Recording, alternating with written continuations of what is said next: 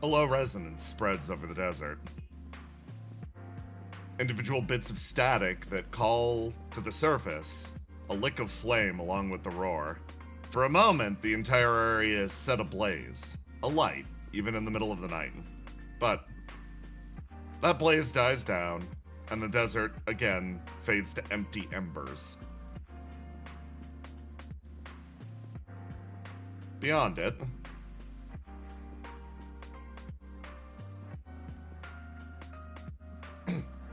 there is the light rumble of a car as it approaches a distant station. Small little thing. It stands in defiant silhouette to the rest of the environment. Rivulets of purple still running across the surface of the world. The man unclicks his door and walks his way free from the car over to a campfire that still glows. This fire has yet to be put out. Gathered around on all sides, a group of individuals has, well, they're squatting. There's an additional person in the back. Or sort of walks into the group. Oh, hey, didn't expect to see you guys out here. Boy, who the fuck is it? Oh, it's you. Okay, takes away the fucking baseball bat. Hey, you can't fucking scare us like that, man. It's weird. Yeah, it's like dark and shit. I always wondered why they called this place the Ranger Station. Well, it like looks back and forth. Mind if I like crash in there? There's like a bed. I've been using it. Oh yeah, sure, man. You look like tired. Like, you doing okay? What are you up to? I was doing survey work out there. He sort of motions out, like, over to the horizon. Things have been kind of strange lately around Opia. He, almost uninvited, sits himself down, seeing the Rangers give him a little bit of space. Well, you know how Willow said that big thing the other day? Life after death and all that? Right. After that, everything sort of clammed up around our side. Negotiations sort of ground to a halt. It seems like Guy's really just waiting for something. So, we're still getting missions, but it's like routine patrol stuff. Most nights and afternoons, we're told to, keep a low profile, but otherwise occupy ourselves. Means I got a lot of this stuff. He pats a large box at his side. But it ultimately means, well, we like gestures to the air around. Sure you can feel it, right? Like, something big's coming, right? Something's about to change. I have no idea what you're talking about. Yeah, dude, I didn't feel anything past the director. Right, of course. Well, I'm glad you guys are keeping occupied out here. We have many jobs. Yeah, like camping. Cool. Can I camp here tonight? Yeah, sure, man. Excellent. I will call back to OPA HQ. They were looking for you earlier, man. You know that, right? I will not call back to OPA HQ. Elsewhere in the world.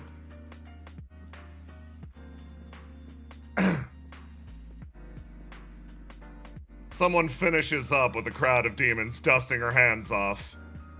Their bodies begin to sputter and burn away, the lightest embers of sparks, teasing their way out, finding their way into the cello case, and quickly being reconfigured into different weaponry. List stops herself, straightens up, hears a loud smashing noise. Turns, oh, another one? Seriously? She runs around the corner, clearing the large drum, and looks to her left. There's a clock up on the wall, shattered to pieces. The hell? Keep doing that. She moves her way over, looks around, There's no sign of anyone around. On a distant highway.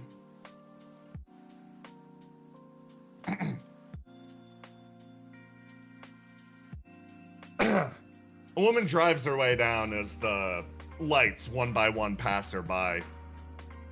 The city, in the early evening, is shifting from its normal orange hue to that dull purple that seems to emanate from the Geist building on high. She presses a button on her console and connects herself to the R&D department. You two there? Yeah. What's up? What do you need? I tried to get another meeting with Geist. I got stopped at the desk again. That's alarming. It feels like they're planning something. Yes. Any idea what that could be? I feel like they don't want us to say anything because it's one of two things. Either they're stalling out for as long as they can, or two, they're waiting for people's attention to shift from us to them. If they just wait long enough, maybe they can take credit for everything. Verona taps the console. That's annoying. Okay, gotta find a way around that. Riddle chimes in. Could also be what we saw during our little raid on the facility earlier. Stream had repeated confirmations of a person literally combusting and then coming back from the dead. If anything, I bet Geist's mailboxes are currently overflowing as well. It doesn't necessarily seem like this might be an opiate secret, but just a big medicine, big money secret. I think they're probably trying to cover their asses. Well, alright. I'll be coming back to Opia. You two are you busy? Yeah, actually, we're about to see a patient. I can go over the notes with you on the conference again if you want afterwards. Thank you so much. And?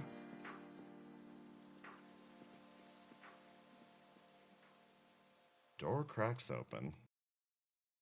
Basil, you find yourself sitting in a hospital room. As play. Someone wanders in. Wow, Hey, Basil. an unfamiliar ceiling. Right. Well, this is the room that you weren't put in before. This is the room that we usually keep Ace in. You'll notice that the windows have been reinforced. I thought it stunk. It shouldn't. Riddle's just looking around the room. Should.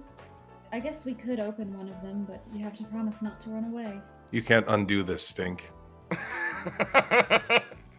Riddle sort of squints. Serve, Mike, you guys are on comms right now, right? Click. Click.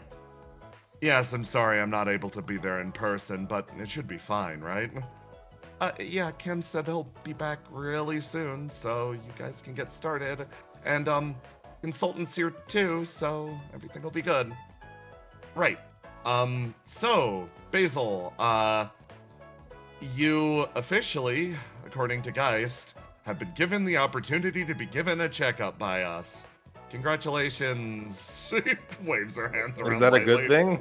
That's good. It means that we can do the checkup you and Cam wanted us to do. It means you get to look at my body. Technically, yes.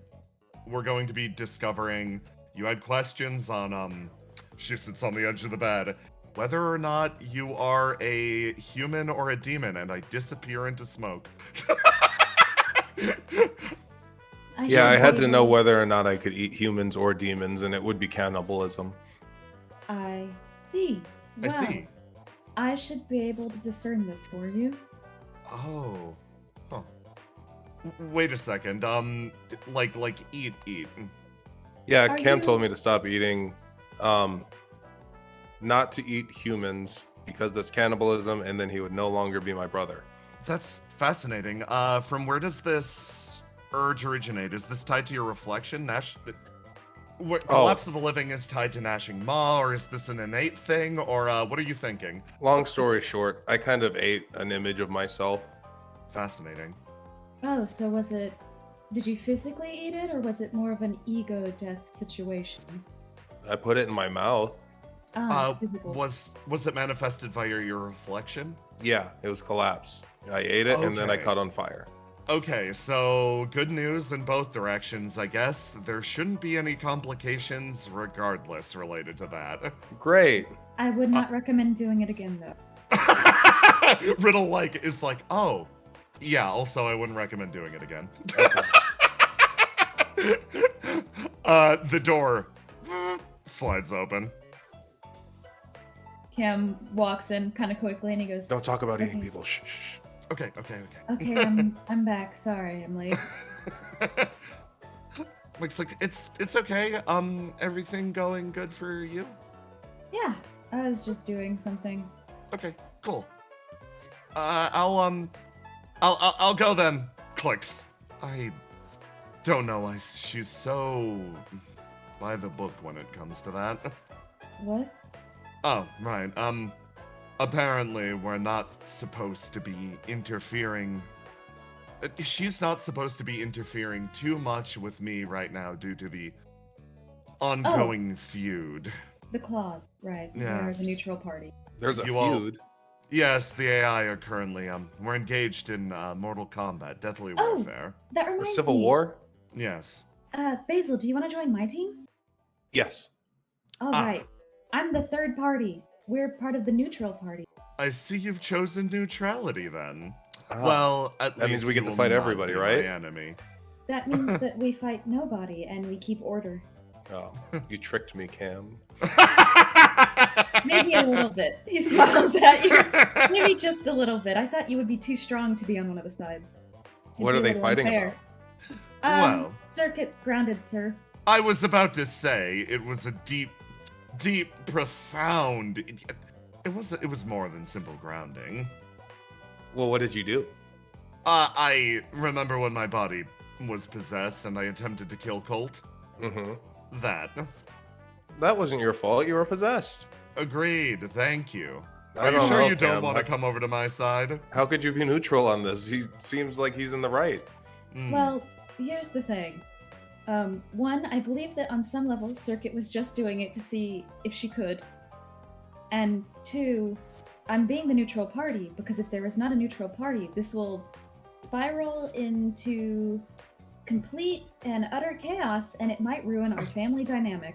And I know Actual that bloody chaos- warfare, yes. I know that chaos is good for you, but I also thought you might be good on the neutral party because who knows chaos better than you? So we would be able to have an extra. It's true. I do know chaos. Yeah, it'd be kind of like when you get a thief to join the law enforcement because they know all the tricks that they use. Also, I Well- just want you to be on my team. Well, I just want to be on your team, so. At the very least, I'm happy I won't be confronting you. Nope. Immediately after this appointment, I will be trying to recruit the remaining members of Flow. Oh, be careful! I think that Circuit already got Willow. I see. How delightful. I think that she was messaging her while she was asleep. So yeah, Wonderful. I think that she's done recruiting for her team though. I'll be right back.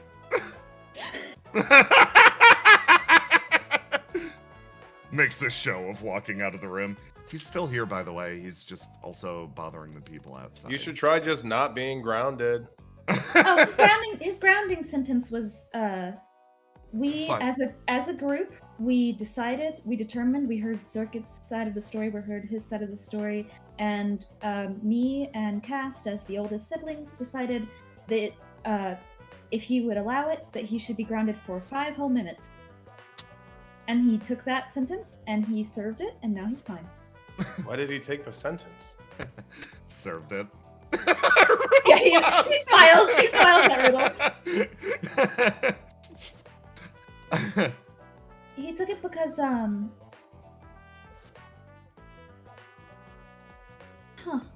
feel like he probably could have fought a little harder. I think it is because truly Circuit just wanted to see if he would listen if she said he was grounded. Yeah, And he did. I understand the sides of this war now because he served the sentence, so he has no reason to fight. Well, right now it's just because it's fun, I think. Oh. Yeah, I think they're doing it because it's fun. No Riddle, one is like, actually upset. Well, that's good.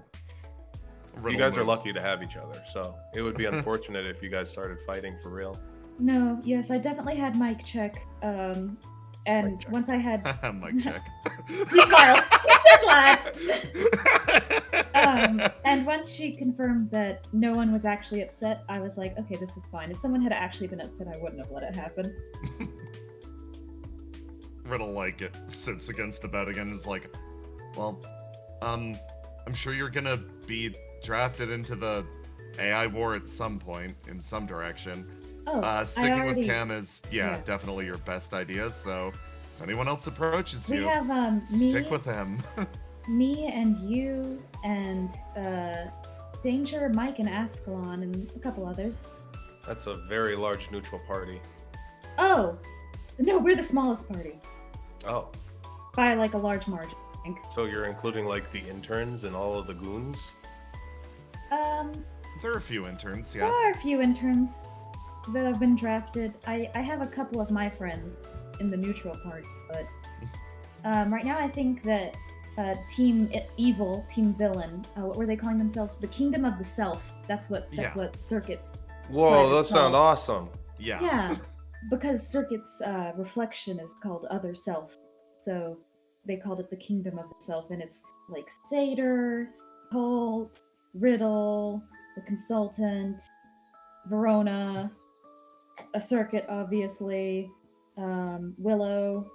Who were the others? There were more. The Coven. How many? There are a lot of members of. Yeah, I think Melly's also a part of it. Twice and Melly, yes. Yeah, no, it's a mess. No, she got to work.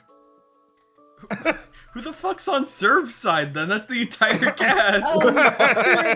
Serve got Aura. I think that Circuit and Serve are fighting over List at one point. I think Ascalon is also on Serv's side. Really? She defected already. Nods. I think also, yeah, I think they're gonna reach out. I think Serv was waiting to talk to, or Cast was waiting to talk to Argos about it, specifically because Argos would, recruiting him, he'd be a wave maker. Yes, I was planning on trying to contact Argos just because I think if one side that isn't the neutral party gets Argos, the other side is going to throw a complete fit. Yeah, no, it's gonna, again, Oh yeah, Potentially- you should definitely get Argos. it might become bloodshed, but that's their That decision. might actually make hurt feelings because everyone wants him to be on their team. Yeah. Riddle sort of sighs. I'm gonna go ahead and message him and hope that she hasn't yet. Smart. Right. So Basil, two things. One, we've got to do your checkup too. That CEO guy is waiting in the outside lobby for you for after we're done. Oh, are What's we he finally want? getting back to the checkup? Yeah, he said he wanted a device. He's gonna get a divisive ass kicking in a minute. What are you gonna do to him? Why? Hurry up and look at my body so I can get to it. Okay. Riddle's like, consultant, are you good to scan? Yeah, I'm good to. While you're Uh, looking, did you notice my new outfit? And Cam did. helped me pick it out. It's extremely nice. Aura sent me pictures of it almost immediately after you guys picked it out. It looks really good. She smiles. Thanks. So, you scan Basil, and I have a fun thing to report about that. Okay. All right, No, tell me, how many elements? 3. 3. Okay. Well, Normal. you're not a demon. Normal. Yay. Completely normal. I They're can just eat demons. it's the 3 worldly elements. But the more you look at it, you send the data over to Riddle. Riddle, like, squints at it too. She's like, what the hell?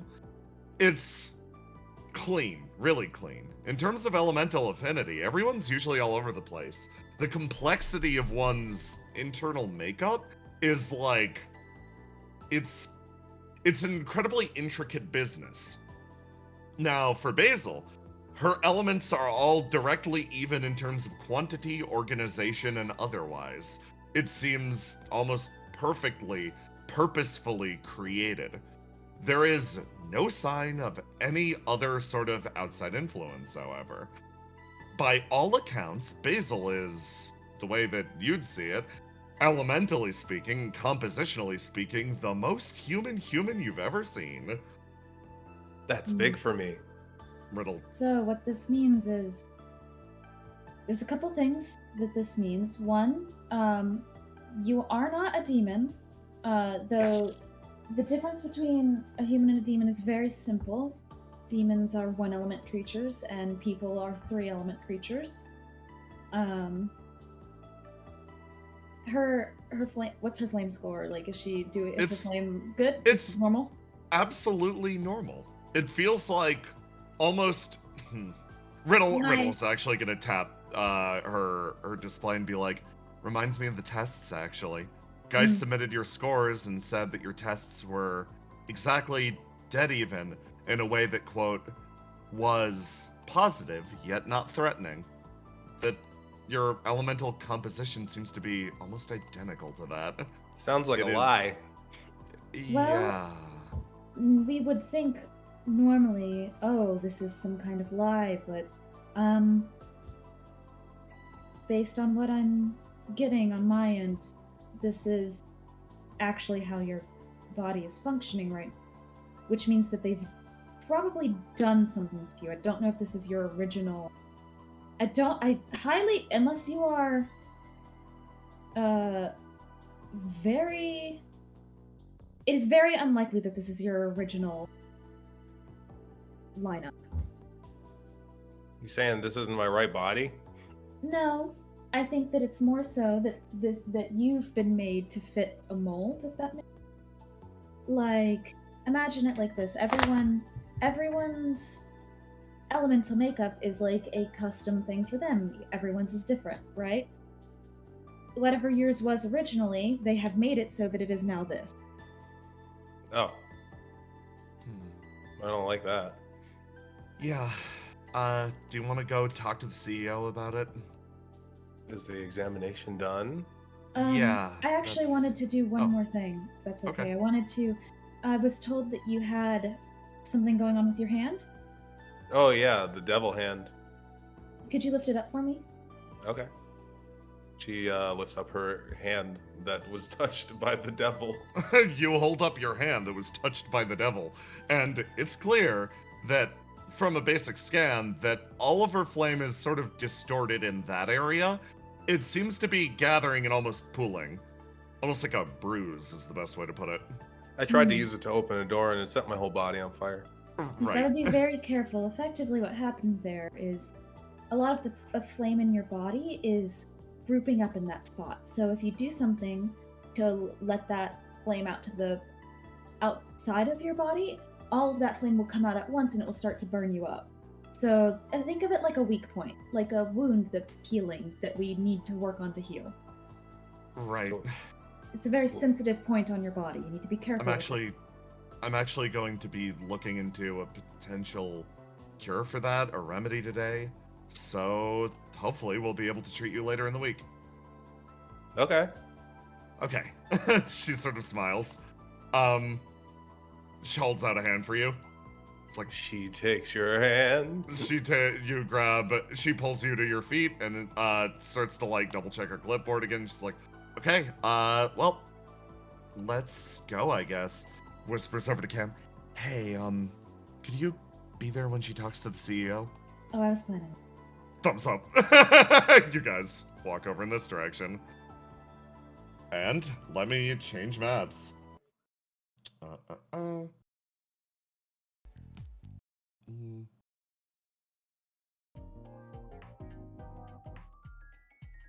So, for the rest of you, you've been waiting outside for Basil to finish her a little appointment. I'm gonna move you all over to here. You all have plans for the day. Willow, you've Willow, you have already set time aside with Melly. Argos, you're gonna figure things out when I ask you. And Ace, Riddle has requested your presence. However, those aren't the only people here in the lobby. You're all hanging out, and Circuit, you're sitting next to Lug, and then you watch as Serve manifests, moves into the area, and it's like, Argos, just the man I was looking for. Argus, don't listen to him. Oh boy, of course, you're already here. Oh,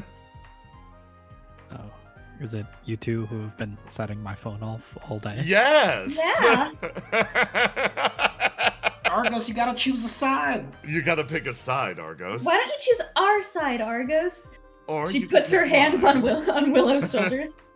Cass would be very happy to have you assisting us. Same with Aura. Luke, You Luke, know, come on, I've you gotta got a help. Luke, come on, you gotta help. Pretty her pick busy your side. day. I don't know.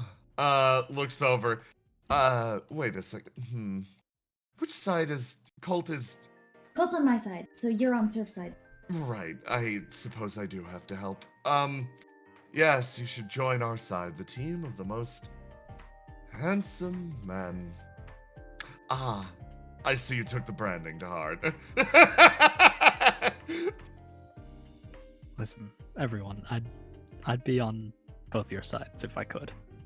But I've got something important I have to do. Ah. More important than war games. I know. What is it? Today, I said I'd meet up with Ascalon and she'd teach me about dual reflections and maybe I could figure out my ESP a bit. Serve's expression lights up. It's like, I see. Well, Ascalon's on our side, so. Dang it. Dang it. That's Wait, all I'm saying. Ascalon You don't- defected to your side? Yes. Dang it. I know I shouldn't have asked that traitor question. The second I had asked if we could have traitors, everyone else decided to become traitors. You feel, Ace, you feel the presence of two people on you. Don't involve me in your petty squabbles, Serve. Yes, but we're recruiting handsome men. Well, I'm sorry, you won't have the handsomest of all, because I'm not joining. Oh. Also, because Colt's on my team. Luke takes 10 damage. Fair's Serve fair. also takes 5 damage. It's like, His entire expression lights up. You feel fucking intense anger coming your direction, Ace, as the rest of the crew rounds the way. Oh, I see things are already developing out here. Wonderful. Yeah. She stops and looks over at Argos and is like, "Oh, Argos, can I borrow you for half a second?" Are you gonna ask me to join a side? No. Okay, yeah. Ace. She Yeah. stares at you. She stares at you. Yeah. Don't go anywhere. She grabs you, Argos, and goes around the corner. You know, she says that. It makes me kind of want to go somewhere. If you try to leave, I will be forced to stop you. I'm not going to Yes. leave. It's just, she could, say it a little bit less ominously, and maybe I would be, more obliged to go. She Well, hasn't maybe told she would say it less ominously if you didn't run away every time she tried to help you. No, it's not that. I agree with Ace. She has a way of wording things that sends shivers down a person's spine. But in a good way, in a fun way. Fun. Yeah. Ace isn't fun. I mean, Riddle's version of fun and other people's versions of fun are It's different very things. different, yeah. Like- Luke quietly nodding. Look, What do you mean? I trust Riddle's ability and everything, and I trust them to take me to something interesting or useful. So I'm going to. But the fact that she has not told me anything is kind of concerning in its own way. Well, isn't that what makes it kind of fun? It's like an adventure. No, that's what makes it terrifying. Well, you would only be scared if you couldn't handle it. I can handle it. I It's can just handle it. Whether it would be a Yeah, waste so of my... I don't get why you guys are so scared. We're not. If I was scared, I wouldn't be here right now. Yes. Then why are you complaining? It's fun. Okay. That's all you had to say. I understand now. Riddle up here drags Argos over. Is like, hey, so Ascalon's waiting for you upstairs. She set the time aside. She says she wants to help and everything. I wanted to, oh boy. She puts a hand on your shoulder and is like, and then gives you a very serious look. So I wanted to just make, I guess, one thing super clear.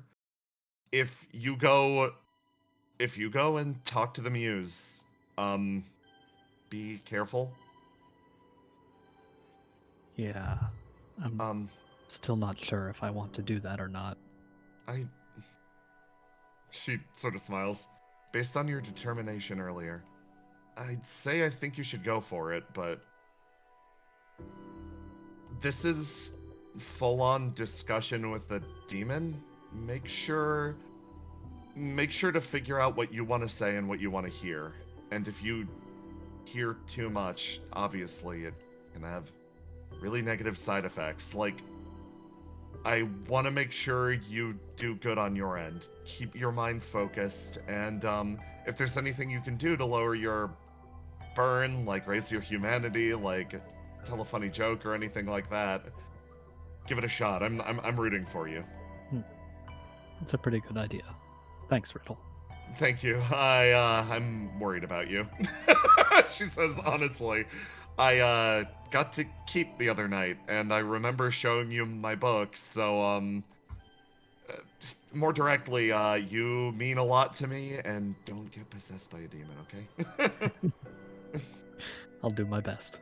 She pats you on the shoulder and starts to walk around the corner. It's like, oh, hey you two, what's up? Hey, Riddle. Hey, Riddle. We were just, I have goosebumps for some reason. we were just coming back over this direction. Cool. You guys forget something? I think that she like points back. Did he walk deeper into Opia, or is he still out in the lounge? Oh yeah, the freak.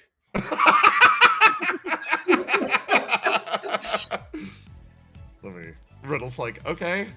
Sort of flashes you a smile, Argos, gives you a thumbs up, and then starts to walk off in this direction. Hey, Ace! Yeah. Let's get going. We've got a plane to catch. Yeah, plane? Yeah. Have fun on your trip. Oh, you guys are going on a trip? Lucky! You said a plane? Yep. Like, Come on, Not let's go. souvenirs. Yeah, sure. I guess. You walk out of Opia with Riddle, and Riddle like turns around to you, Ace, and is like, hey, just question, did you pick up any strange vibes from Basil back there? Basil is nothing but strange vibes, Riddle. More particularly, first of all, rude. Second of all, any particularly hostile ones? Basil only has hostile vibes towards me, Riddle. You specifically. Yeah. Okay, so what did you do to make her angry? I told her not to do something dangerous. And that's enough? Yeah. I guess it encroaches upon her free will. Riddle is taking a note. Okay, I'll take your expert advice on that. Oh yeah, also she almost hip checked a car into list, so... What? Riddle and Ace walk out of the hospital. Thanks to your expert testimony, Riddle is now convinced it has something to do with Ace. You're not wrong. The signs. I can't figure it out. I fucking hate Ace is written on the ground in crayon. Yeah. Over here, back to you guys. Basil, are you gonna go outside and meet with you-know-who? Yeah. She Okay. stomps off outside. Let's not be too angry. No, he knows what he did. What did he do? He knows. Well, if he knows, I'll have to ask him, I guess. He won't tell you. He's a liar. You walk towards that destination. Meanwhile, Argos! Ascalon's upstairs.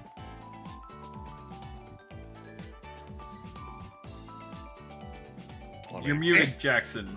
Oh, Thank you. Yes, I'm going to head upstairs. you go over to Ascalon. That will be down. That's down this direction. She's up in the Oh. gardens. You're exiting through the greenhouse. Yeah, I am definitely doing that. Yes.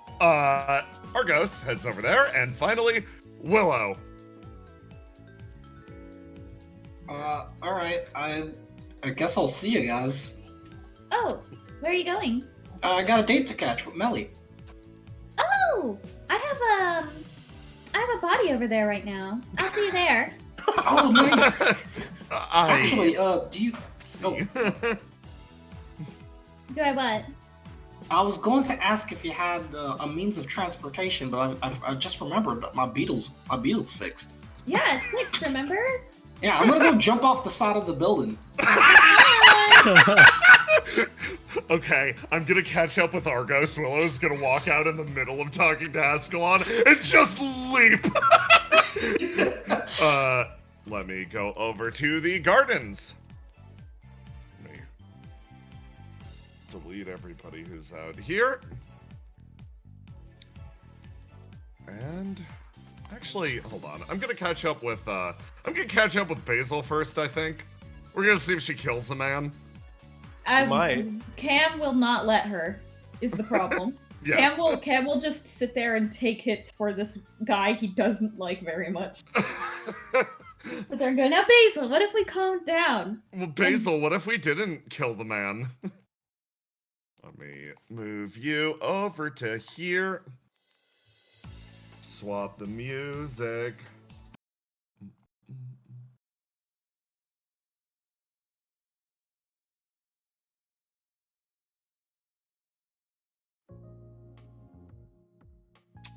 There we go.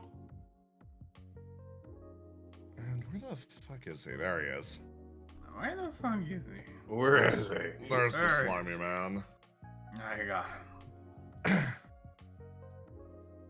You walk back into the entrance to Opia HQ, and you see the man sort of like waiting there. He's checking his phone, wandering around. He doesn't seem like he's with his usual guard. Good. Which arm will you be paying in? What? Oh, right. You were serious about the breaking the arm thing. Mm-hmm. He's You're always like- serious about everything.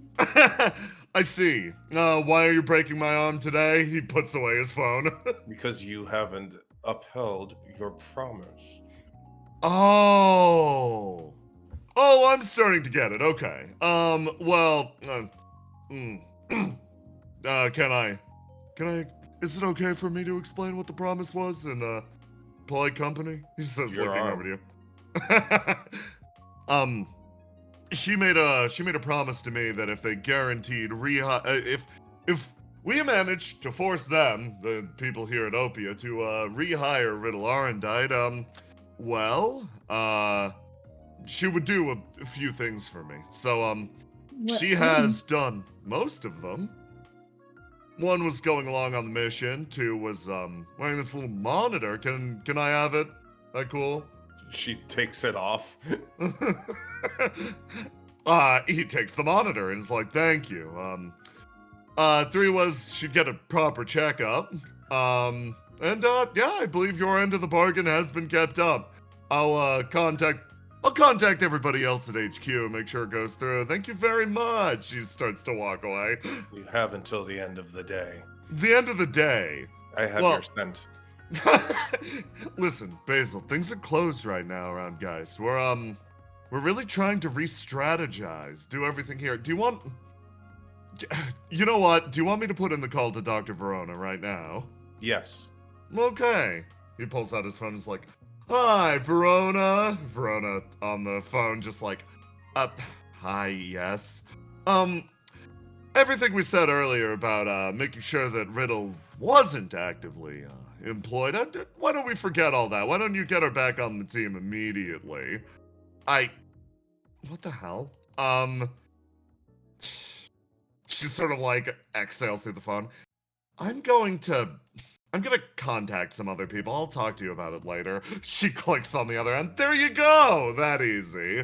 Great, you're the best, number 5. Thank you. Of course. He gets a big. He pats her on the head and is like, I am the best. Thank you for upholding your end of the bargain. We're always on the up and up around here. You didn't even have to get your arm broken. Thank you so much. Excuse me, can I talk to, who is this? He says, pointing over to Cam. Oh, this is my big bro, Cam. Your big brother. Can I talk to your big brother for a second? Sure. Okay, cool. Just walk with me for a sec. Come over here. Hey, I've noticed that you guys are pretty close on stream, and that's pretty great. Yeah? Keep up the good work. You're doing a Okay. fantastic job. Sure thing, man. Yeah. She, looks back over his shoulder. She definitely needs a lot of care and attention, is what we're discovering in real time. And we've noticed that you're really stepping up to the plate, champ. Slugger. Slugger. He punches you in the arm. Yeah. Hey, Basil, I've got an unfortunate reality about this man to share. Uh-huh. He genuinely means all of this. This is Anyway. so weird. Anyway, he slicks back his hair. I hope you two continue to be the shining stars of Opia. From what I understand, based on some of the preliminary discussions, after the reformatting, there's going to be a more hotly contested, contest for the number 1 position. And I'm expecting to see, you on top. Yeah, sure. I'm willing to work with you again now that you've proven that you're not a scumbag. Excellent. That's, wow, another satisfied customer. Most people say that about me. Anyway, have a good day. Ciao. He starts to walk off. He's all right. Sure, if you say so. Cam, your fucking skin crawls. No, Cam that whole time was like, I'm a pacifist. I'm a pacifist. I'm a pacifist. I will not kill this man. It's Okay. okay. It seems like he means it. Cam with the keep up the good work, and Cam was like, suddenly all of my instincts tell me I should stop doing what I'm doing, but I won't. I will keep caring for Basil, even if this guy is freaking me out. He called you champ. He called Cam champ, and And Cam's like, Slugger. I won't make a big deal out of how much that made me want to vomit. Okay, Argos, you come out onto the greenhouse area, and you find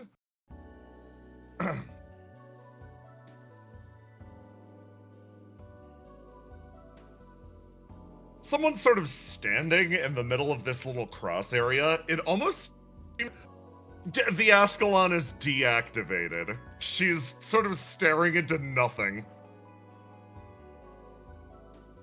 Arcos walks up and it's like, hello? Oh, hey. Let me hold on. I've actually got a pog for this. Let me swap it over. Oh, there you go, Hoodie. She looks over to you, is like, hey, she sort of exhales. You wanted to talk about your ESP, right? Yeah, thanks for, agreeing to take the time. Yeah.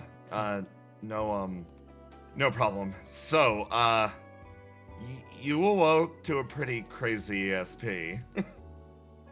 That's what they say. I don't really understand it, but I was hoping, since, they say you can wield 2 reflections, and I'll be able to, that She I could get your advice. her face screws up for a second. Let me hmm. Let's find a different night theme.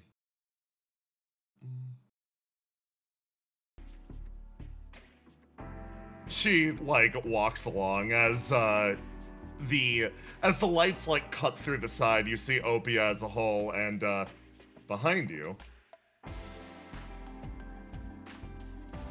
you notice Willow run her way out and around. Takes her way off, cuts through the cactus patch, and then disappears. And you hear the roar of the beetle in the distance. Like Ascalon like blinks, looks over, is like, oh, right, yeah, beetle. Right, so where do I start on this? So, my ESP is called Duality. It allows me to do a lot of things that most people would do a single time twice, is the simple way to put it.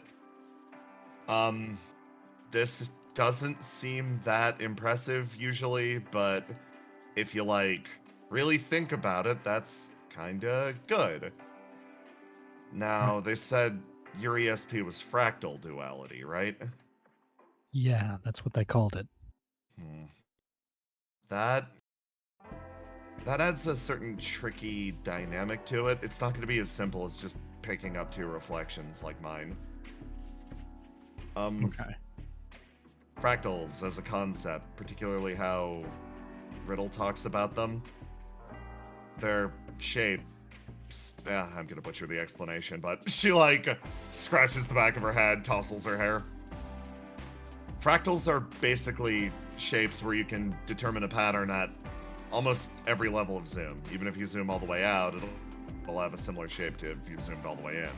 And you could theoretically do that forever. At every stage of the fractal, it assumes the same pattern as every other stage. So, if we're talking about fractal duality, she like points to you.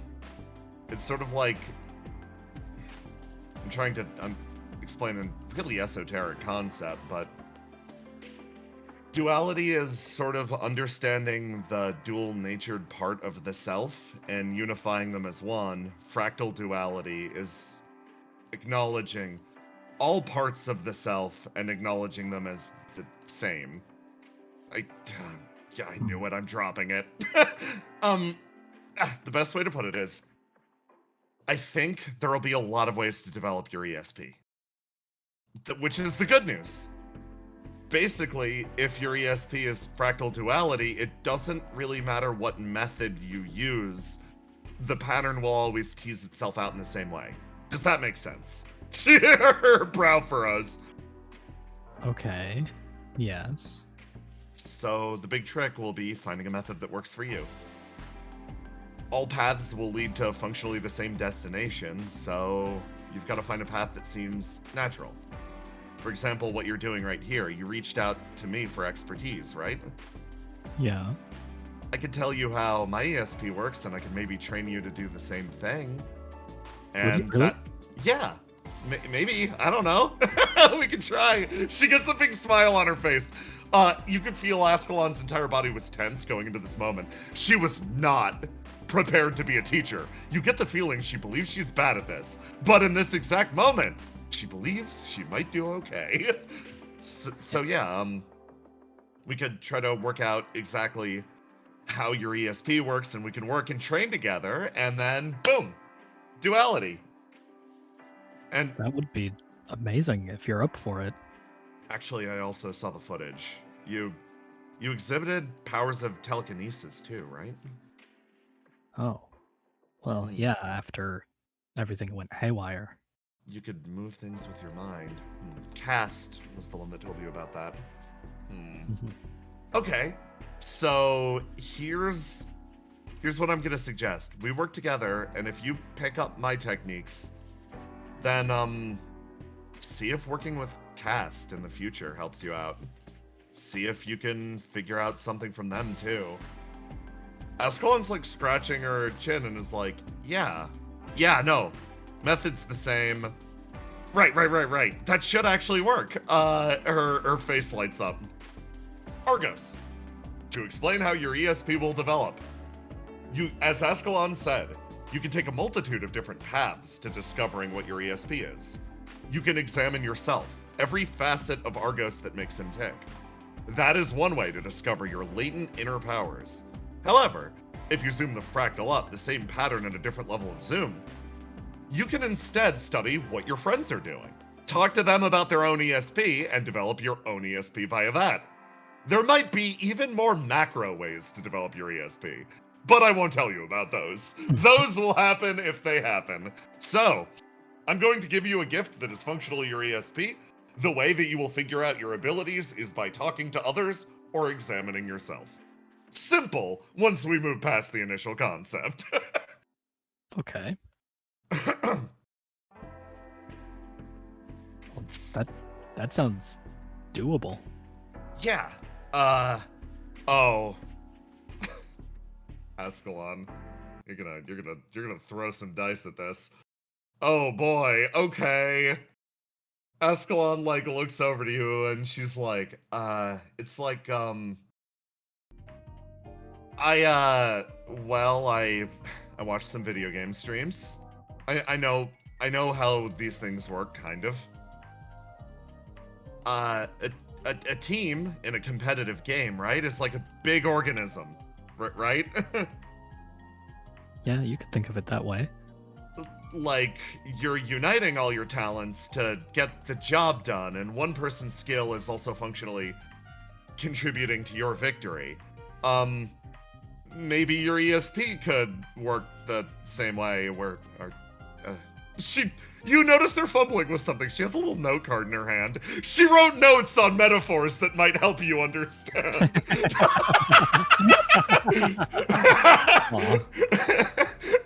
It's like a video game is in gigantic block print on the back of it. She is struggling to maintain eye contact. Okay. So my friend's power can lend itself to mine and vice versa. Yeah, so we'll start with mine. Not to jump the gun and assume I'm your friend or anything. I mean, we could be friends. Oh, if that's okay. Yeah, that's cool.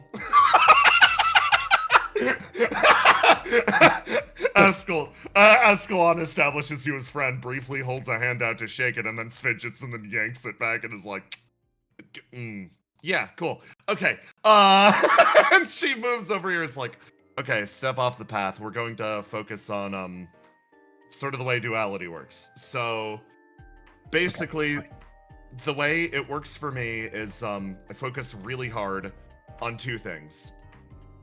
You'll notice most of the time I'm only wielding one reflection.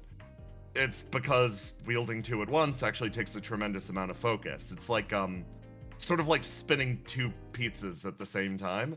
And if you let either of the pizzas fall, it kills you instantly. So we're going to be focusing on that today. Okay. That makes sense. A little scarier than I thought it would be. Yeah, which is good that you don't have a second reflection right now. Yeah. Glad I waited on that. Yeah, that would be throwing yourself into the deep end. Okay. So let's train. Okay, Argos, give me a roll to die and then a roll to do, and tell me how that particular stat will assist you in training in your anime ESP training arc. All right. Well, Argos is going to use his gamer skills as best he can. Ah, yes! Yes! The cue card! The stuff that the stuff that's been drilled into him through hours and hours and lifetimes of gaming. Excellent. Okay. Muscle Give me that good roll to. Oh, Jesus Christ! Okay. So, first up, your ESP does flare to the surface, as this is the first time you've attempted to tap into this power, and immediately, poof, Your power starts to overflow, and you try to focus it on 2 points, and she's like, okay. First of all, summon your reflection in one hand. I understand that that's entirely redundant, but focus it on specifically one arm. Alright. And Argo summons single-handed savior onto his left arm. boom! It pops into being, and she's like, okay, perfect. Now, try to draw out... okay, how do I describe this? Ooh! Wait, no, hold on. She's gonna roll. And she points up at your visor. You have something that'll make this actually really easy. Scan yourself. Scan my... Okay. Give me a roll to do. Jesus Christ, Argos! You scan your own body. You can see almost in real time the rivulets of energy running through your flame from the reflection. And she's like, okay, now direct that and just limit it through sheer willpower to exactly half of your body. In my body. Yep. One more roll, Argos. Jesus Christ, you beat 20 every single time as you just fucking damn it, dude. You managed to divert all of the energy from single-handed savior that's trying to fully entwine with your form and simply limit it to one arm. It locks down and then it spikes down one leg and you feel the perfect divide top to bottom, and she's like, nice. And now you have an empty slot. Okay. This feels really weird, but okay. Yeah, it's gonna feel really strange. Most of the time you're gonna want to stick to one reflection because it's extremely overwhelming, so you can choose between one or the other. But if you want to use both at once, yeah, this is the technique.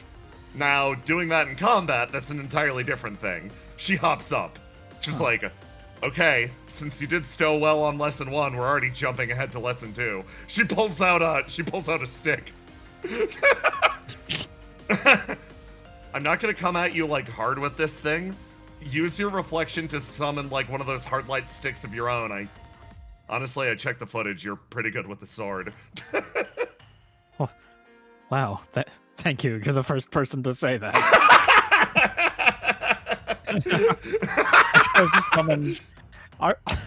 Argo summons just like a stick, a cylinder. She also... That's a simple thing.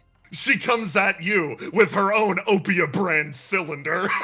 You guys, give me a roll to do, Argos. Ooh, you managed to guide it away, and she's keeping up. She's like, nice. Just keep the focus, and make sure to keep deflecting. One more. She continues to drive you back, and you notice something. Ascalon loses the vibe of being a teacher and starts to get into it, and the two of you start fencing back and forth with your cylinders. It's like playing pretend in the playground, except you have an atom bomb strapped to your side. And you finish dueling, and she leaps and lands on one of the tree branches and jumps and performs this strike that you just backstep. It's like, okay, I might have gotten slightly carried away. Yet you seem to actually have the basics pretty good. Man, I'm glad I picked you as a teacher. Ascalon's entire body just fidgets. This is funny. It reminds me a little of like when I'm playing a game, but I have to remember to talk to chat and keep things interesting at the same time. Oh, that makes so much sense. You're great at spinning plates, actually. Yeah, okay. Whoa. Huh. Well, give me one more roll to do. Argos, you feel it. Your power drains out and you... Oh. You're like, okay. And she's like, oh, what happened? That was a lot. It's hard to keep it all on one side. Right. Huh. And not, explode everywhere. She approaches and then sort of, pokes at you for a second and then squints and then pokes and then squints. The squint intensifies. I think So that state that you were in earlier, where your power was like literally exploding out of you. Right. It might be like we might need to train your endurance on that specifically, because right now I don't think you're going to be able to dual wield. I think it's only functional during that, whatever that was. She gestures. Right. And I don't want to mess up and have it come exploding out. I'd rather have it fizzle away, you know? Yeah, exactly. Yeah, okay. So for now, only use duality specifically when you're in that state. Doing it at any other time would be really risky because right now you seem to be pretty low on strength, actually. That seemed to be pretty taxing on your flame. She pokes at you again, takes another step backwards. So, You can just tell that just by looking. yeah, it's like a touch thing for me. She holds up her hands. She I don't have to scan people for that. Yeah, you get more precise readings from that. I just kind of gotta feel it. It's weird. Okay. I can So one of the ways the duality is like usable, you'll especially if you've got fractal duality, you'll start to figure it out. One of the forms the duality can manifest is differences between you and me. So if I walk over and I touch you, I can go, let's look at my flame versus his flame and create sort of a comparative. I was doing that earlier when we were training together, and now I've got another point of comparison. Takes some clever use, but most forms of ESP have sort of like tricks that you can learn to them. That sounds advanced. It's mostly just wringing out every single droplet of power from an ESP that I've had for a really long time. For you, you've got a brilliant ESP, and you've got a lot of fresh ground to cover. We don't need to focus on the minutia like me quite yet. Yeah, there's a lot. But She nods. Well, this is good. I really appreciate it. she gets a big smile on her face. She's like, "Yeah, thank you for being my first student." She starts to walk holding her carbon rod over her shoulder. She's like, "Hey, let's hit up Dark Side. I think it's still open." Oh, yeah, okay. So, If I'm your first student, does that mean there can be another lesson? oh, yeah, of course. I mean, like I said, gotta train the stamina, right? Great. You gotta sweat it out, Argo. You gotta sweat it out, Argos. You and Ascalon head over to Darkside. So, to reveal, you already passed the lesson of duality. That's kind of insane. So, for duality, you can keep a second reflection equipped, but only during your super state that only lasts temporarily. You're like, I am now dual wielding and using everything in my arsenal state is obviously a temporary thing.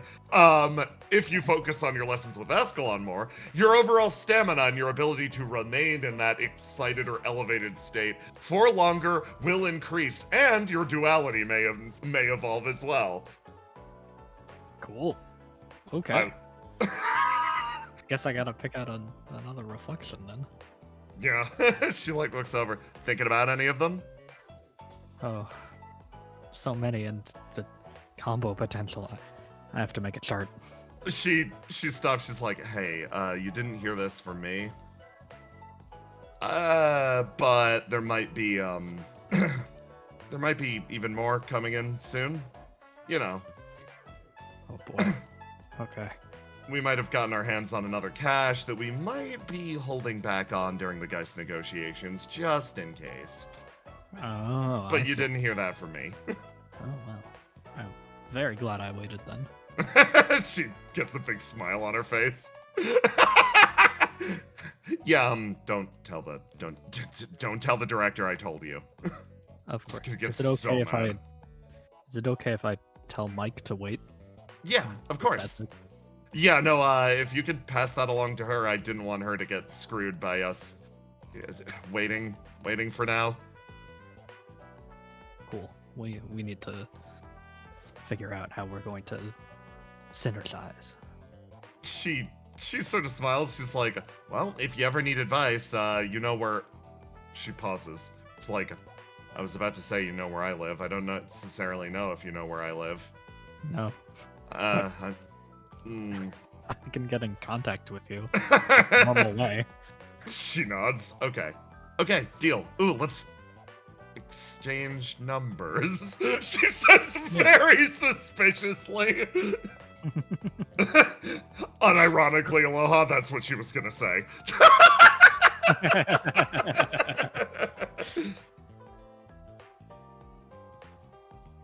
You trade numbers. Ascalon looks down and is like, nice. Okay, let's go. Cal, we're stopping in. She kicks open the door. And elsewhere in the world, let me catch up with, let's go see Willow. We're gonna go see Willow. At night. Over here. Willow, you fly your beetle down into the Undercity and kick open the door. Also.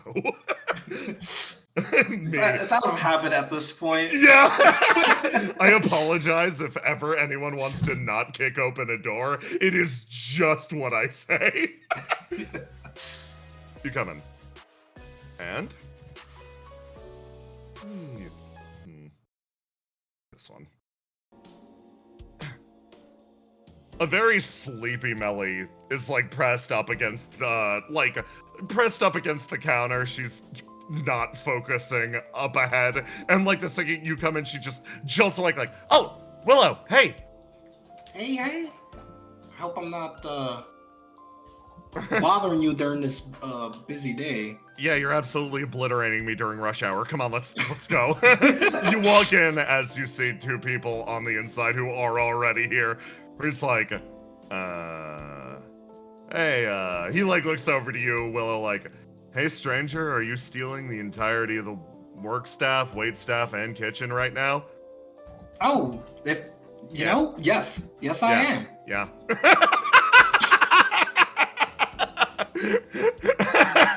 Colt's like, well, have fun. Shrugs. What are you guys doing? I was gonna show her the VR booth. Like, I don't know. What do you want to do, Willow? There's like lots of stuff around here. Oh, I was just hoping you'd surprise me. I've got surprises. Yeah, I've got surprises. Melly throws open the door, charges in, and is like, okay. We're gonna use my favorite VR booth for this. Kicks open. Colt over here is like, huh. Yeah, she's panicking. Panicking? Oh god, there's one thing she does when she panics. What does she do? If my guess is correct, we're gonna find out in about 5 minutes. She's gonna come back out here and drag us into it? Mm-hmm. He nods. That sounds fun. I don't want to crash Willow's date, though. Melly's like, well, sit down and any seat you want, and welcome to my VR cafe. Please enjoy the ambiance. So you're looking for surprises, eh, Willow? Yeah, any surprise will do. Any surprise will do. Melly, bird brain calculating in real time. Oh no. Okay. Melly's like, okay, well, how much exactly do you know about this part of the city? I've been here, besides this year, I've been here like 3 times. 3 times, huh? I wonder if 3 times is enough for you to know its old and bloody history. She reaches over and hits a button on this, and all of the lights dim down, and immediately emitting from the speakers on all sides, you hear a scary music filter into the room. She's like, that's right. The Undercity, or at least this part of it, is known for not only its wonderful service, but also how deeply haunted and terrifying it is. Willow, have you ever been on a ghost hunt before? Have you ever explored abandoned and dangerous territory well after anyone reasonable would be going to sleep? Once or twice. Her entire face lights up. She's like, oh, really? Well, not a ghost hunt per se, but it was a hunt, and it was after night. Willow, give me a roll to die and then a roll to do. Okay. Yeah, hold on. Oh, Let me you can unwound that. Yeah, it's been enough time. How do I unwound? You actually just hit the wound button and it'll let you unwound it. Oh, okay.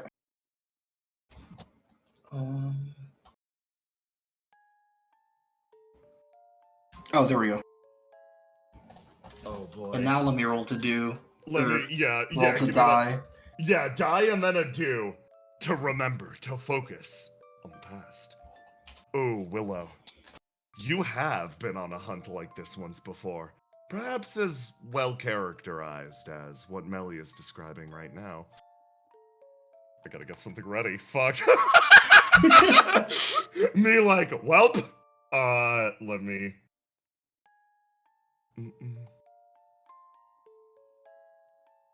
You remember yourself and a group of hunters wandering the dark. Now, in Beleth, it doesn't get too dark. Never. Particularly not with the fireflies around.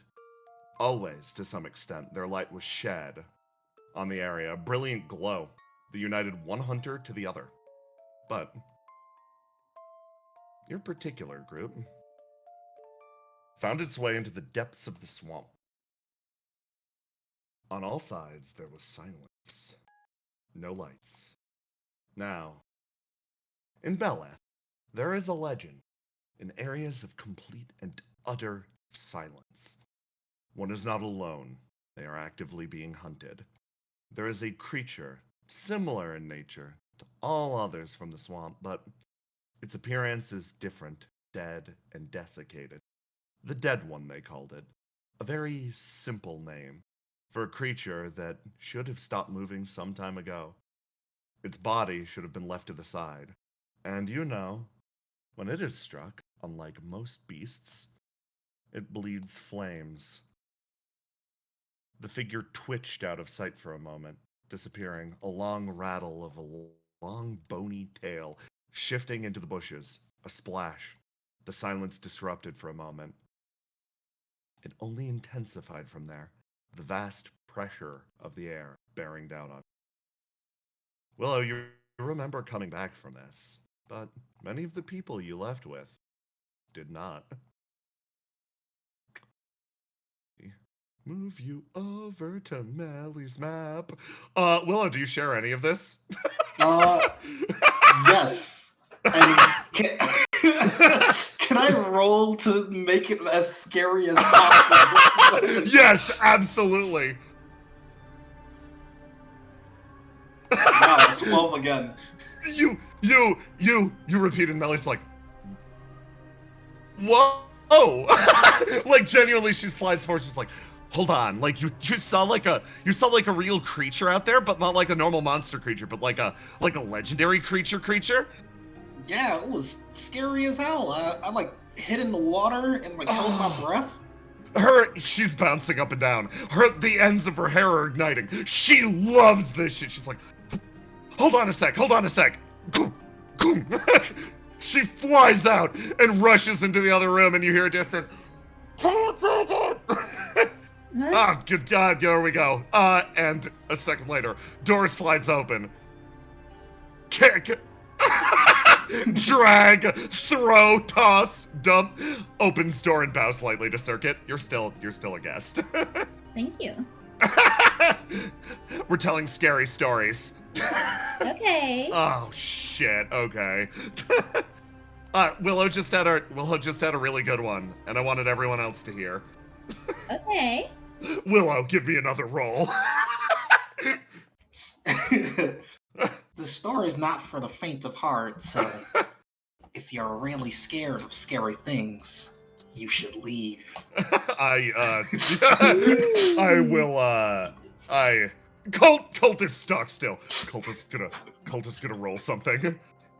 Colt! Lex! You watch as Colt in real time just goes completely frigid. He's like, if it's not for the faint of heart, then you'll leave. And he's like, I'm not afraid of anything like this. He goes stock still. You notice he's not moving. Millie's like, pretty good, right? This is an old circuit icon, so she can stare at him. But Let me throw in a new one. Circuit body. There you go. Colt is stock still. So it's like silent, like dead silent. You didn't hear anything in the swamp or anything like that? Like, swamps are full of living things. When things make no noise, that's how you know they're the true hunter.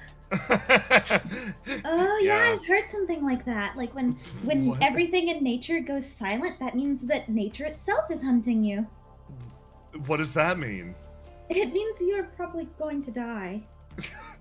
And Willow's still here and alive? That's Yeah. It's really impressive. Yeah, it's really cool. The last thing you want to do is run, because one, they can smell fear, and two, if you start running, that's when they can see you. Colt's entire body freezes. Okay, so holding still is not a bad tactic. I mean, if you hold still, you're just a sitting duck, right? But running, they can sense your fear. Yeah, but holding still, they could just, get ya. Just don't be scared. That's why you hide. Just don't be scared. Yeah, Colt, just don't be scared. All he says for he's like, I knew it was going here. Your swamp isn't the only haunted place in the world, you know. This is from underlighting, not anger. Colt like, fuck. Well, the Undercity actually has a few interesting, I don't know, supernatural places. Could be fun to wander around. Could be a cool date activity. You guys want to turn this into a double date? Looking over at those two.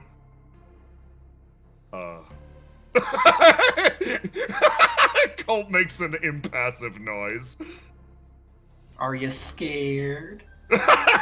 I'm not scared. I'm not scared.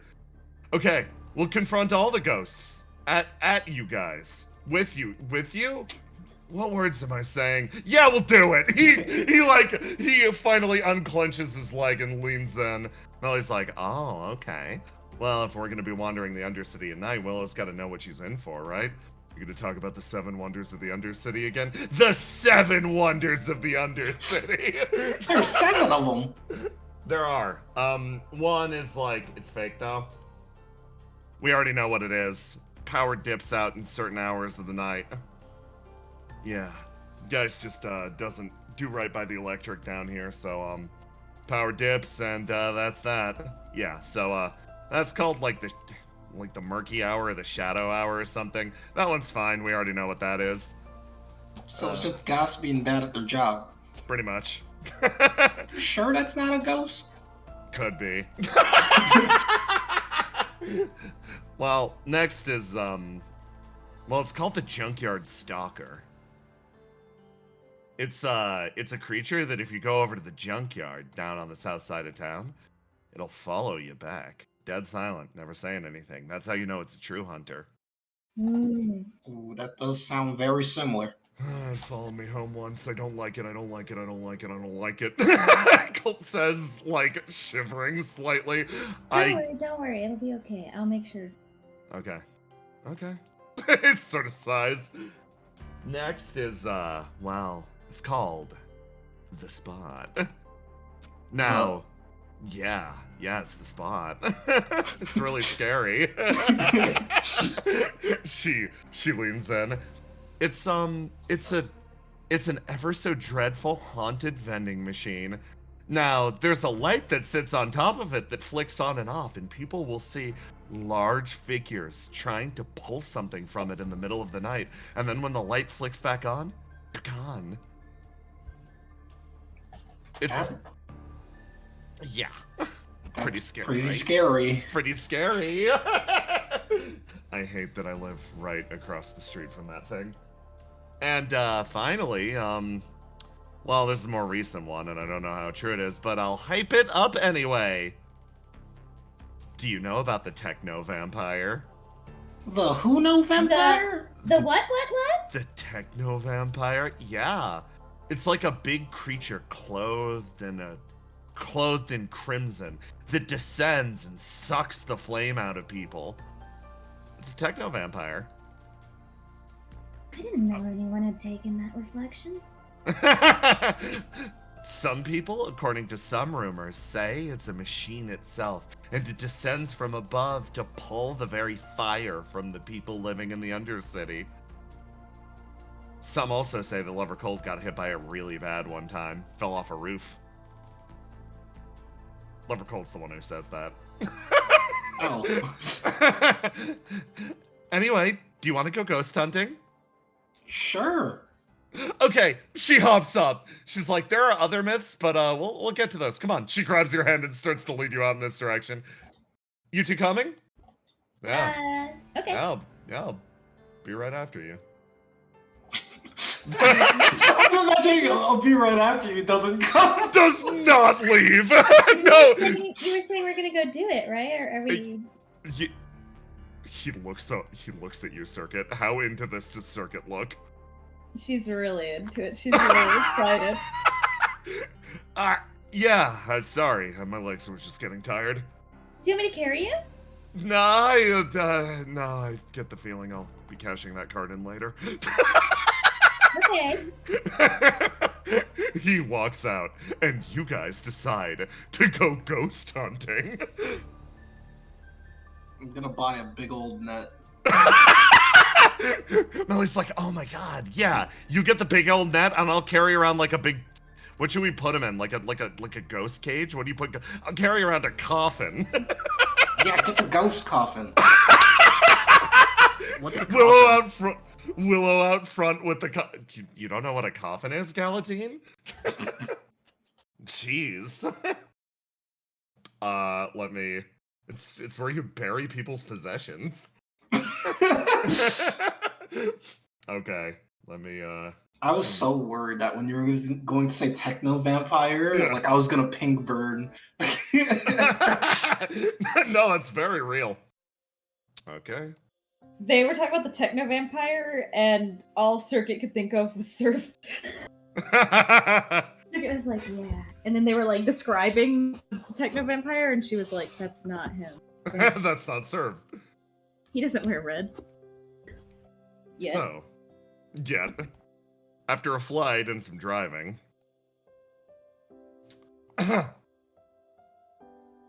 Ace, Riddle sets you in a car and then begins to aggressively haul ass down the road. You fly out to a little airfield at the very corner of Goldenrod, and she just begins to quietly drive.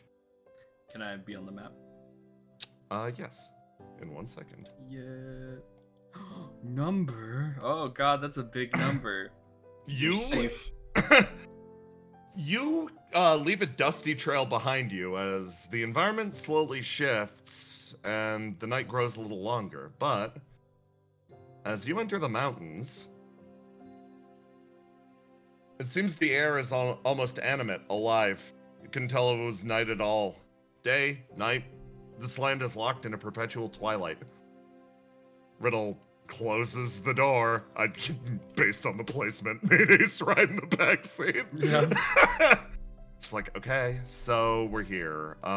Yeah. Thank you for coming along. I was hoping we could try this out with you first, because Yeah. gestures, Basil. Yeah. We're gonna be taking a look at that concentration of flame in your arm. Okay, that's good to know. Where exactly is this? Well, welcome to Ciela. Wow. Don't mind the local population. She goes quiet as you see 3 towering figures Oh. on all sides, sitting crouched, watching you. Riddle's like, so don't worry about them. They're fine. Yeah, these people were in one of the visions I had. They hop down and land behind you and start to follow along. Yeah. Not gonna think about that too much. You can. You won't get burned from them. They're demons, but they're not, like, Coden demons. What do you mean by that? They're demons, but they're not Coden demons. They didn't come from the Coda. So demons can come from other places? Yeah, they're summoned. So these people are summoned? Yep. Summoned a long time ago by the god of humanity. Ah, okay. Sort of here to watch over the land. He turns around and just stares at them. And just They kind of stare walks back up. at you. Okay. Yeah. So were you summoned like that? Me? Yeah. You kind of share a lot of similarities with them. Horns, the wings. He points at the eye. She, like, looks over at them, scratches her chin. She's like, I wouldn't say I was necessarily summoned. That's an interesting question to ask. Yeah. I mean, this is the area that you'd ask questions. I mean, it's, I don't think there's any Geist people around to spy on our conversation. I can ask Hopefully you many not. questions, like the sword you have, what you are, who you are.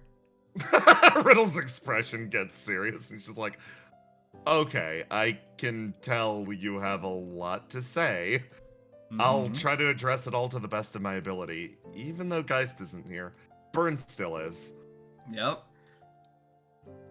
By the way, I noticed yours has dipped a bit. I mean, long flight does that. Away from, you know, away from the Coda. Nothing bad can happen out here. Riddle blinks a few times, is like, do you say things like that on purpose, or are you just inviting catastrophe? We'll see. You travel deeper into the woodlands, and on either side, you see just sloping nature. It seems like this area is exceptionally unkempt. The demons continue to bounce along behind you, each watching, shivering, shifting, their masks rattling slightly. Yeah. Do they have names? Yeah, they do. She, like, points at this one. It's like, red, blue, yellow. But only one of them is blue. I mean, Yeah, they're all blue, but Yeah, they're very proud that they got to that name first. Riddle smiles. She's walking with her staff and, like, checking the ground out in front, and she's like, so, which of those questions do you want answered? putting me on the spot. I think the sword is the most important thing, because it seems like the thing you keep the most secret, at least. She, like, sighs, looks over to her staff. So, I can't tell you exactly what it is or how it works for your own personal safety right now. But I can say at the very least that this staff isn't a staff, it's a sheath for it. She starts to walk. Okay. And, I have been stuffing other things in the sheath to make sure that it's fine. Okay. So other reflections. Is it a reflection? No. Yeah, that makes sense. It is a physical artifact that, Yeah. if the demonic courts ever pried you open, would be... She, like, looks over to you. You got possessed the other day. Yeah? Yeah. So... You got possessed, which means I'm worried what they'll do if they find information they want in your head. Yeah, I mean, from what I understand is the muse possessed me and then was like, hey, something a lot scarier is in there and I don't want to deal with it. So she just kind of left. Clarify. There's something a lot scarier inside of you? That's all I know. Hmm. He pulls up the ring next to Vault Watcher and just kind of flicks it. Someone's An eye. watching. I see. Yep. Riddle quietly to herself's like, thinks for a second, she's like, an eye, I see. Cam would have laughed at that. Her expression falls again and she stares at you dead on and is like, okay. Okay. Okay. Yeah? I don't know what to do about that. I mean, if someone could do anything about it, it probably would have been dealt with. She shrugs. Sometimes it's just a matter of knowing, and right now I don't know what to do. And it doesn't seem harmful at the current moment, so... Stopped you from getting possessed. Yeah? I'll take my own advice. Let's focus on one thing at a time. Yep. Let's start with working on your arm, and then we'll figure out the rest. She walks ahead, and you disappear into the mountains of Ciala. Whoa! Next. Hey, Basil. What are you getting up to, my friend? Whatever I want. Yeah. You see, you just entered the garden. You can tell that Ascalon and Argos were here recently. They've headed off to Darkside. You're just... do whatever people do. Yeah, you're here. You're here as objectively the most human one in the room. Mm-hmm. Allowed They should be doing what I do. Yeah, allowed to do whatever you want to do at the moment. So here comes the question, Basil. What do you want to do? I reckon I'm gonna go find Gnashing Maw. Yeah, that's what I thought. Okay. So, Basil, it's time to break yourself free from OPHQ. And by that I mean, it's time to walk out the front. What's the plan? I'm not gonna walk out the front door because that's what they want me to do. Of course. Where is the nearest ledge on this roof? Oh God. Well, there, you know. I am going to climb down like a lizard. Of course. Okay, Basil. Give me a roll to die and then a roll to do. Let's go. Let's go. Let's go. I like it because this one doesn't have color ults, so she just smiles when you equip She that just dice. smiles like a freak.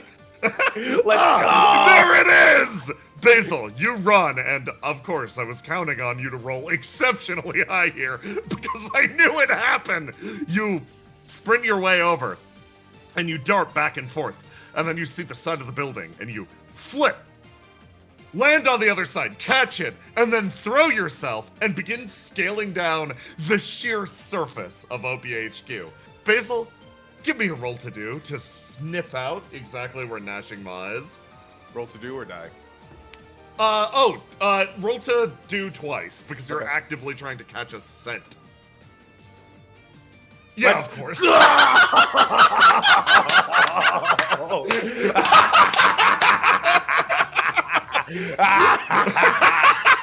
Basil, you cling to the side of the building, worm your way down, and then disappear into the city, hot on the trail of Gnashing Maw. And with that, we're gonna take a break. I go over to the GM chat and ask you if you need any assistance. I think it'll be good. Do you want... Here's the question. I'm gonna roll for people to detect Basil. Cam should be one of the people rolling, right? Probably. Cam, yeah. Cam, Yeah, we're good. We got this. Cam is not with Basil, There's one other place he is. Oh Christ, okay. Oh boy, okay. Let me know if you want to pull the trigger on that. At any point. But otherwise, Basil has Jesus escaped Christ. containment. Yeah, no, Basil's escape containment. My Hi, favorite thing Chad, is how's like it going? if Basil went, "Hey guys, I'm gonna go out," they would just go, "Cool, you're like a person. You're like a person. Yeah. You can do whatever the Yeah, I fuck you know. want." But she's like, She "I'm breached breaking containment. out. I'm breaking out of breached containment. You're containment. not being contained. I'm breaking out of containment." Am I being detained? I'm doing just fine. Oh my god. Okay, I'm gonna be right back. I'm gonna use the bathroom and set stuff up. Yeah, boy. You said it. You said it, Aloha. Yeah. You said it. Said what? That I'd get this 20. I mean, it's just like we were talking about it, and we are just like, I mean, Game's Basil's fake. just gonna get the 20. Yeah. Like it's just what's going to That's just happen. what she do. It's just what she do. And it happened, and it's like, well, and it's like one of the most important roles in the thing too. Always is. Always is. Me going into the other chat like, It's fine. He knew what my plans were. Ace and Basil are no Ace and Riddle. Yeah, Ace and Riddle are just fucking countries away. Yeah. Yo, sure. I'm sure nothing bad can happen, right? Argos looks out the window of the bar and sees a figure just zoom right by. Well, that's not my problem. It was probably Willow. Yeah, You saw Willow leave earlier. it was probably Oh, Willow. she's She zipping forgot around. something. Had to come back and then you leave. Yeah. I'm so happy. Yeah. Why are you? What? You didn't expect this result, dude? Sometimes I doubt myself. Why do you know? doubt? It's I don't know. It's you can't roll this stupid in the most stupid situations all the time, and I know one of these days it's going to end. Yeah, and it's gonna be great. So just do it. But today is not the day. Today is not the day. I mean, it could be. It could be. The When game well, ain't no. over yet. This is just the start. I need to roll stupid to do something stupid, Yeah. not to survive. Surviving is pretty normy. You say, yeah.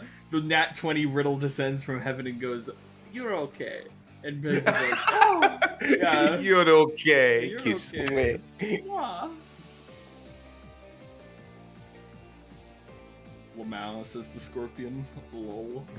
Blue skadoo, I can't do. Yeah. I'm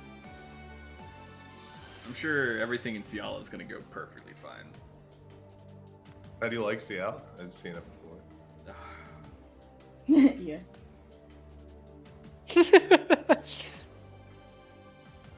It's nice. Nice. You should go. There's you should go for a moss, swim. dude. Fuck yeah. Go for a It's swim, nice. bro. You know, the weather is always nice there. Yeah. Yeah, and you can eat moss. No one's gonna stop you because it has a population of 3. It's free. It's free moss. Free. It's a free fucking country, brother. I can eat all the moss I want. I'm gonna vomit.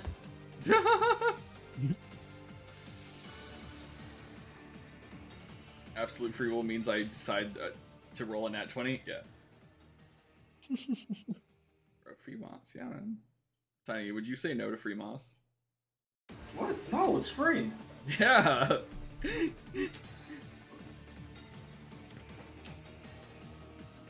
How's everyone in chat doing today? You guys enjoying the stream? The streamy streams? There's so many different flavors going on today. Yeah. Yeah. We've got spooky dates. We've got fighting dates. We've got exploration dates. And that's it. Yeah. And that's flavors. That's the flavors. I don't Exploration think that- dates with daters that It's don't Neapolitan belong ice cream. 3 flavors. That's it. I don't think I would call what Riddle and Ace are doing a date. No, it isn't. to you. You better not, because Yeah. Yeah, what are you gonna do? Oh, you're so Kurt Pratt, angry. Oh my god. So angry. I'm glad Basil's gonna die in this session, so we never have to deal with the consequences. Oh my god. You better hope she dies. I'm sorry, Riddle. We left the door open and Basil ran out, and we don't know where she is anymore. The door's always open. We left the door open.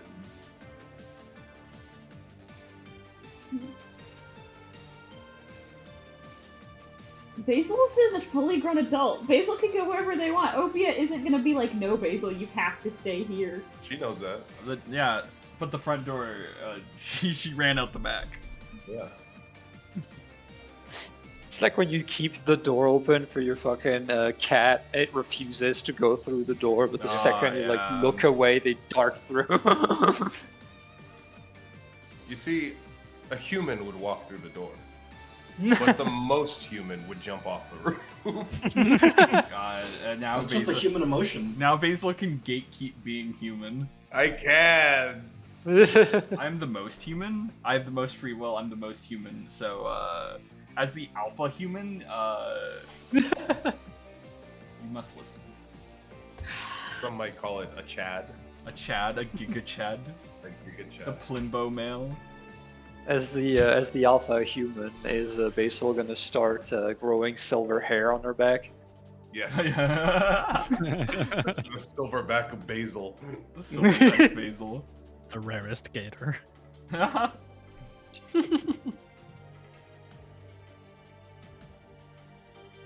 it. I want everyone to clap for me, by the way. Yeah, Please clap. I clap. I'm being very good and responsible. I'm clapping. Hmm. What did you do? Just clap. I'm Now, clapping. if you can't prove it, you don't get claps. Yeah. Don't ask yeah. questions, just clap. I don't give claps for free. I do. Yeah, Well, I you're give just you a clap. making it sound so suspicious. I can't tell you, because if I told you, I wouldn't be doing a good job anymore. Damn. That's, We're you know. almost single-handedly saving our lives right now. That's my thing. Oh, fuck. Give it back! Damn. Argus can have one hand. That's the treat.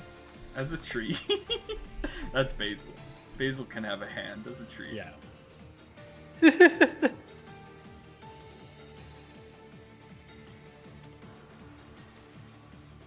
Fucking on a scale of 1 to wake the Inky said in the Discord, on a scale of 1 to wake the dragon 15, how normal is this episode so far? And then someone looked at Inky in the eyes and said, honestly, it's genuinely pretty normal so far. Yeah, it's pretty normal. Yeah. Yeah. Actually, yeah. Doing stuff. I mean, going to Ciala isn't normal. What do you mean? if you Ciala compare is it to super other normal. sessions- Yeah, you haven't done anything weird there yet. You're Yeah. literally just walking. Yeah?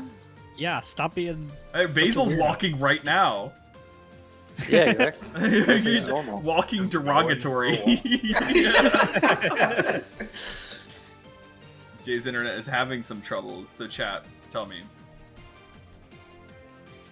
Give me. Why? What would you do on a normal human day? What would you do in a normal human day? Would you go through the front door, go out the back, go out the side, or other modes of transportation? I would flush myself down the toilet No. and escape through the plumbing. No. See, now you're thinking like the alpha human. Yeah. I'd stay indoors. What opium member would you take on your escape attempt / date? Oh, that's a good Yeah. one. Ooh, good question. You can't say which. Yeah, don't specify whether it is an escape attempt or a date. Just name names. Yeah. Because we all know that those two are basically the same thing. Yeah. Like the big chart. Escaping the cycle. How romantic. Oh my god. If you pick Basil, it's clearly just to have an escape attempt, so you're outing yourself. Yeah. Nobody wants to date Basil. What if you take Basil on a date to Opia? No. I think you're jumping the gun when you're saying no one wants to date Basil. Yeah, that's a Nobody very wants bold stance. Nobody wants to Yeah. date Basil. You are Dino talking Hime to the herself? internet, my man. Dino Hime. Dino Twice Hime. has a very strong showing in chat. We know what you're Cannot blame choosing if them. you choose twice. Your favorite flow Yeah. member is Twice. Well, I guess my favorite flow member is Twice then.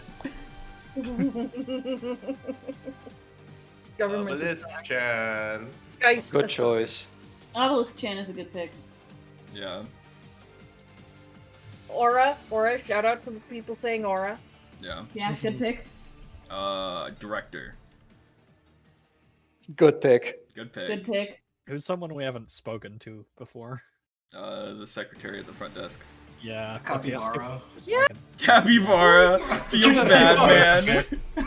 People are desperate trying to escape the capybara. You just say I'm gonna walk my dog, and then they'll let you go. Like, it's legal to own a capybara as a pet where I live. What? Oh yeah. Yeah. I also You're own a swimming And pool. you don't? That's a joke. Don't own animals like that, kids. They're not domesticated. Well. Speaking of Well, domesticated, well. What Jesus. does that mean? What the fuck does that mean? What's So, thank you. I look at the. Oh god.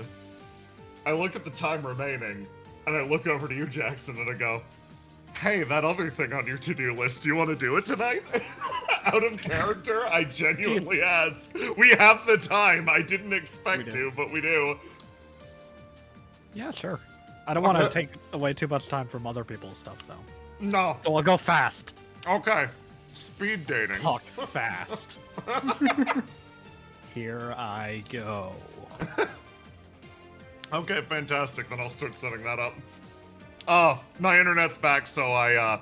my internet yeah. dipped for half a second, so I've gotta make adjustments really fast. yeah. Clippity cloppity. What was that noise? What was that noise? Yeah. That was a horse rolling down the stairs. Nice. Okay. Jesus Christ, Basil. You knew Like- this would happen. We knew this would happen, but you know, Yeah. there's a difference between knowing and knowing. Yeah. Knowing. Can you truly know someone? Yeah. Yes, Yes. apparently. Can Oh, you yeah. truly know a human being? Can we know- truly know that you will crit when you need to? Yes. You know what you guys need to know out there in the audience? I read every single YouTube comment. Yeah.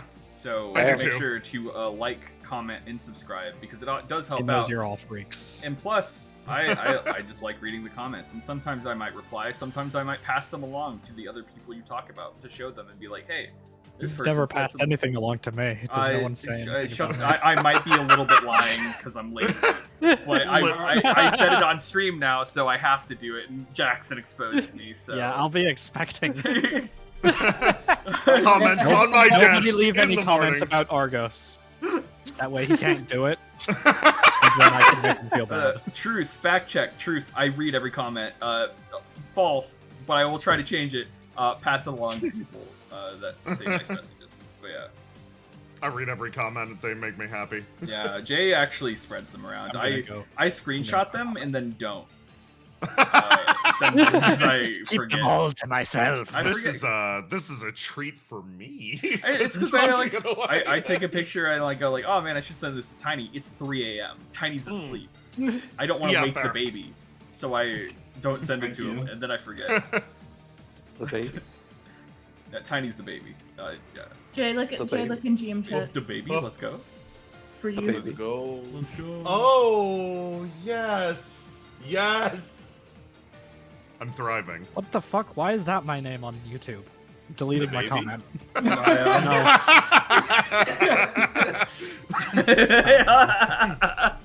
Don't forget to hit the bell icon so you can get notified of all of our. You hear that, guys? No. Lola said hit the bell icon. You better fucking smash it. You better fucking beat the fuck out of it, guys. Absolutely assault that shit. Okay. Grasp the bell. Me just trying to. Everything is now so sumptuous. Which do I go for first? I'm throwing a dice at it. Which plotline Oh. do I chase first? Not the one I expected, okay. Ace, you're up first. Ah, fuck, yeah. Okay. Grab. We're gonna do it in the order of Ace, Argos, Willow. Basil will cameo briefly in Willow's. Oh no. As an I am additional the ghost. cryptid, yeah. Let me. Okay, so it's Ace first. So let's do something like somber, serious. This one. I really like this theme. Okay.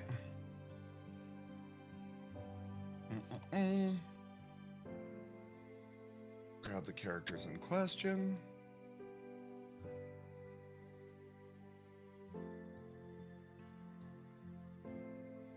Ace, you and Riddle travel for quite some time through the woods, and you finally arrive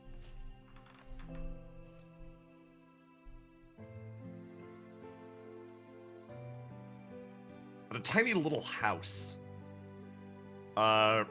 Riddle like gestures over, is like, come on, come inside. This your place? Yep, Wow. Got a nice little shack in the woods. I do. It's a little bigger than a shack. Oh, yeah. So, The demons apparently wait outside. She like gestures up ahead and is like, right, the warning. It keeps them out. I mean, they're good. Is that bad? It means I have some amount of privacy. I mean, that's out the window with me here. Ace, are you planning to set up shop here or something? No. Good. Installing cameras. Oh, wow. This is actually really nice. What did you expect? I don't know. I don't know how often you come here, so maybe like you got robbed. I mean, these wards keep out demons, not random people.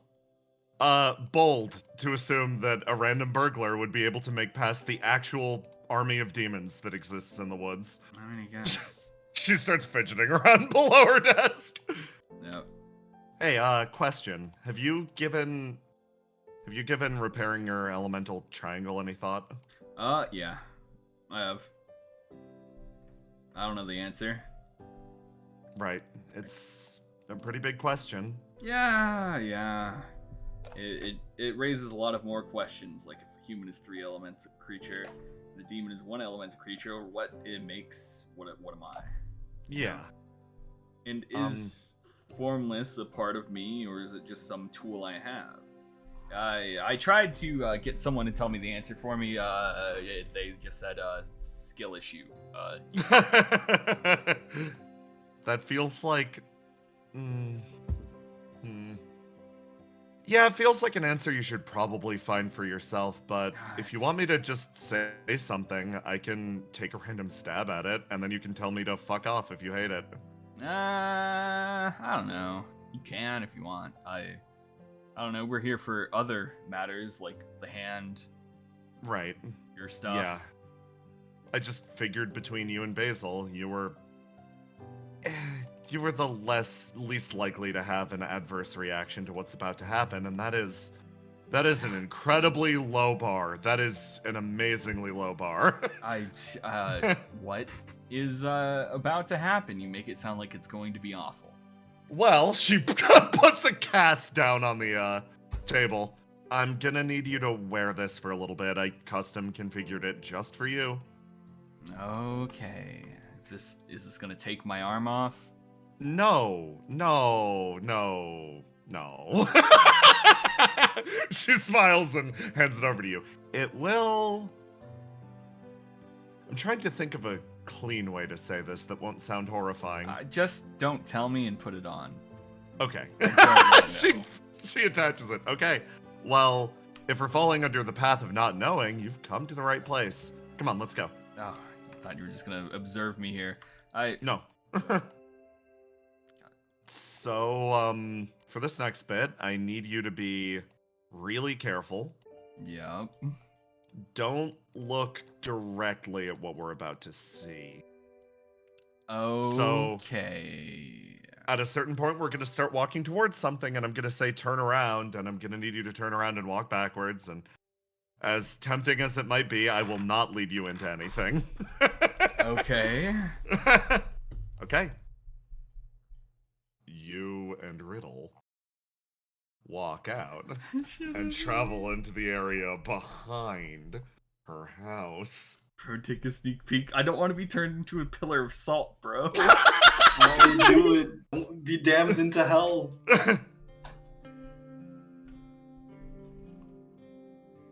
She leads you by the other arm. Come on.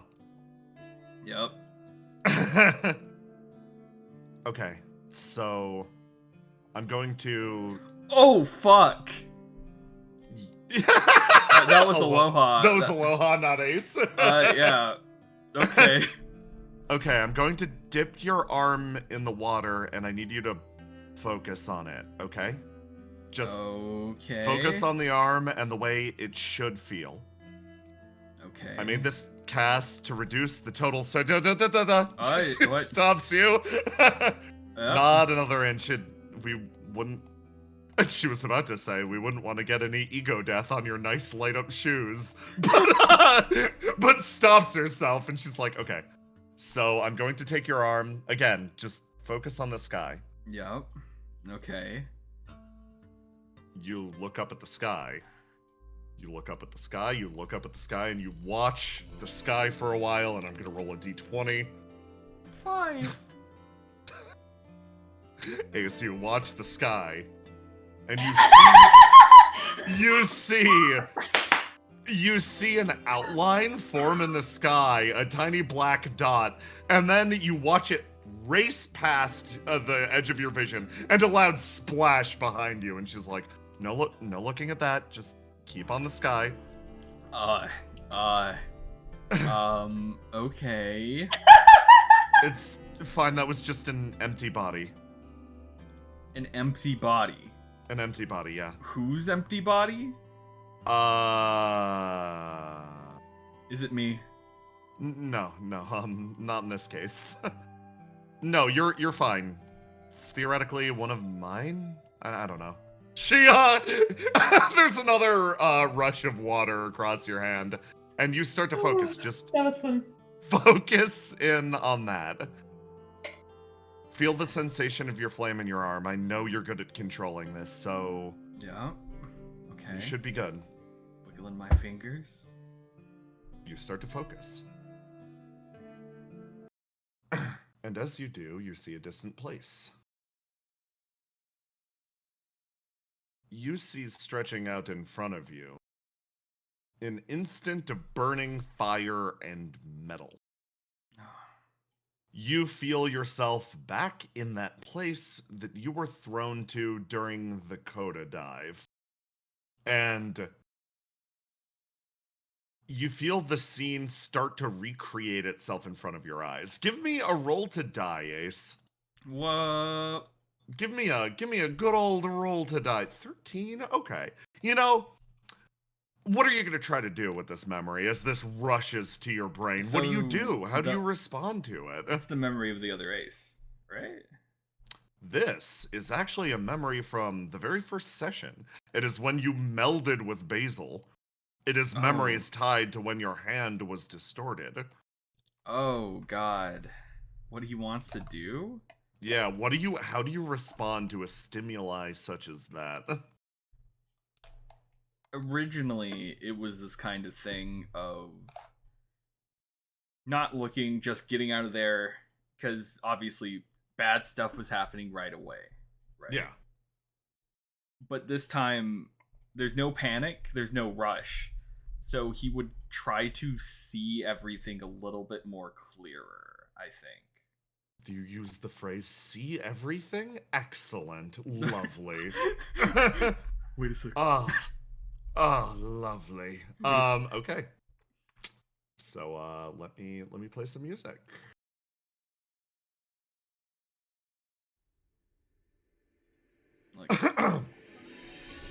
You remember that moment, and it unfolds in front of your eyes, like interlocking fans that slowly snap down, giving you a vision of the area around again.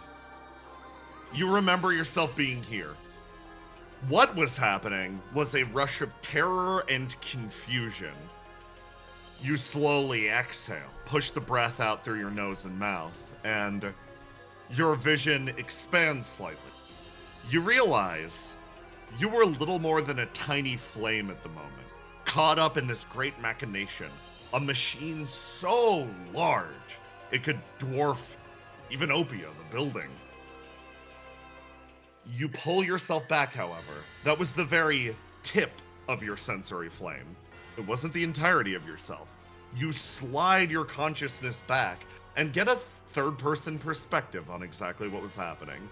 You see a spark dancing in this area, yours and Basil's. They sit in the middle of this room, and you see on the far side of it, a woman in a great metal throne.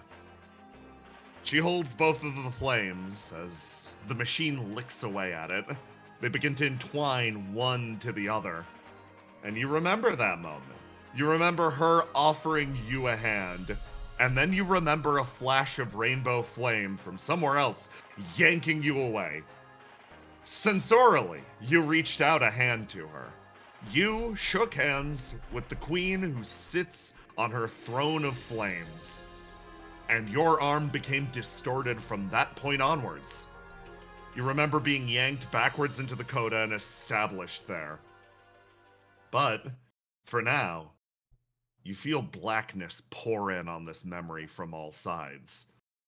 Do you choose to forget this experience? Oh, fuck. God.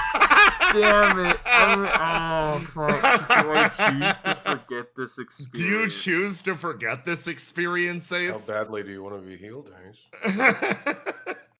Fuck, dude. I didn't expect to be on this end of the question.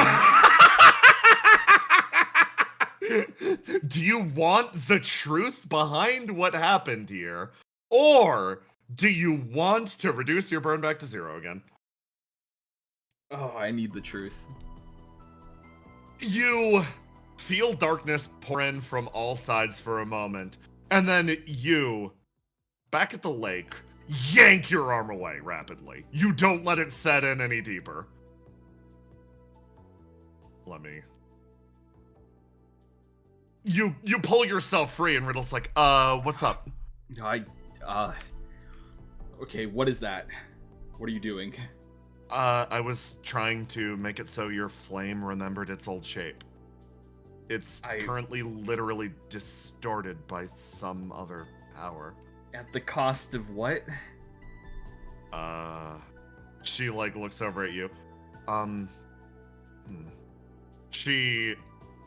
Did you see something? Did something happen? Hold on, tell me what occurred. He explains what happened, what he felt, and he just goes, You're trying to make me forget what happened then. Ace, this is just an appendage. There shouldn't be any deep memories stored in there. That person you met put this memory in you. Okay, that changes things. She sits and she's like, sit next to me, look straight ahead, don't look back. Okay. So, you had an encounter with a being significantly stronger than us. Yeah. Significantly by orders of magnitude. Yeah. Your flame is now distorted from contact. It appears that memories of that experience are now rooted in your hand. Do you want to keep those or get rid of them? Ace just kind of looks at his hand, the same hand that the ring is on and Vault Watcher is on. The most fucked up hand in existence. Yeah. And he just kind of sits there thinking, because there's something desperately about him that wants to return back to the normal. But also there's a piece of him that thinks that if he loses this, he might lose the chance defined what he's looking for. Yes. Yes, the conflict of it all. I can decide to turn back at any point, right? Yeah. Then I'll say no for now. Okay. Then second part of the question. Your essence does appear to be... Your flame entangled with Basil's. Okay. Do you want me to erase that part? What does that mean exactly? Unless Basil imprinted some sort of hard-coded memory or command on you, nothing. This should have meant nothing. The fact that, quite literally, a higher being has imprinted a command upon your hand is horrifying to me, but if you want to keep it, that's your decision. Basil should be fine, unless Basil's trying to give you subliminally, like, engrave like a geas upon your soul. I mean, the only thing I'm getting is bad vibes. Okay. Do you want me to... Yeah, maybe like it's kind of like animals. Okay. So if you like remove her scent from me, maybe she'll like. Maybe she'll like, okay. Okay, give me 10 minutes with the cast. Sorry, probably scared the shit out of you there. Yeah, a little bit. I don't really like fire that much, so. Right. Memory of fire, huh? She, like, moves her way over and starts to mess with the cast. It's like, just...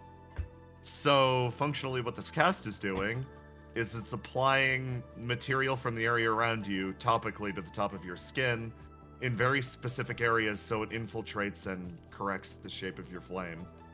Okay, so it's like resetting a bone. Almost, yeah. I'm gonna be able to get your burn down to a functional 5 out of 100 again, but I don't think I can get it lower without erasing that command. I'm sorry. That's fine for now. I don't think 5 burn is gonna make or break me. Okay. I recorded those words, so it'll be very funny in the future if it does. she starts to plug holes in the cast. Yeah. So, what exactly did you see in there? Like... A throne? Throne. Okay. Well, we're gonna try this again, but for the next part... Yeah?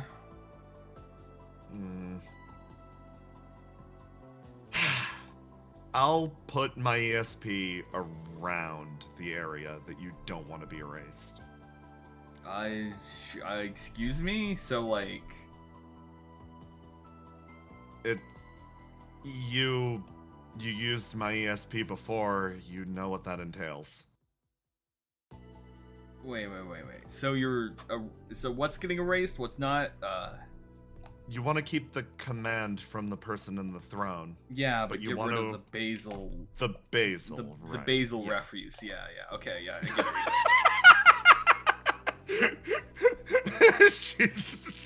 She's like, so I'm going to functionally put down a curtain of my ESP around that. So nothing will be able to get in. I can just run alongside it. That okay? And you want me to dip in the river again? Pretty much. Okay. I'm yeah. gonna reattach the cast now. She walks over and puts it around your arm. Okay. And yeah, so you're gonna be interacting with my ESP. Don't judge me too harshly. It's nothing I haven't already seen before, probably. Yeah, probably. She sort of smiles and okay, lie back again and focus on the sky. Yeah, don't look back. Don't think Don't about look things back. too hard. You can just try to focus. Focus on the parts of yourself that you believe to be the most basil-like. Yeah. Okay. What are those? I don't know. Honestly, I don't feel like basil's really affected my life that much. Well, objectively speaking, she literally has. Her flame and yours are intertwined. Severing that away takes a lot of work. Most people would call this like a bond of destiny or something like that. Please, no. So, yeah. Like, I don't know. Last chance. Fate might find a way to bring you guys together. Not like romantically or anything, that'd be weird, but like, Fate might find a way to bring you together otherwise if you keep this bond. Cutting it's a major deal. Fate's not real, Riddle. Yeah, okay, cool, we're going. She takes your arm and slams it into the water and is like, well, that's the thumbs up, last thumbs up I needed. I've done my due diligence. Let's dunk this guy. I'm being baptized. Yeah, you sure fucking are. Ace, do me a favor, roll me a 1d6. Wow, this is Twice. Like the rabbit? Twice? 1 and a 2. One? Oh, okay, that makes my life incredibly simple. Damn it. This? Ace, you feel like if you had a really firm understanding of who Basil was, what her personality was, and what parts of you and her overlap, you'd be able to guide yourself through this process really, really intuitively. But as it stands, you feel like Riddle is picking up a significant amount of the slack, guiding you with her ESP. Mhm. As a result, you feel bits of Riddle almost digesting into your brain. It feels odd. You see a different location. You look at a long line of stones where Riddle and her demons sit. They, one after the other, almost remain poised here, statuesque, unmoving. Down here, 2 seers enter the glade. One looks to the others like, is it your job to mess with Arendite today? I mean, I don't really want to. They look over. It's just strange, right? It's not... Listen, it's not strange. It's not weird. She's just got her own little demonic court. Don't say that. According to the God of Humanity's writings, the demonic courts are very real, and they could attack it any day. Any day isn't today, though. This seer walks into the area. Arendite. Riddle's eye slowly adjusts. There's a lot of fog behind it. Hey, why don't we come inside and, let's give the lake another shot today. Just another go at forgetting. They say if you just try to be a little more human, you'll be able to actually like use some of the things we got you, like that computer, the bed, all that other stuff. Her gaze sort of adjusts again. Okay. We can give the lake another shot if that would help. Her head angles back slightly. Nice, okay. I believe this is your responsibility. Good luck. If the seers get mad, it's on you. Walks out. Oh, fucking hell. Hey, Arendite. Yes? Hops down. We're heading into town soon. Thinking it could be cool to show off the Horned Seer to everyone. Really restore some of the faith, you know? She looks over and around. Same question as before. Slight nod. Yeah. If you're gonna go there, you're gonna have to forget again. Sorry, stuff you're clinging to. The rest of the seers don't really want any of that. It's not part of the plan. The vision fades, and another one interjects. A distant town. Riddle moves through the area, surrounded on all sides by demons. As she progresses, her little entourage draws back the other Cialans. They move away. No part of the God of Humanity's vision could have included this. In fact, the code opened, what was it? 20? 30 years ago? And no attack has come. In fact, nothing shifted at all. It seems like, to some extent. The faith of this land might have been misplaced. It's just a big hole in the ground. Creatures might exist on the inside, but that doesn't deal with the reality. The real demons that they've been living alongside are the ones that have shared their country for generations. Ace, you snap back too. You pull yourself free of the lake as Riddle also similarly retracts. You're good? You're good. You're okay. No. No. Not for the reason you think. I saw, obviously, pieces of your life, but pieces of your life has now cleared up some things in my brain. I see. I see. And that's not good? I've seen Ciala before. Really? Yep. How Fascinating. far away is that place with that brick, the blue, and all that stuff? Oh. It should be a street with a sewer beneath it. That village? Ace, you feel fire skate to the surface of your skin. You're burning really bad. She's like, it's about a day's trip away from here. Ace, whatever you're focusing on, let it go right now. No. That's not gonna help at the moment. Okay. We can go visit it later. Just it's fine. She starts patting you. Okay. It's really okay. It's okay. Sorry if that was bad. Let's get you out of here. She like helps lends you a shoulder, yanks you free. Whew. Okay. You're good. We're good. I don't feel any different. Well, you just drove your burn up, so when it goes back down, I think you'll find that it can go just a little bit lower. And if you want to forget the rest of it, Link's here if you need it. Yeah, if anything, you're gonna make a second trip eventually. Theoretically. Or a third one. Yeah. She, like, sort of weakly smiles. The two of you start to head down the path. And back over to the area around Riddle's house. And that's where we're gonna call that scene. Yeah! Okay, fantastic. Elsewhere in the world. Oh boy. Let's fucking go! Let me play...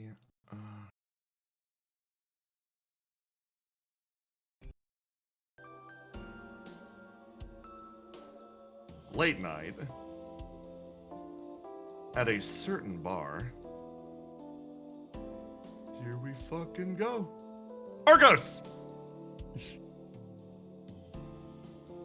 You walk in through the front.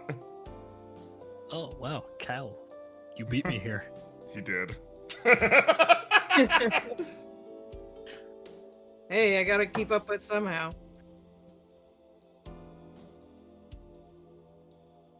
Argos looks around the place. Is it really this empty? Yeah, you actually passed a closed sign on the way, but you got a message from Cal saying the door would be open. Oh boy. So, well, it's good to see a familiar face here. Hey, yeah, you too. How you feeling?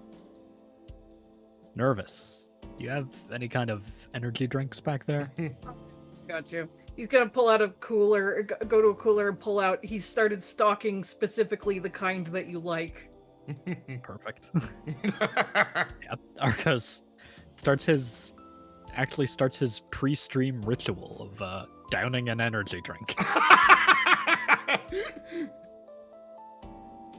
Yeah, the place should be closed to anybody you're not meeting. Sorry about putting you through whatever this is about to be. Hey, you didn't pick it. And besides, I'm getting them to pay me a deposit. They're basically renting the place. Good then. Yeah. It's good to hear that they play by the rules.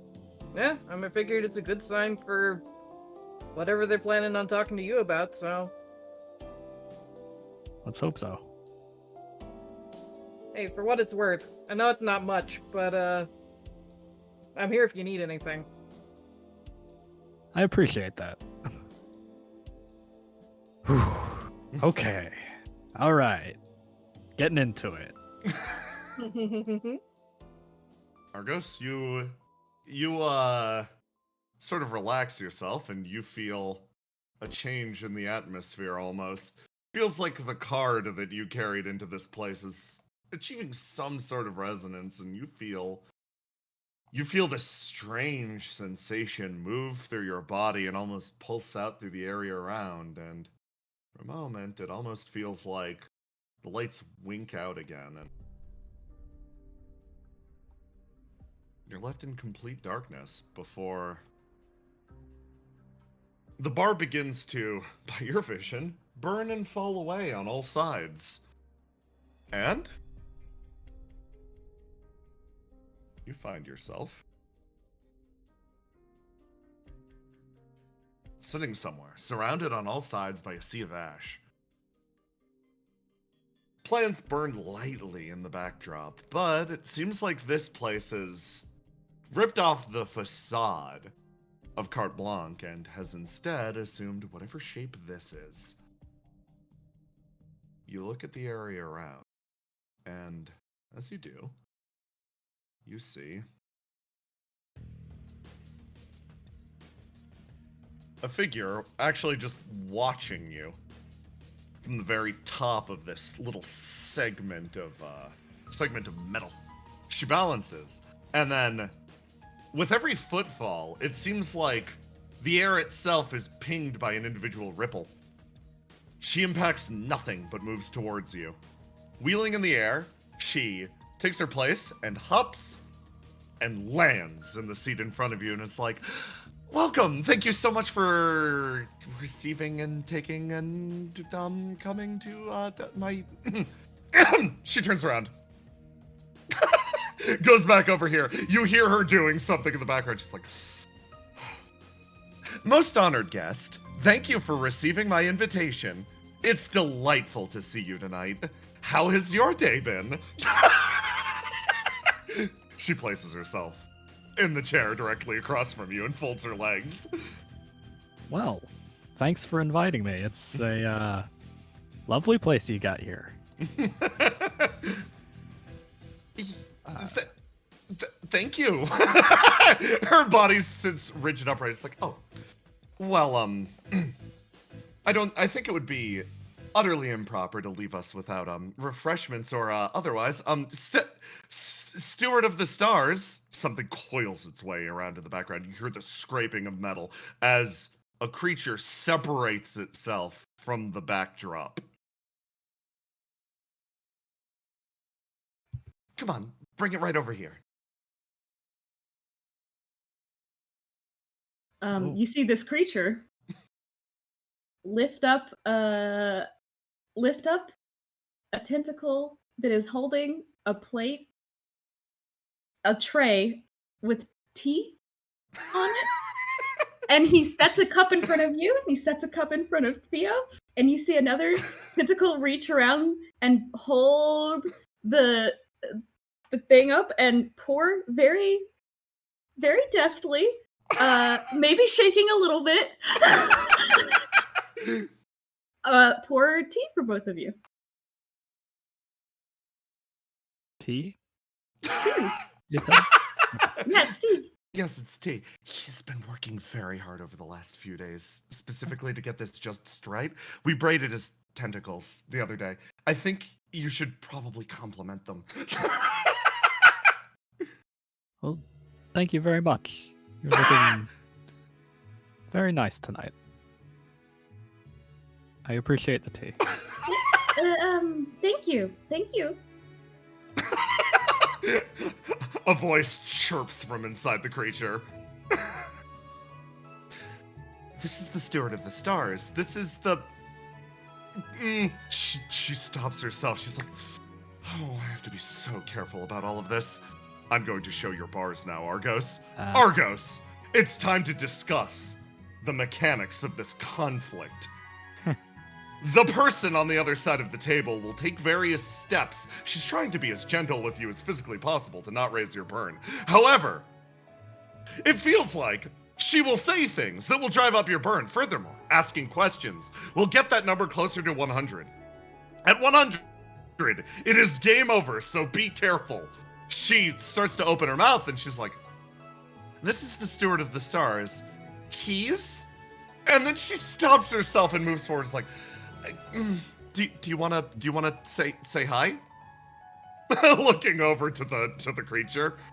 Hi. It's very nice to meet you, our most honored guest. He's a butler. Theo, we weren't supposed to say that.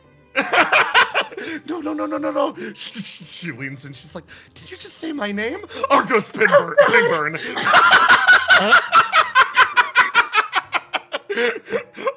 Let me immediately. This is hard. I don't like it. Let me This isn't immediately- like when we practiced. She leans back and she's like, "Well, as you stated, my name is Theo. It's a pleasure to meet you." She bows slightly. Nice to properly meet you too. Both of you. Oh, I can yeah. see already this is going to be an interesting conversation. Theo looks between herself and her associate, question marks. Oh, we had cool names planned and everything. I was going to be the Solar Muse. I'm sorry I messed it up. No, it's okay.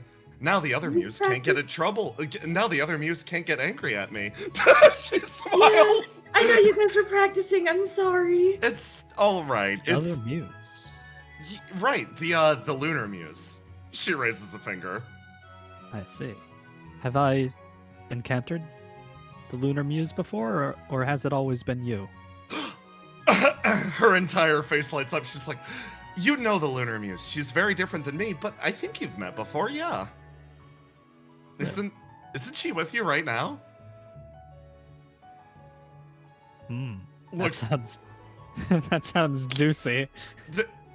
It's vaguely ominous, maybe. I'm sorry if she isn't. I must have misread things. Weird. Okay.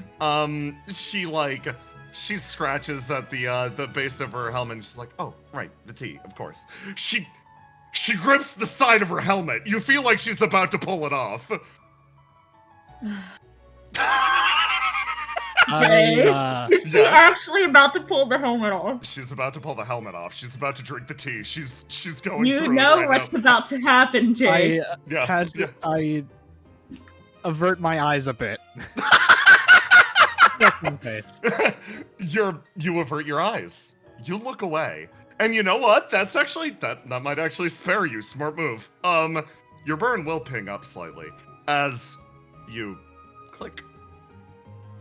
You hear the click of the helmet as she takes it off and places it on the table beside her. And you hear the rush and ruffle as the apparent cat ears of the hood unfurl into something. You don't make direct eye contact with her. Delicious. She takes a deep sip of it. Roma, does the thing happen? The thing happens. The thing happens. Argos, you feel a slight disturbance as you are yanked back to Carte Blanche. Someone's sitting down next to you. A girl is sitting next to you, and she just looks down and she goes, "And after we practiced so much too." Wait, already? Already.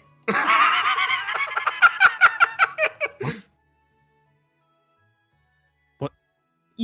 This woman has both of her hands over your ears. She is didn't think holding they'd- your head. I didn't think they'd mess it up that bad so quickly. What? Okay. Been like What did 3 you just say? minutes. Okay. I'm going to assume that you just spared me a horrific amount of burn. Are you ready to let her have another shot? I'm sure she's already figured out that you're gone. I went over this with her so many times. May I? Is there a code name I may call you? I'm the Lunar Muse if she's the Solar Muse. I heard her say that to you, so we'll use that one. I thought so. Nice to meet you. This is all moving very fast. Nice to meet you again. She takes her hands off your ears. Welcome back. Hi. So, it seems like the conversation's only just begun, and we almost have you at 50% burn already. I don't think we're doing a I- very good job. Not enough to make a man suspicious. I Of course, I came here with the best of intentions, and assuming you have the best of intentions, so there's no reason to stop things here. Right. Well, thank the one on the other side for this. She's making this meeting more or less possible, because if I messed up too much, you would, combust. Right. We're gonna try to avoid that. We're gonna try to avoid that, yes. And your conversation continues on. We're gonna focus on some other characters now. Think about what you want to talk to the muse about next. Holy That's shit, not a that fucking was... cat girl. You lied. It's a high-end, you motherfucker. We tricked you. You've been fooled. Do you like the clown fiesta that just happened? I was so ready for her to blow it. I was not expecting those two together to be that much of a disaster. I was not expecting the Steward of the Stars to fuck it up that bad. He literally just said her name, and I was like, damn it. Damn it. So much burn Oh so quick. I'm like barely said I'm hello. so It was so sorry, funny, Argos. 'cause I was I'm like- so I was like- sorry. I was like, Jay, the other muse is gonna sit next to him while he's doing this to make sure he doesn't die. And I'm sure we won't need to use it. And then I triggered it with my own folly! You also said Theo when you were describing placing tea in front of them. So That's Yeah, it's because you know when you get in a character's mind and that's the only thing the character Yeah. knows to call the person. So all I'm saying is, like, you actually revealing it in character accidentally too works out fine instead of it being yeah, a no, it wiki actually leak that worked we had out to really pretend good for the to- narrative, yeah. Instead of it being a wiki leak, we had to pretend that we didn't hear. He just that's all he knows. He's just a little guy. He's just a little guy and he's the clown. They both are, I'm gonna be real. Mhm. So, Spooky. When you say 100 burn is game over, do you mean like, haha, this fun date is over and going home, or It means you die in real life. Yeah. Oh, okay, so elsewhere in the world, again, we catch up with our noble ghost hunters. Oh god, I'm in the scene too. You are! Welcome back, Roma! God, the fucking whiplash. The character whiplash, oh my god. Melly and Willow sort of like walk ahead, and she's like, "So you hunt stuff often? Like you talked about hunt stuff like you're really experienced." oh yeah, I hunted lots back in my homeland. You basically do it for food, for shelter, for clothes, For fun? for fun. Not for fun. Okay, for fun. I mean, there's some time for fun, but usually you spend that in the city. Whoa, Belith's cities? Well, I guess I wouldn't call it a proper city. We kind of live in rings. Oh, yeah, I think I heard about that. It's like a fairy tale type thing. Like, it's never dark in Beleth because there's always somebody awake, and she looks at you and gets a big smile, like, looking at your little antenna. And I can tell now, yeah, that makes sense. Always the Firefly active. Yep. And, with it being so bright, it keeps the monsters away. They fear light. Huh. Okay. Huh. Doesn't that make hunting them hard? Can you put your lights out? I think so. I never really, Walk through the area. She, worms her way this way. Oh. Oh, right. Yeah, no. She freezes here. Yo, Marco. peeks his head out. Yes. What's the matter? Hey Willow here with the story of the wailing. Yeah, what was it? It was the screeching, the screaming, the yelling, the terrifying walls. Stop spreading rumors about my bathhouse. Oh. Oh. Right. Yes, of course. Well, Cult's bathhouse that he's a proprietor of is built into the, well, flesh of the god itself.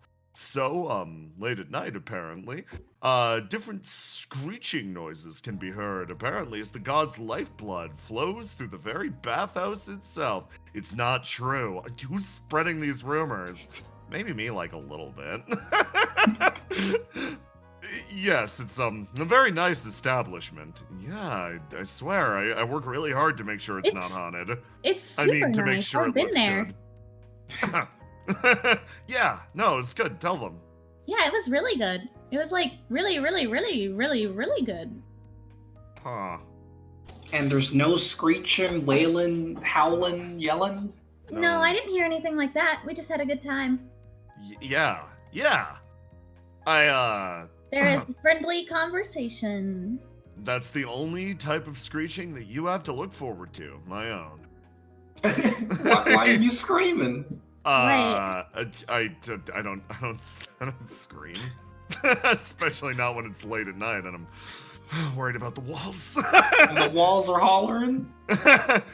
Yes, sometimes a very deep, growly, and guttural voice will also join the screams of the bathhouse. It's not, I swear it's not me. Well, have a nice night, you four. If you get into trouble, he looks at who you are. You'll be fine. Looks at us, Willow's holding a giant net. Willow's got a coffin. Yeah, we're gonna catch some ghosts and we're gonna get them. We're gonna mash them in here and we're gonna get them. She stomps in. Melly, when she's in character, does the, like, Amy Rose, like, wrists out first running somehow, and then when she's out of character, it is all stomps. She moves like she's destroying a city. Okay, so this is the spot. Colt, do you want to go before me so that nothing can sneak up behind you? You make a very interesting point. He sits on the swing. Where's the spot? Right there, right? It's the vending She machine? points right ahead. Yeah, so that's basically hooked up to the wall, right? And like it gutters out sometimes, and people see like a shadow appear. Like a shadow appear, and they'll be like trying to get something from the vending machine, but they don't know nothing's there. So you know the spot. Can I? I'm gonna be a little evil. I'm gonna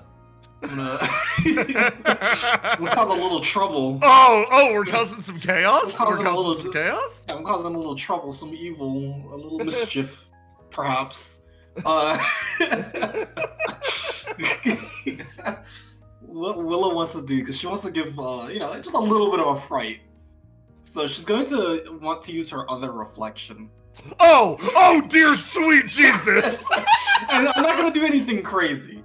What Willow's going to do is basically manifest a little bit of light so that there's just a shadow, and maybe it hits the vending machine in a certain way to make it look like perhaps there is a person standing there after all. Willow, give me 2 rolls to do. Melly will, as the closer one, will pick the lower of the 2, and Colt, as the further, will pick the higher. Roma, decide how Circuit reacts based on the roll. Let's see. Oh, dear Lord! I'm so sorry. Holy shit. Melly's like leaning in. Melly's gonna buy it too. She's like, she sees the light flicker out for a second, and then a shadow catches back here, and then a shadow, and then another shadow, and people are refracted across the walls, and she's like, oh my god. Willow, I thought this one was bullshit, but it's real. Get the net! All right, and Willow like leaps ahead and like swings her net, and she like she pretends like she does catch them, but like she's pulling back, miming as if they have some strength to them. And Melly will sweep the coffin around them and slam it shut. She's like, we got him! You guys see that? Turns around, Colt screamed. Surrogate heard Colt scream. And like screamed, but like in a fun way, like you know when you're like riding on a roller coaster and your friends start screaming, so you start screaming. Colt screamed and has frozen. Surrogate screamed and then started laughing, which like, didn't help the ambiance because it's like Surrogate's like villain cackle. Yeah, she cackles like a witch as you slam the box shut. And Melly's like, Willow, you're the hunter. How do we keep ghosts in? Hold on. Let me consult my ghost hunting manual. And Willow takes out like the opiate handbook. Handbook, yeah. But just covering the logo. Yeah. And she flips to a random page. All right. Ghost hunters in the swamp. Yeah, it was on the Rage back, where I came from. It says here that we need salt and a little ritual to keep them stuck in there. Okay. I'll be right back. I'm gonna go get the salt. Me and Colt will guard the coffin. Come on. She picks him up. Colt is catatonic. You're bringing me closer to that thing? Yeah, we have to guard it or it will bust out. But there's no salt on it right now. Yeah, so we have to guard it. You hear a large clamor as Melly kicks down the door, runs inside, grabs salt from Marco's like, I'll pay later! Come on, Colt, we have to keep it trapped. We gotta keep it trapped, yeah. Melly starts to run around, she's like, Willow, what do I do with the salt? Throw it at the coffin real quick. She throws the salt over her arm, she's like, I should definitely take it out of the container first, shouldn't I? Yes, please. She picks up the salt container, opens the top, and starts to throw it around. Okay, do I say some magic words or something? Yeah, everyone join hands real quick. This Join is gonna be very hands? dangerous. We're gonna try an exorcism. Oh, I've seen this before. This is always fun. It's fun. What part of it's fun? The part where a ghost isn't in the world anymore? And Yeah, sure. She's going to use grasp the earth and as she's standing, she's going to like tap her foot and send out a ripple, causing the coffin to bounce and jump.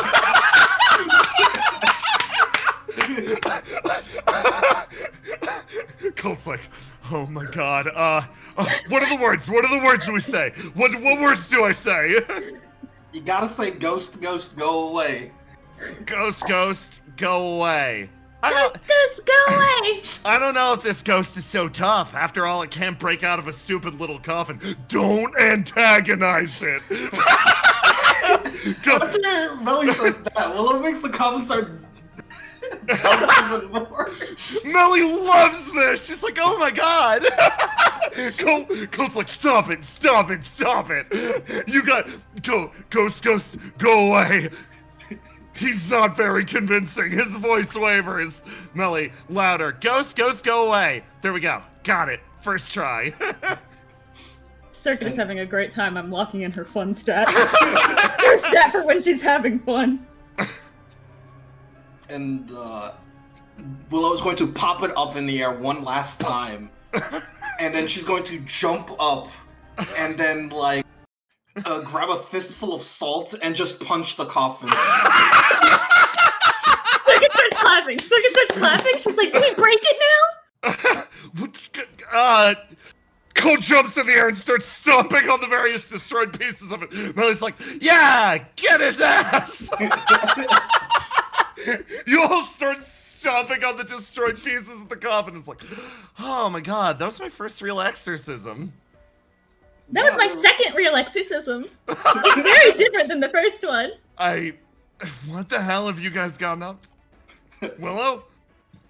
Well, don't talk to me. I wasn't there for the first. No, Willow. Circuit's first one. Oh. You opiate guys are made of tougher stuff than I anticipated. Very impressive. Oh, thank you. Yeah. Wow, that was really cool. His voice continues to shake visibly. I wasn't freaking out or anything. Kept my cool. I'm always cool. Yeah, it was fun when we were screaming. If you say you're always cool, it also doesn't sell the fact that you're always cool. Yeah, no, it's fine. Anyway, where'd you learn techniques like that, Willow? Where can I learn them? It's really difficult. I went to Willow is like thinking. I went to the top of a mountain and I met with some really old wise guy. Oh. And he taught me the tricks of exorcism. Expelling ghosts. Okay, that makes sense. Unfortunately, I can't go to any tall mountains. But Riddle knows how. Fucking really? Yeah, she knows how. That's what they're gonna do. That's like what they do. That's what they did to you, and they did that to Char. Oh, no, that was way less scary than this. He says about his actual demonic possession. His actual exorcism. I'm surprised you're more scared of this exorcism than the real one. Listen, I'm not scared. A voice chimes in from a nearby rooftop. Oh, doing an exorcism, huh? It draws itself out. Go. Scooby-Doo jumps in your arms, Circuit. This long and lanky figure wiggles and swoogles its way down to the roof. He hits the ground like a liquid and then reconstitutes himself, pulling himself free. Ooh, but you destroyed your coffin. Won't the ghosty get out now? Well, we sent it away. We destroyed the coffin so it couldn't come back. Oh, so the coffin was more like a door then. Yeah, Yep. Yeah, and we smashed the exit. And we smashed the exit. Hey, this is Lover Cold. They're not going to introduce themselves, so you know what? I'm going to do it. This is Lover Cold. Local. Nice to see you again, Lover Cold. I am an artiste. He says, moving forward with a hand and offers to shake. Oh, you're an artiste? Well, I'm a hunter. Shakes. Oh, well, if you're a hunter, and looking over to Melly, and you're going out with the combat idol. Fascinating. Are you pursuing a life of showbiz as well? No, I'm here to save the world. Oh. Live on TV, though. Yeah, that's a byproduct of it. Yes. How positively mainstream of you. She leans, it's like, he's complimenting you, but he's being a jackass about it. What do you want, Lover Cold? Well, you know, I saw you guys getting up to all sorts of fun, and I was gonna jump out and surprise you, and then, lo and behold, you found a real ghost. Yeah, we found a real ghost. So you can't do whatever you're gonna do. Well, how about I share a story with you all then? God, no, okay. Stop, no! You got a ghost story? Of course. I mean, let's hear it out. It's one that I encountered personally. Hop, backflip. This myth is known as the person-shaped object. The puppet, right? No, the person-shaped object. He walks like a trapeze, 1 foot over the other. It appears in the middle of the night on top of buildings, and it just sits there. If you look up and you see a person-shaped object, well, that's what it is. I went up to investigate one time and it attacked me viciously, beat me within an inch of my life. I fell off a roof. How do you think I got this scar? He says, pointing to his face. Millie's like, wait, really? What? Yes. So, keep an eye on the rooftops and you might encounter the person-shaped object. Ooh, guys, do you want to look for that? This will involves climbing on rooftops, right? Yeah, but I can just jump you up there. Don't worry about it. Okay, that's cool. He's like, it's easy. All you have to do is jump right up. Melly, like, looks over to Willow, like, you want me to carry you? Would you carry me? Yeah, I can carry you. Oh, okay, cool. Melly's entire face lights up. Lover Cold climbs up to the roof of the building again. Colt's like, okay, well, let's go. Okay. She jumps them up there. You two can simply jump up. Willow, give me a roll to do. All right. You, vroom. The two of you land actually pretty easily, and Melly's like, oh, that was really fun, actually. Thank you. She turns around. Colt's like, yeah, you get used to being carried, though. You do it one too many times, and you'll never want to walk again. Not that that's happening to me. It's a gateway experience, so be careful. Yeah. You all, like, tore the roof. Works its way over here. So, which roof did you see this person-shaped object on? I've seen it on many roofs. This one as well, but he points across the way. You look at one of the roofs on the far side of the you look at a roof on the far side of the street, and let me actually stop the fucking music. Everyone give me a roll to die.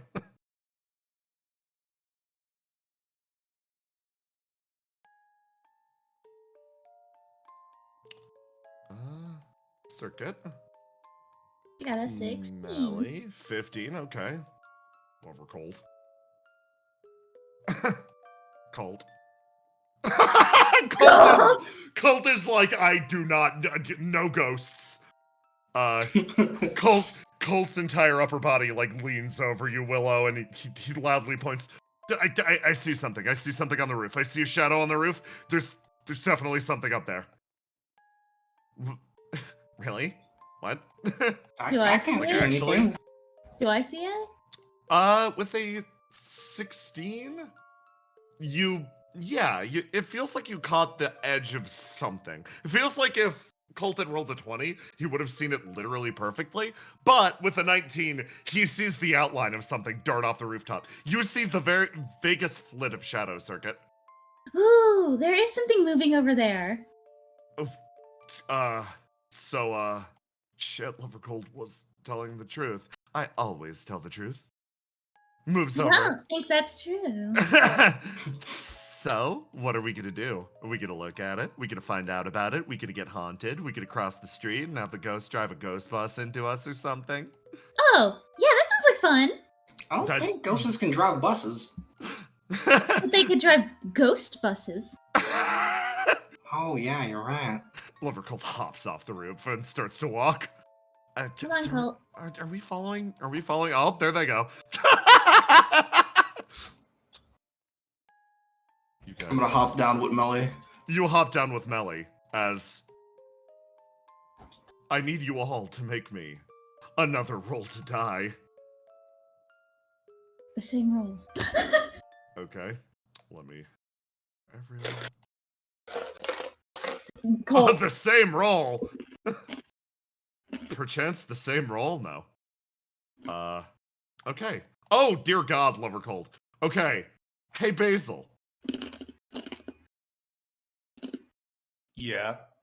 Give me a roll to do to avoid detection. I. And Everyone stops and stares into the street as, for a split second, they have a chance to look out and see Basil, and then instead, they catch nothing as the shadow darts its way down the street and disappears into the abandoned district. Devil man running. Devil man running! So attaching the camera to our crocodile now. I thought it was a joke. No. You run your way into the abandoned district. Basil, give me a roll to do. You listen to the area around, and you're pretty sure you hear the breaking of glass coming from somewhere. Do you investigate? Does it smell like what I'm looking for? It does not.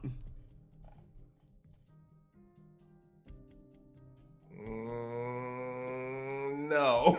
Okay, Basil, you hear the breaking of glass, and you keep on sprinting. You work your way through the abandoned district via the same path that you all took earlier. You make your way.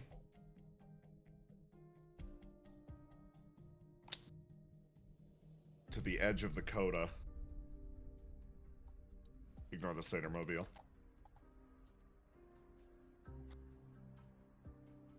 You see that great yawning abyss in front of you. I wonder what that broken glass was. It's quiet. I can only talk to myself here. Can. Your voices echo out exclusively to, well, you. And as they resonate out across the area, it almost feels like you're talking back. Hello? Hello? Give me a roll to do. Unfortunately, no matter how hard you pretend, it's only just you. Well, I'm glad it's just me and not like another me.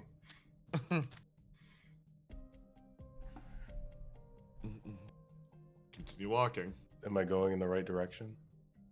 You know which direction you need to walk. Yeah. It's down below. Good thing I'm the most human. I'm gonna catwalk on the corner here. You catwalk across the corner and yeah, that's how we find get yourself. It's a baby in a Over the construction edge. site, bro. Baby in a construction site. You find yourself over the coda, and you feel that dead, yawning silence down below you. But it feels like the scent, that critical 20 scent, Dashing Maw is definitely down below.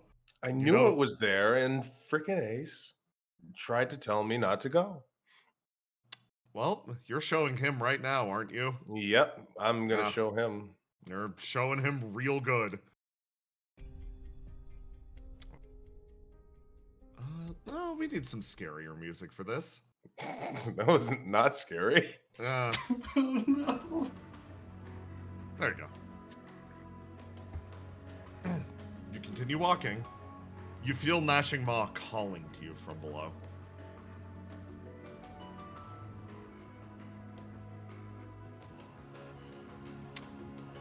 And as you work your way forwards, you feel the presence of almost no other life in the area. Not even the general static activity of demons. This place is, as before, devoid. A scar in the world. Feels quiet. Coda's closed almost. Or, Basil, give me a roll to do twice. Do twice. Excellent. I'm going to use the 20. It feels like there's almost a constant hum traveling through the coda, resonating with the world. It feels like the singer's attention is currently driven elsewhere now, though. Must be busy. Must be busy. Do I have any resonance with this void? With the void. With the silence? Or the concept of voids? With the concept of void. What do you call the opposite of resonance? You do have resonance. Repulsion? But in exact contrast with the concept of void, you are the opposite, Basil. You are full, or you are the being that attempts to fill oneself. Emptiness claws at your edges, but it is something that you deny. You make your way up to the elevator, and you open the door and you go inside. Basil, do you go down into the coda? Hell yeah. I'm gonna So- waste everybody's time. You swipe the card as Aura did through the side of the elevator, and it resounds with a. It Swipe it seems. again. It seems your ID card isn't allowing you into the world below.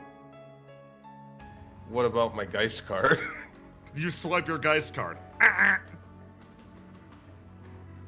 It appears that you haven't been given clearance to access the coda. That's messed up. That's not absolute free will. That's not free at all. What are the machinations of this elevator that I'm looking at? It appears to be suspended by some incredibly dense cabling on top. All right. You know what cabling's good for? What's that? Sliding down. You're gonna slide down the cable? Yeah. Here's the issue. There's a suspended elevator shaft. You will need to somehow get to the cabling via either the top. Well, to describe it, you can't access the cables without going through either the floor of the elevator or theoretically around the outside, or maybe like fucking with the cabling on top to maybe Okay. drop the elevator. What's your choice? Let's cut the cable. I fucking knew it. Give me a roll to do, Basil! Oh my god, Jay walked me through this entire scenario, and I was like, this is what's going to happen. Basil's gonna roll a nat 20 to find where it is. Go, destroy the elevator to get down. I fucking just knew it. I knew it, I said it, and it's happening in my fucking worst nightmares. Roll high enough to find Basil to help. No! Basil, you slice the cable and disappear into the void below, riding an elevator that screeches as it descends. Give me one more roll to do to slow your fall. Never fucking punished. Never fucking punished. Never punished. Never punished! Never punished! The elevator is obliterated against the ground, but you managed to slow yourself using the force of gnashing maw. Basil, you enter the coda and functionally destroy the way out behind you. That's fine. Jesus Christ, I'm focusing on someone else. I need time. You should have known. I should listen. Someone in chat, how's she gonna get back up? I don't know, chat member. I don't think Basil thought that far ahead. Hey Jay, you Yeah. got my messages, right? Yeah. Is that Okay. still gonna happen? I think, yeah. I'll message you in GM chat. I think I know how that's gonna happen, and it's, Jesus Christ. Okay, Ace. Oh, there's more. Oh shit. Okay, yeah. Yeah. Yeah, it's time for more Ace. Your turn has come back around. I thought I was done. Okay, let's go. Oh. The door opens and Riddle, leads you back inside. So, obviously that wasn't great for you. It wasn't amazing, you know. I want to apologize. Is there anything I can do to help? I'll get you water. I mean, yeah, there's not really much you can do to help. It's just, it happened. That's it. Really? You're experiencing... You said you knew a town, but you've never been to Ciala before, correct? No. Oh, I think Brennan just left over. Oh? What? What? I Oh, think Brennan's power Brennan just lost went power. It's fine. Oh! I never mind. Sometimes punished.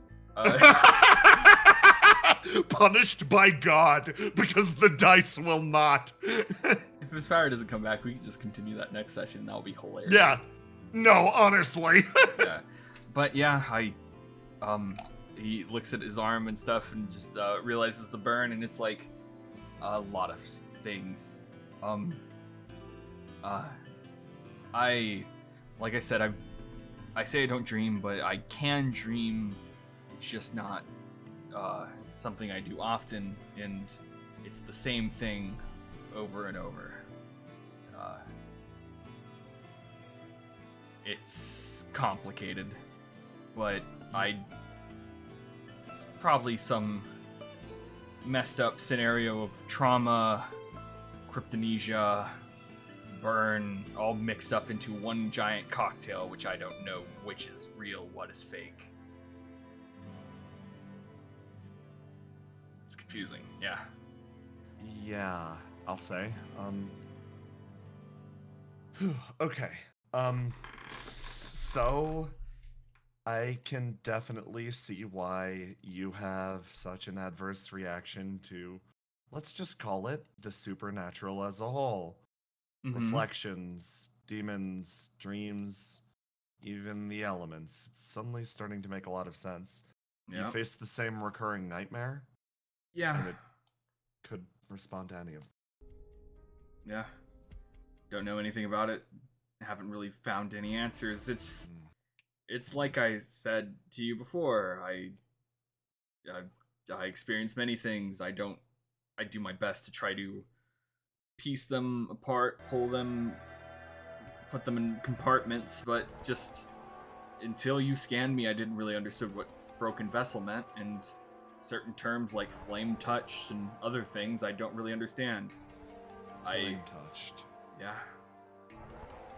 I heard about echo weapons, but they weren't invented yet until recently, at least. That, with my knowledge, there's a lot of things. Just how it is. So, well, first things first, I can say that your flame is incredibly touched. Brittle laughs. She actually like that. She's like, okay. Well, okay, I'm a little less worried about you now. The levity's appreciated. She, sort of shakes her head. I think, Ace, you right now are a person who has an incredibly sensitive flame. Let's call it that. You're able to pick up a lot of information ambiently from the world, from other people, from other sources. Yep. I think to some extent this could be the core of what Formless is. It makes sense. You can almost read people's actions before they ever occur. So you're saying this is some kind of, like, messed up pyromancy? She sort of, like, tilts her head and, like, shrugs, and she's like, more than anything else, I think it's an interesting state of being. Literally, you've achieved a different state of being. Yeah. Checks out. It's understandable. Like I said, not a 3 elemental creature, not a 1 elemental creature, but a 2 elemental creature. He just kind of shrugs. It makes you think about existence and, you know, other things. Yeah. So you genuinely do have a choice. Yeah. You can. If you plug the hole in your triangle, I think all of these nightmares come to an end. At least, best of their ability. Obviously, a lot of the scarring and trauma can't be undone by some magic cure, but we can theoretically bottle your flame up again, and you might be able to live normally.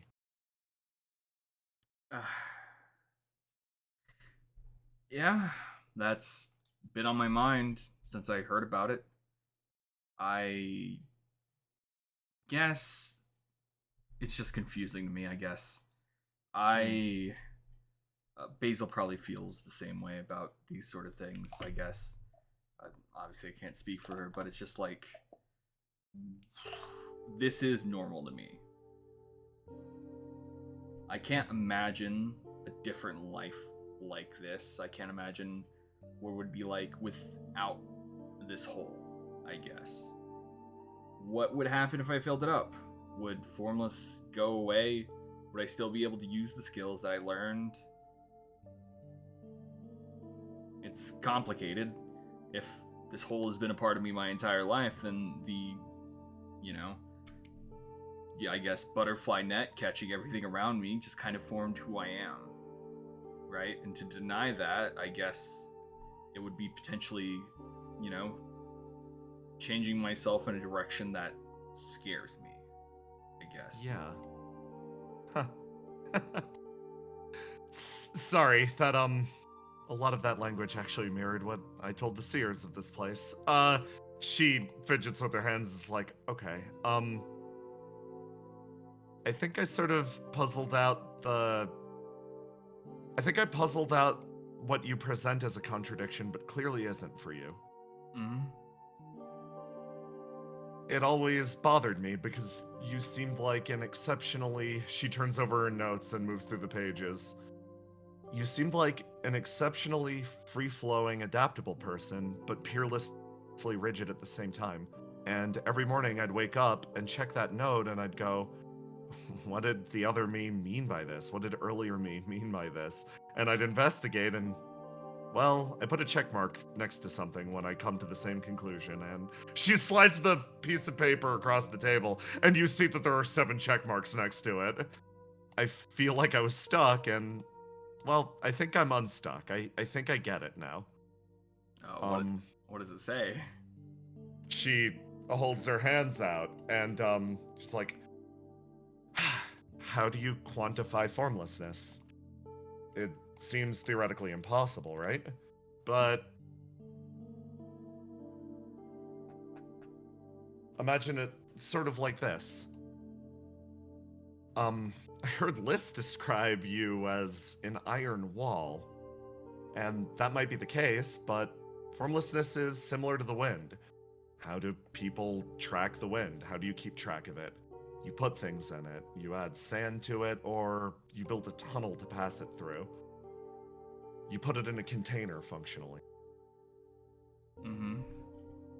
So if we call the container ascalatine, and what's on the inside formlessness, you're right now deciding, do you give up formlessness? Do you become purely and utterly ascalatine, or is the fact that you're a container built around something that's leaking out core to who you are?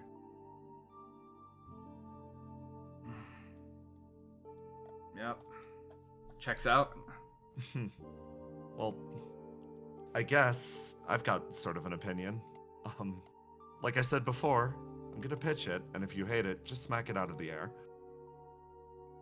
She leans back. I think I've seen you act as a Scalatine a bunch of times.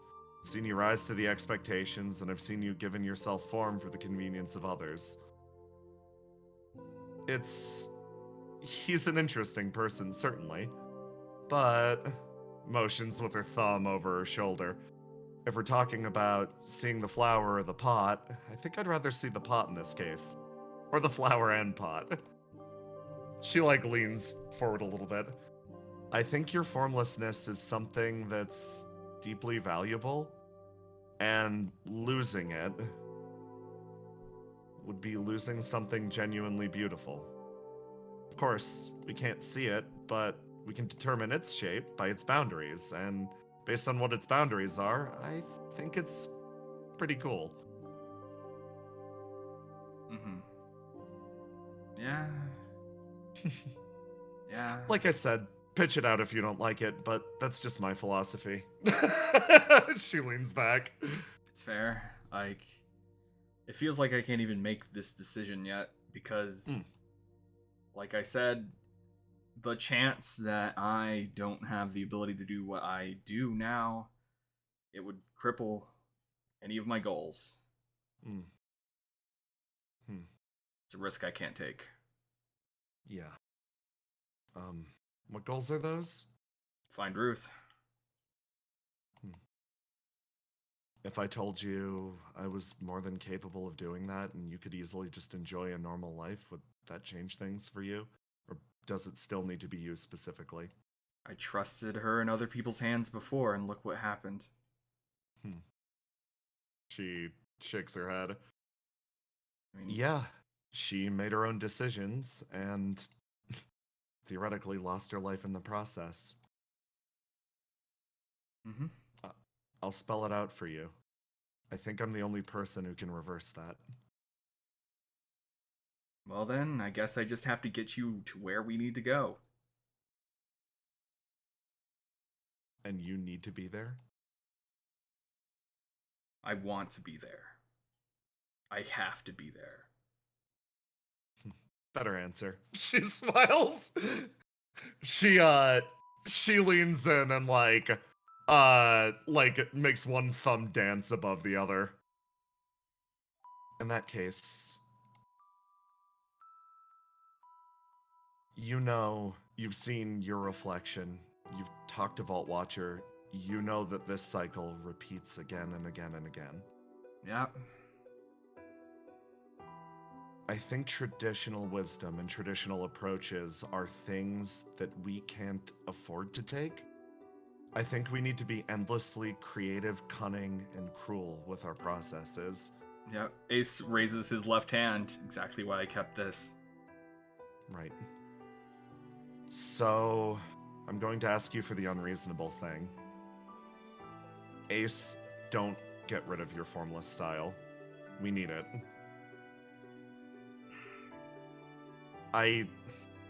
Up to this point, I was holding back on committing and saying that we need you here. That you're an important part in driving back the end, because I wanted you to have the choice. But as time goes on, it's to become clear that, well, you don't think you have the choice to begin with. So I won't mince words. You were a necessary part of saving this world. Or, if not this one, the next. It's up to you if you want to make that decision. If you want to turn me away, that's completely fine, but we need you here. We need you here with that power you have. Yeah. I've realized this. Seeing other me's or people claiming to be me, I need to find some sort of cheap trick or answer to solve this problem, because God, going about this whole coda shit honestly is kind of frustrating. We need every single cheap trick we can possibly manifest. Yeah. Before, you said you were afraid of sacrificing, correct? I am afraid of sacrificing, but I realize sacrificing is one of the only things that can get you by sometimes. If willpower and manpower was the only thing that could cause the coda to go back to where it came from, save this world, it would have already been done. I would already have that. But every time I find myself falling a little bit short, I just have to give up a little piece of myself. She nods. You said you were an optimist. I guess you could call me a pessimist. She puts one hand down on the table, compares it to the other. Ace, based on the size of this struggle, we've already lost everything. Whether we like it or not, time will make sacrifices of us all. It'll take away absolutely everything we care for, and no amount of power will be meaningful before that. The only thing that we can fight for at this point is for a measure of it back. We're not fighting to protect what we have. They've already taken that from us. We're fighting it to strike back against them. I understand what you're saying, but I don't think I can really agree. They haven't taken everything from us. We're standing right here, doing what we're doing right now, right? Now, there's some pessimistic view where you can say they've taken what we want because we have to deal with this situation, and thus our lives aren't doing what we want, I guess, but there can be life after this entire situation. I don't think we should throw anything away that we don't need to. Measured sacrifice is how you deal with this stuff, okay? Because what's the point of a future if you're not the one living in it?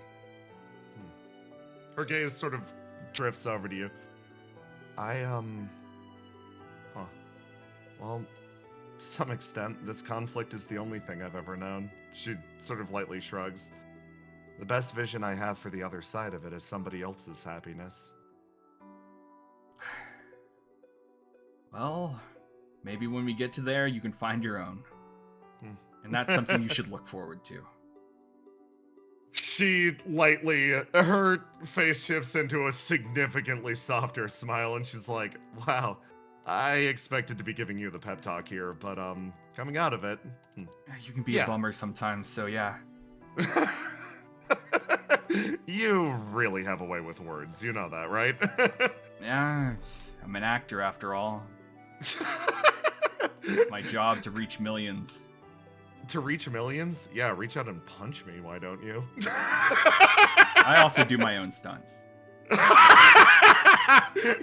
She walks around the room and is like, okay, so at the very least, I'm gonna trust you. We're in this together, etc., etc. Mm-hmm. Is there anything I can do for you while we're still here? Anything that genuinely is still upsetting you? No, She starts to shift around in the back. not really. I mean, he thinks about it. I don't think there's really much I'm upset about that can be solved at this instant. Hmm. I mean, the reason I'm here in the first place is that I'm upset. Hmm. And it's not like you can just reach out and solve that problem, because if you could, you would have. Oh, try me. She sits down on the pillow.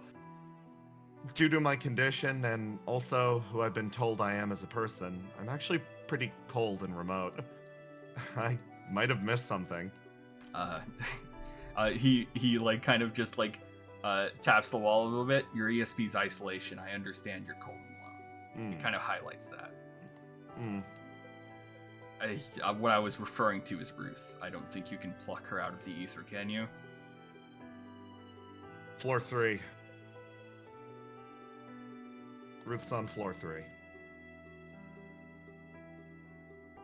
Riddle's quiet. He doesn't know how to respond to that. And you knew this entire time, or did it just come to you? Confirmation based on the readings you got the other day.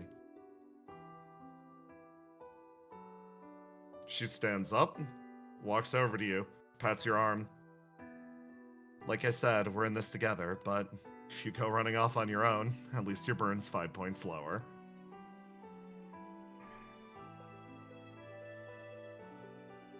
She starts to walk over in this direction. Sorry, sometimes I can be at least a little devious. I knew if you knew, you'd probably want to rush off immediately, but taking time to cool your head seemed wise. Got a long car trip back. Think about it. Don't rush off into the coda alone. That's how we lose people. Mm-hmm. Yeah, I think I left something in your room. You can talk to the Seers real quick. Oh, okay. What? She's gonna move over and sit down. Ace is just going to walk into Riddle's room, Yeah. close the door, and just start crying. Yeah! And the night grows long. Fuck yes! Oh boy! Hey Jackson. Jackson, you're muted. Hey, yes, I am here. You ready to go back to Heck? You ready to go back to the clown fiesta? Yeah, woohoo! What way to follow up one of the hardest hitting scenes I've ever seen.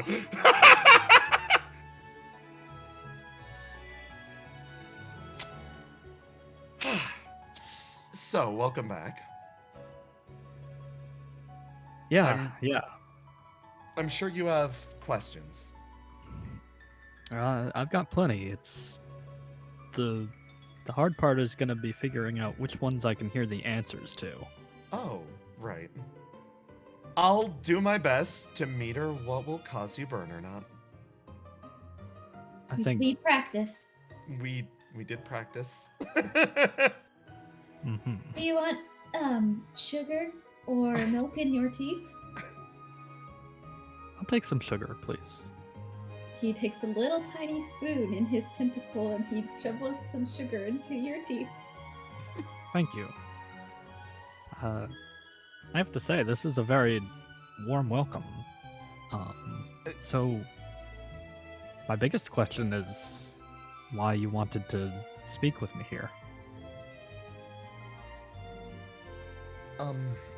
Right. Well, serious business first then.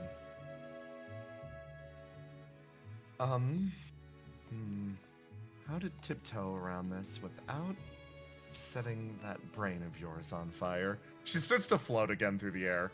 This time, dangling lightly. She places herself against an invisible surface and just hangs. So, I wanted to know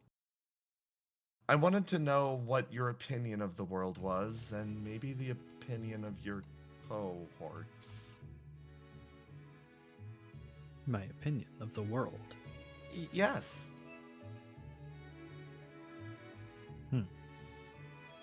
It's kind of a broad question. I understand. Actually, that makes a lot of sense. I'm starting to understand the confusion.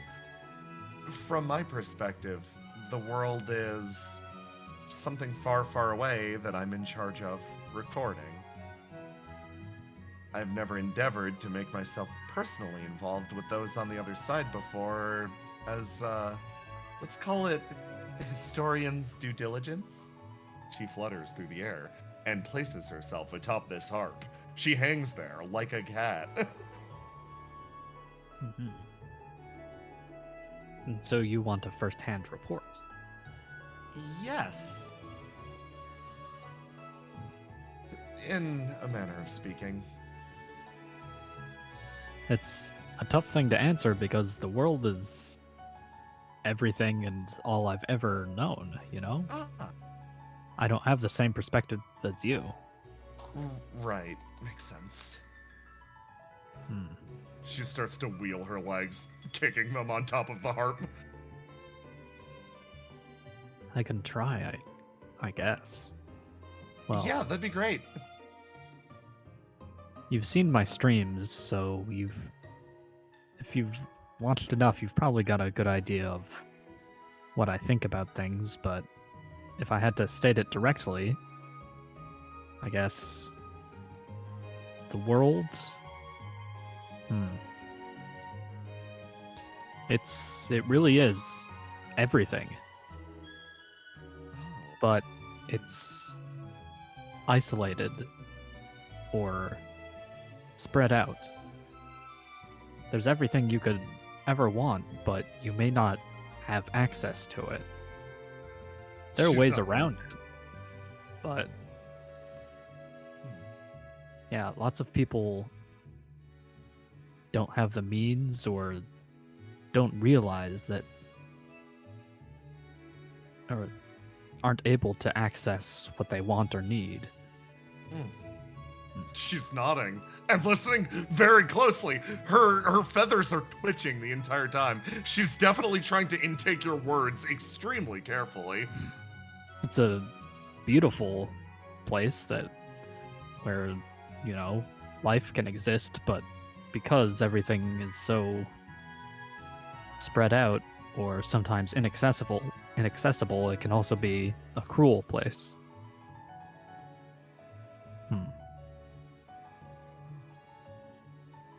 Is that the kind of answer you were looking for? I think it begs another question. How do you content yourselves with simply living as one person or one identity, I suppose? Watching from afar, seeing so many brilliant lives, I think I would grow immediately and immensely bored being one person and immediately want to shift to another. Well, that's because I'm lucky enough that I can reach out and interact with all those other people and all sorts of countless interesting folks out there. I can watch them, I can interact with them, I can befriend them and get to know them, or I can choose to stay far away from them.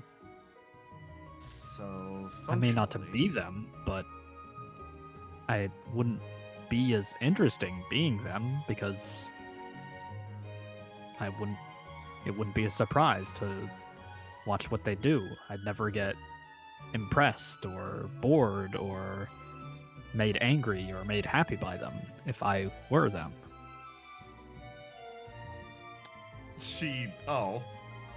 Theo seems to really like that answer. Oh wait, hold on, let me. Oh Sorry, wait, I'm- no, she Oh doesn't. wait, no, she doesn't. I've got to drop first. Yeah, Theo loves that answer. Holy shit. Her mouth opens. She's like, oh, I never really thought of it that way. Okay, this will be important for the records. She sort of smiles. So, that is a thematic through line that I see appear a lot. The value of communication and connecting with others. It's something that you genuinely believe. It's not just a fairy tale thing. It's something that I believe, and I think it's central to everything that I am. And it's probably Noted. to a lot of other people too. She slides down the harp. All right. I'm running into something of a problem. I have business questions, but I'm also delighting in the conversation that's more personal. Wondering which I should focus on. Well, as long as we're careful about my burn, we can take our time and have a longer conversation. Right. Yeah, that's a very good point. She leans in. So, I have a question about your organization. You mean Opia? Yeah. There are a few people there, and she struggles. She's like, I want to talk to you about the tormented that you have in your number, but I get the feeling the call will be cut off again if I approach that subject, so I'll avoid it. Her face suddenly gets a strike of pain. Instead, I'll ask the more pressing question for me. Basilisk Kid is amongst your number, right? Yes. What do you think of her? Has she been a good human?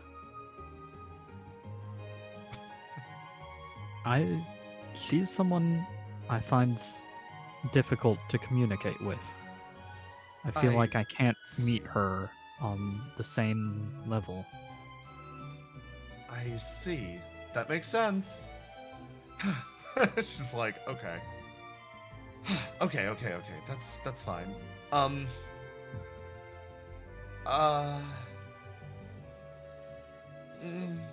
I actually have a question. Yeah, of course. Assuming you can answer it without, harming me too much. Right. Why do you think Opia might consider you an enemy? She sort of sighs. Because objectively speaking, I am. I'm directly aiding the end of the world.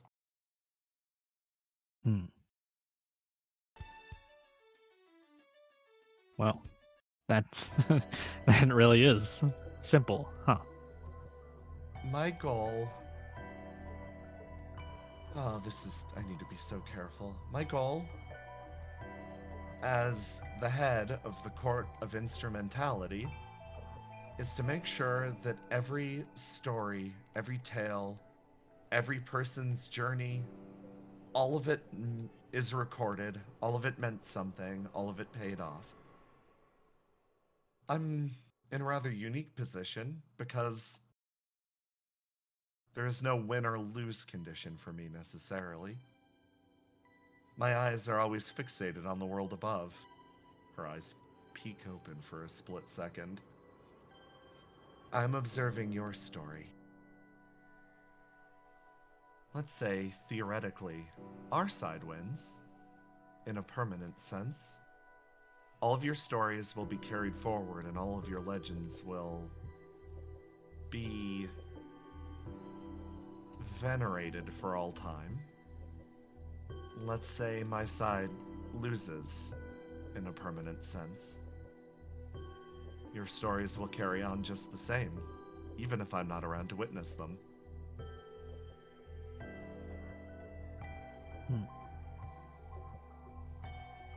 So, you say you're a historian, but you do have a side in this.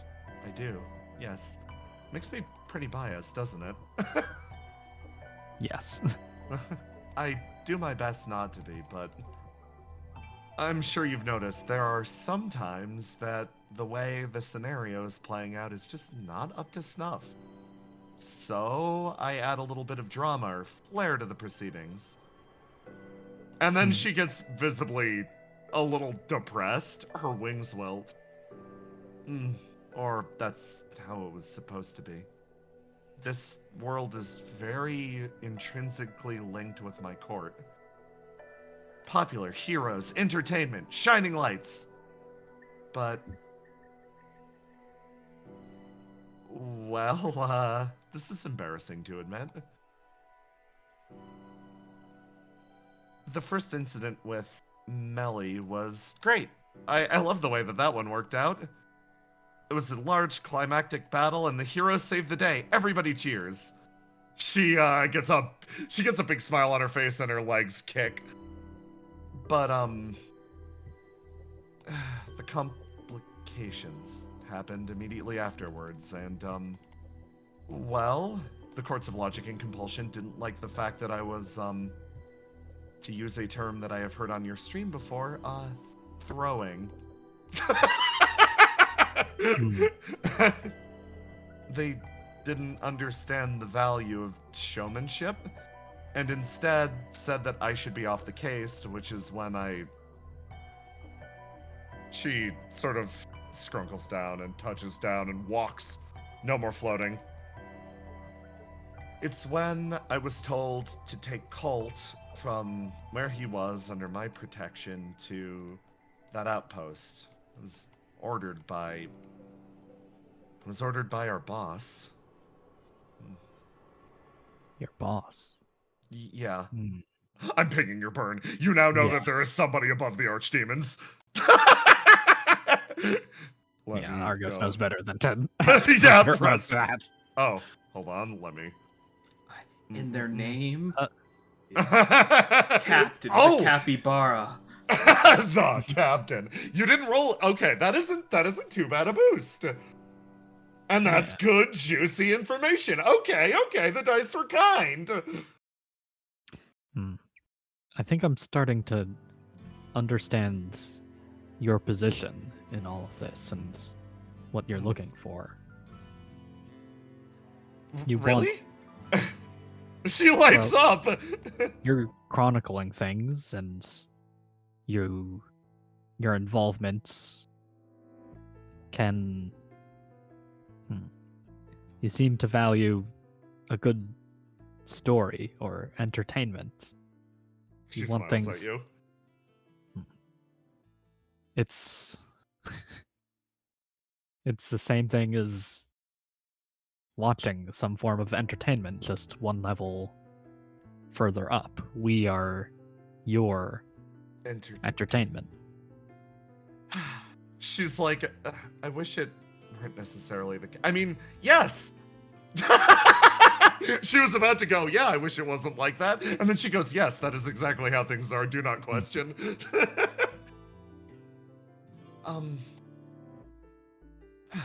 Each of the demonic courts has a goal. We each have a stated goal that keep us working together. And our boss is part of that goal. She's the main person who makes sure we all work together. Theo's being so fucking careful right now. My goal, for example, is exactly as stated. The Court of Death has a very different goal. The Court of Logic has its own. The Court of Compulsion has its own. The Court of Beasts' goal is I could probably share that one, right? She says, looking over to the Steward of the Stars. I don't think that'll ping that much burn. Mm, are you sure you want to risk it? I think it would help for maybe giving perspective. We could say the courts of my guys. Yeah, well, Yeah, wait, which because guys? they aren't that bad. Beasts in Innerworld? That I don't think anyone will get mad at me for that. Well, our goal is pretty simple. I don't think that one will cause any burn. Yeah.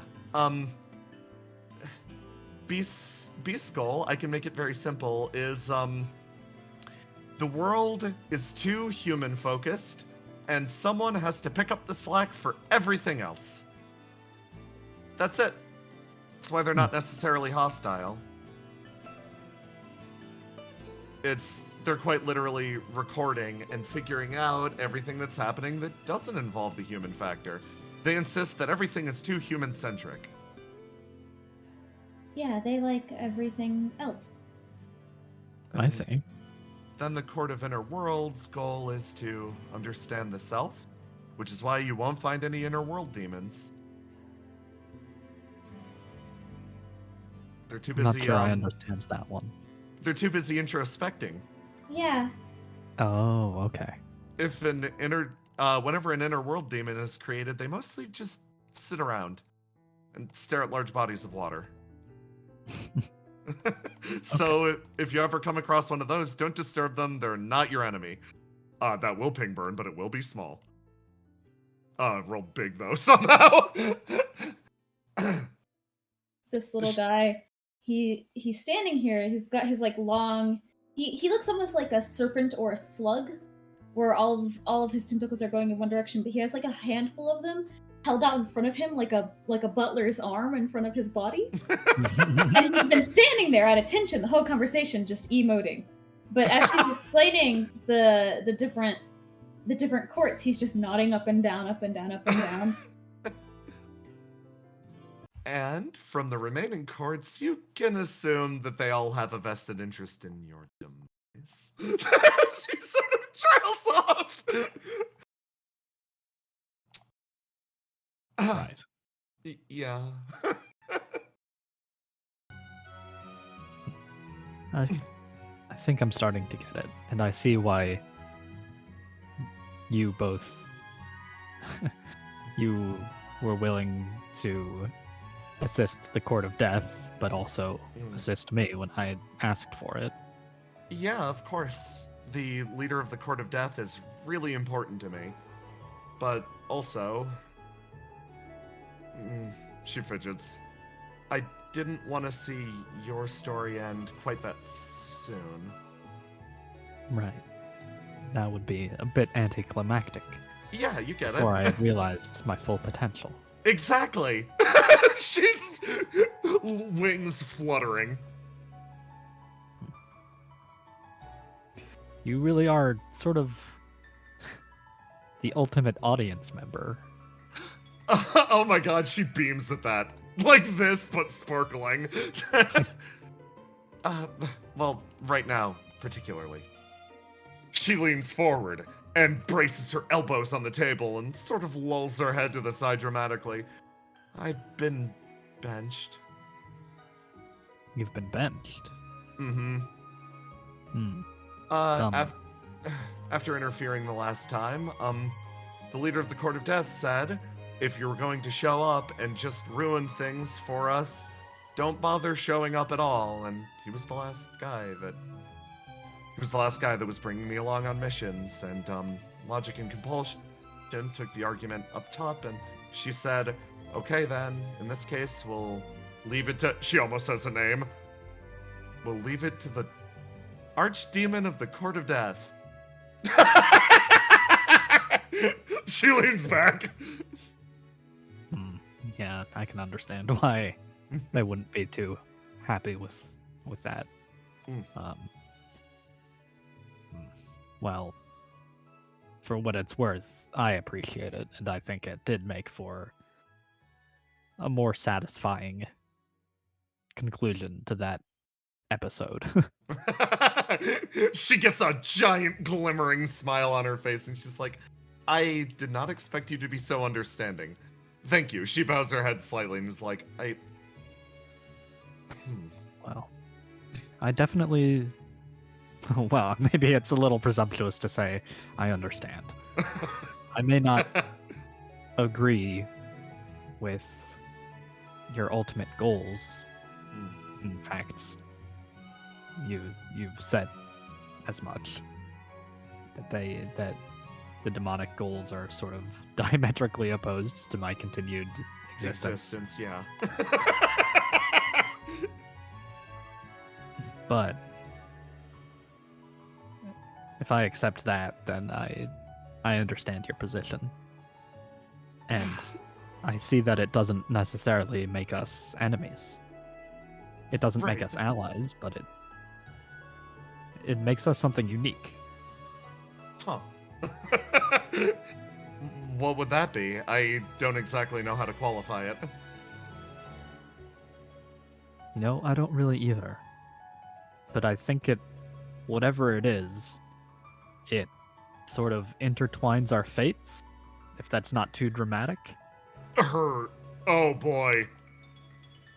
You in the back see her entire, every wing wiggle up to the surface, and she makes this face, but also combined with this face.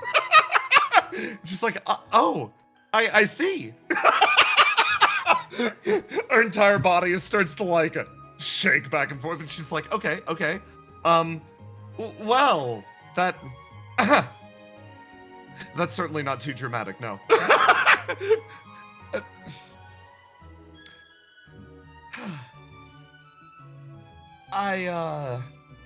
Slightly embarrassing to admit, but,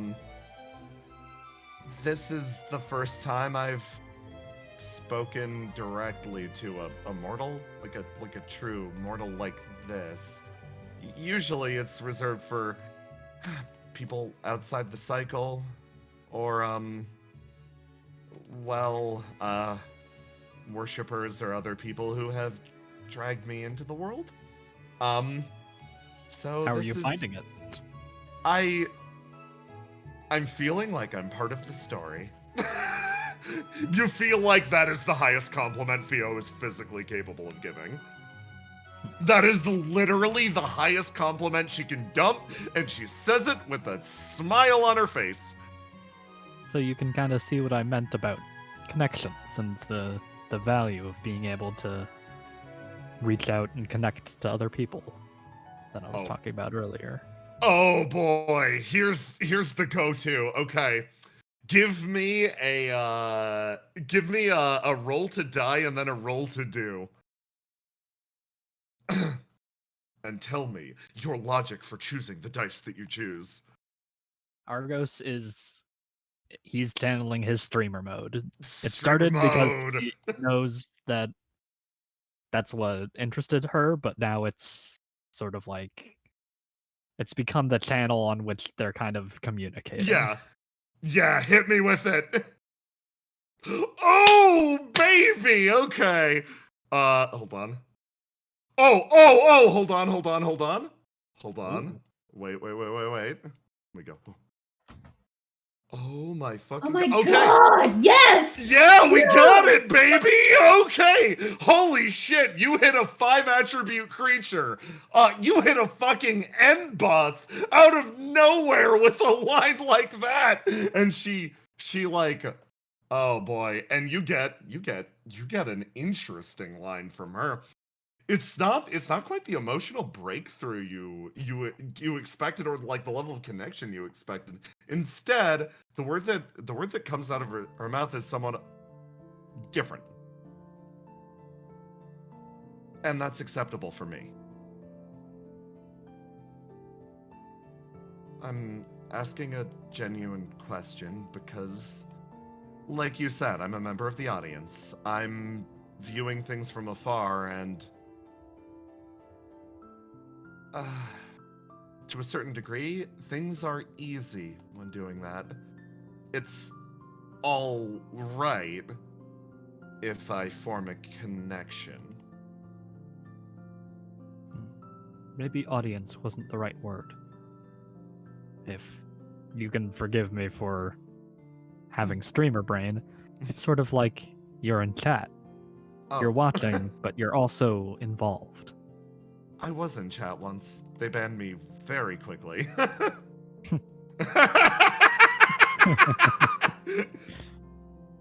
Yeah, my mods are quick.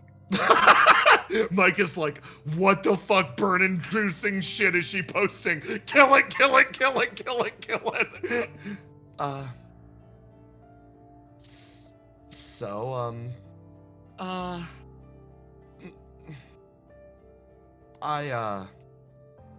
Where I'm from, there aren't many people.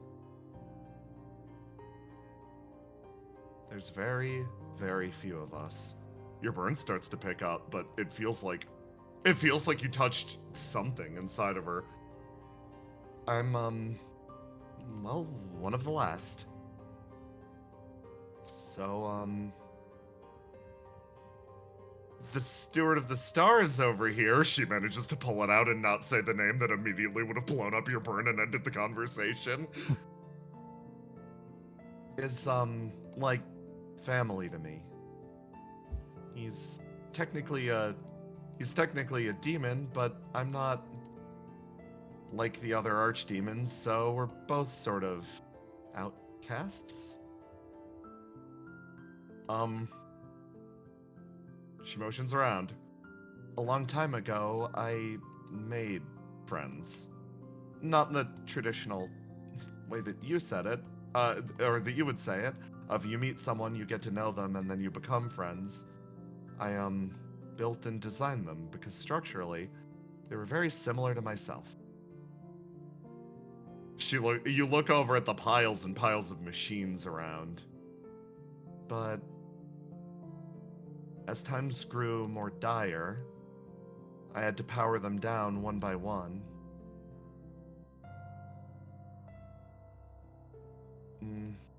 On the other side of this, my wish was pretty simple. I wanted to see them again. I wanted all my friends to turn back on. She jangles, her jewelry shaking slightly. But I find myself now, I don't know if that day is ever going to come. The flame shortage is so intense that it seems like every last little spark is being used for the effort. So... I know this is asking something heavy. Is it alright for me to form a connection with someone so far away?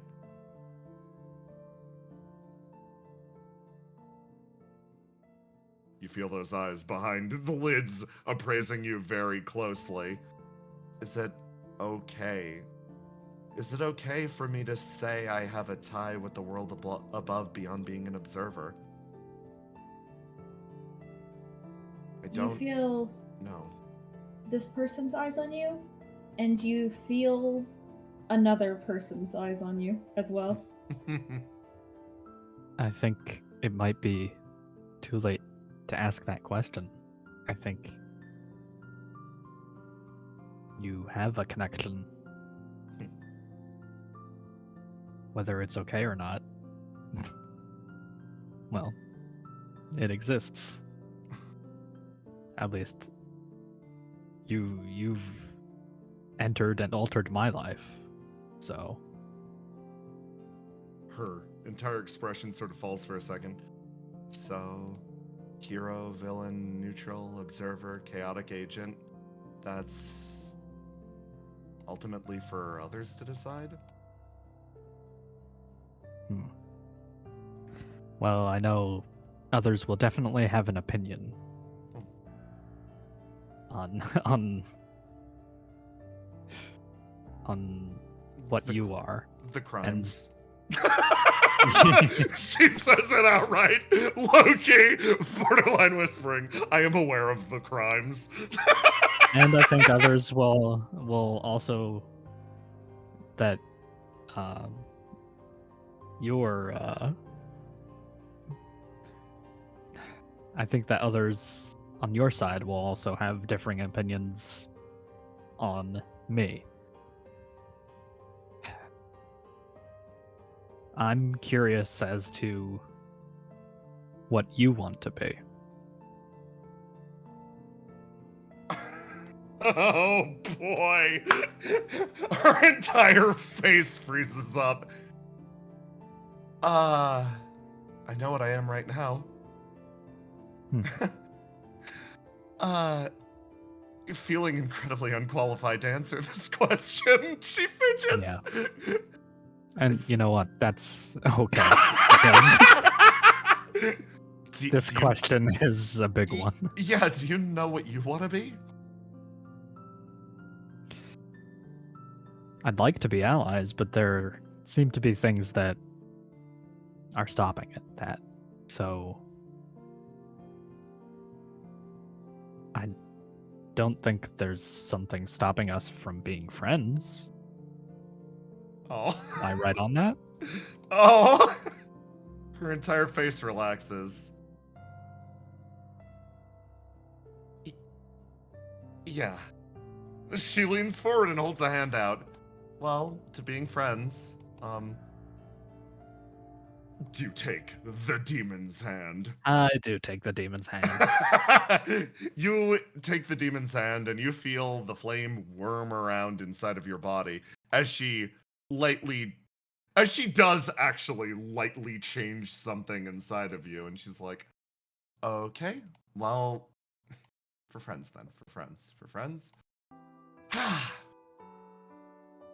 You feel all of that fire sort of dance to the tip of one of your fingers. She's like, those are the parts of you that I have functionally, heavy finger quotes, possessed. We call that because it is the way the demonic courts show ownership over a mortal life. It was originally organized by the Court of Death to say that this soul is possessed by death. It already has a predestined goal. The rest of the courts quickly followed suit. I'm pinging your burn. Oh. You don't have to hit it again, you know. However, in this case, what we talk about possession, what this means is the Court of Instrumentality is attuned to you and your location. It is, if your elemental wall functionally falls, it is capable of guiding you around by the very elements that it controls. Every person, whether they're aware of it or not, is made up of more than just the base 3 that you all are aware of. Your burn again, I'm so sorry. She's so... Oh, 1 point. She's so fucking chatty. You all can be guided around if your burn level is high enough. In my case, I have an immense amount of influence over this world because humanity is an element that I technically govern over. I'm so sorry. I'm so sorry, Argos. Whack, whack, whack, whack! I think he gets pulled out of it again. I think she hits him like 4. I think that she hits him that many times and he gets yanked out. You get yanked out again. What? Oh. Are you okay, man? Yes, technically.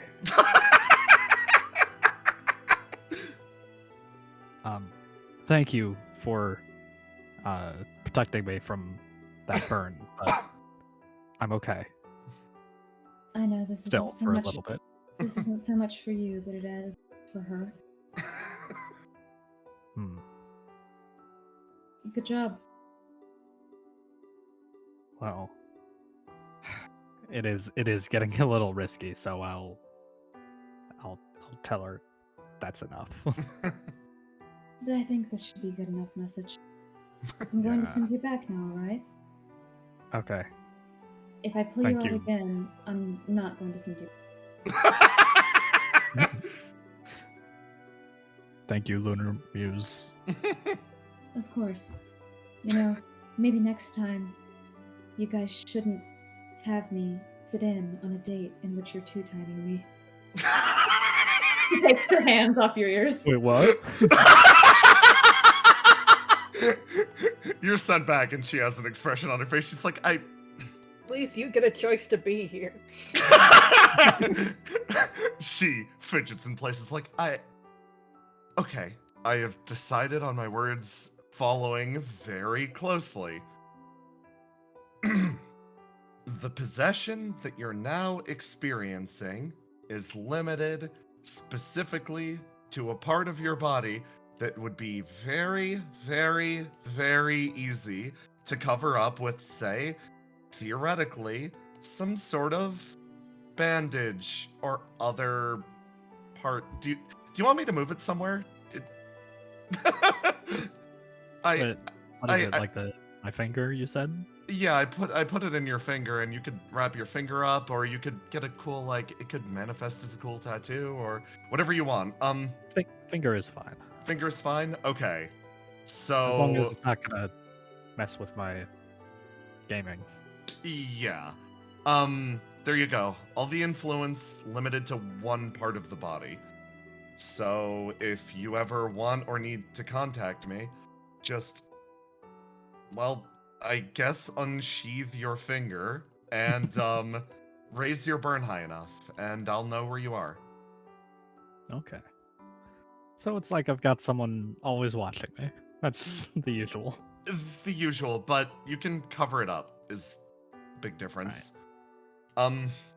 Possession, how I usually handle it is, I try not to influence people's waking minds, but if they're asleep and say need money, I'll tell them to go rob someplace because that's where money is.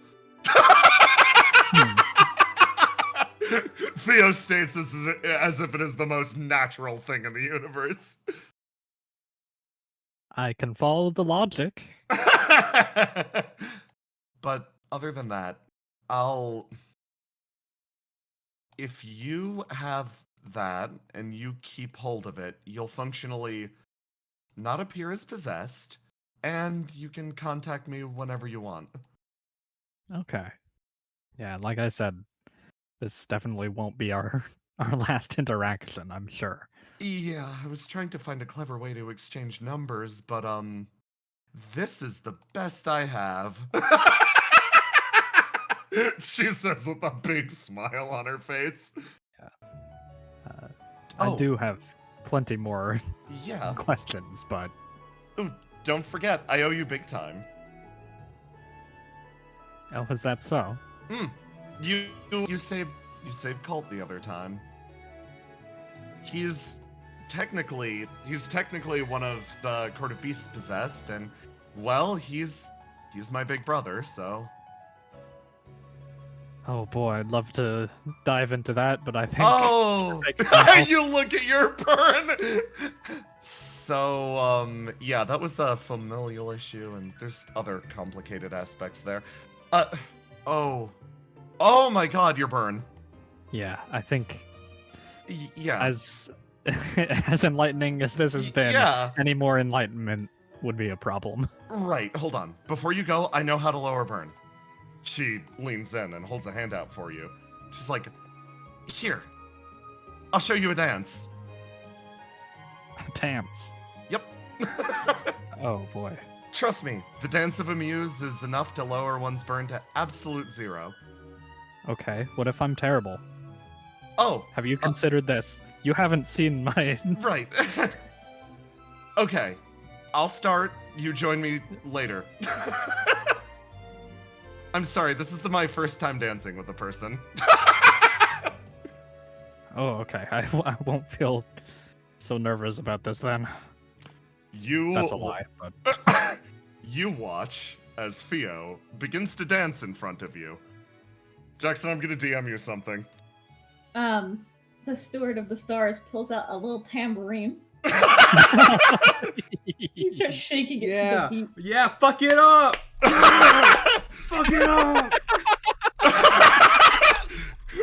Back in carte blanche, your burn is now 0. This is like half an hour later, by the way. I should register.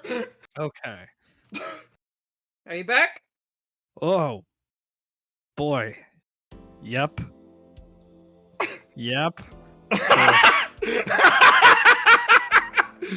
I feel like my mind's got expanded 3 times today. Damn, I've seen some of your streams. That's saying a lot. Argos puts his head on the table. Yeah, just hang out. You can stay as long as you want.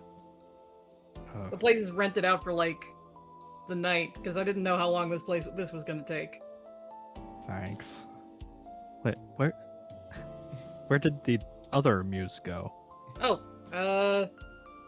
I have no idea. She paid for your drinks though. Oh.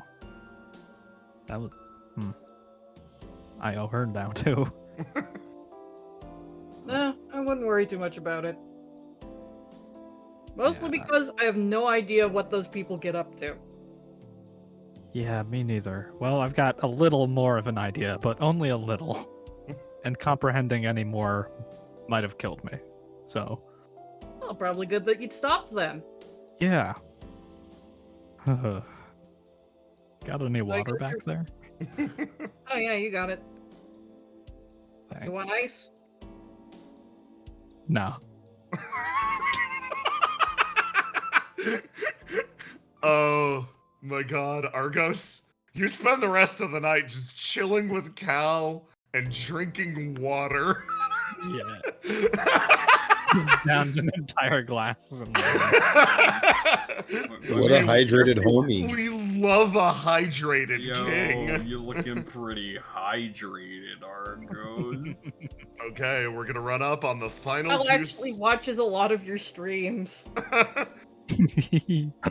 We're running up on the final 2 scenes of the session. So,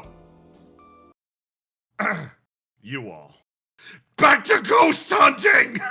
The whiplash! The whiplash! Let's go! You all have found your way onto the roof. Isn't this a multiple story building? Yes. You have carried, so, these two, and Lover Cold is a liquid and has ascended on his own. I don't see anything over here. Are you sure? It's like looking around. Colt's like, I don't know. I don't know.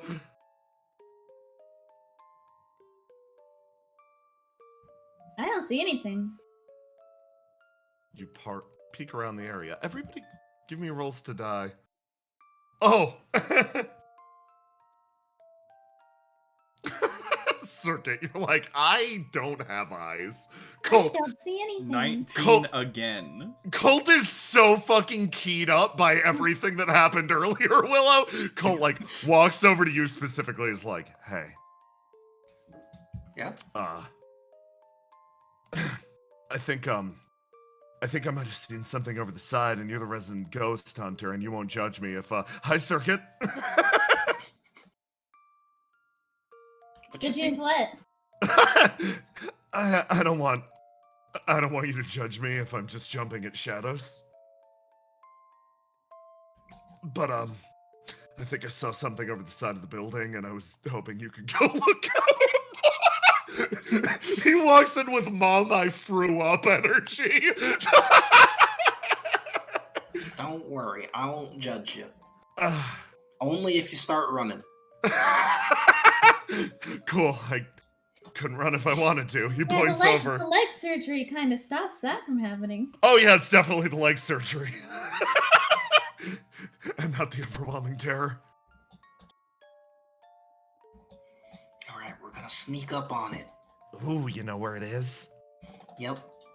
Colt says just right over this ledge. So, unless it's nothing, then I didn't say anything about anything. Melly peeks up with you. She's like, by the way, Willow, this ruled. Oh yeah, it's super fun. I kind of want to be a hunter now. Also, Circuit, Yeah? you're badass. Thank you. Just like a thumbs up from down the line. Colt quietly is hiding behind Liver Colt. You actually do see something emerge from the ground. A large Akodan demon, almost glitched partially into the ground, yanks itself up and out and starts to steady itself. And Millie's like, whoa, holy shit, okay, this was a real one, actually. Wild. It's not a ghost. And then, everybody give me rolls to die. Yeah, that makes sense. Willow, you're like, you're ruining my date, you're ruining my ghost hunt. Circuit, you notice something. You notice someone also on a building top watching the same thing with a very, very close stare. He hasn't jumped either, but he's watching this thing. And like, you feel the intensity of his stare.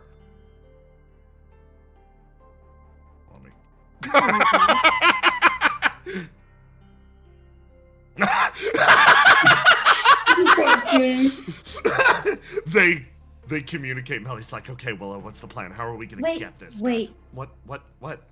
Hold on. I'm communicating. She puts out an arm in front of them. You're communicating to who? She doesn't. Demon? She doesn't. My eyes, your eyes. Points at the demon to Uno. My eyes, your eyes.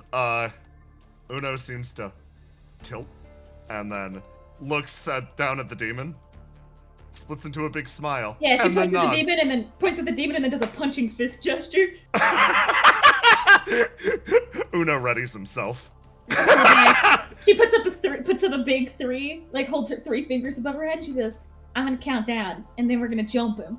Oh, it's just a demon, thank God. Colt says from the 2, 1. And then everybody jumps. Everybody give me a roll to do.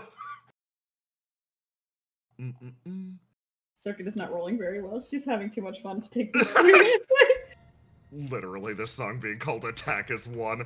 Willow with the 8. Colt, you're gonna do something. Oh, thank God. Colt's like, oh, thank God, it's just a regular thank demon. God, it's just a demon.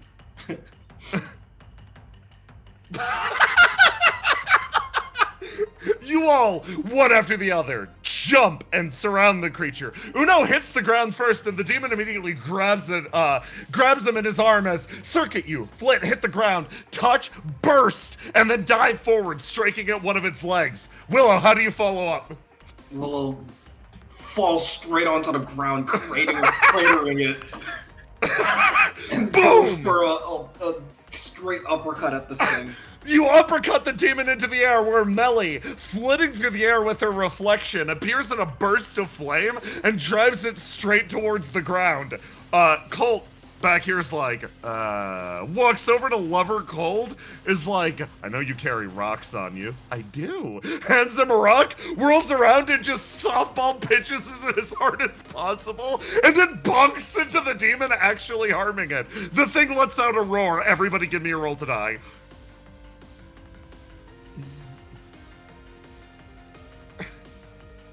Okay, miss.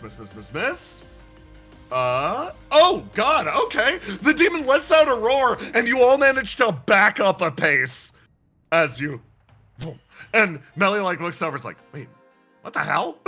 Looking over at Uno. Everybody, give me another round of rolls to do.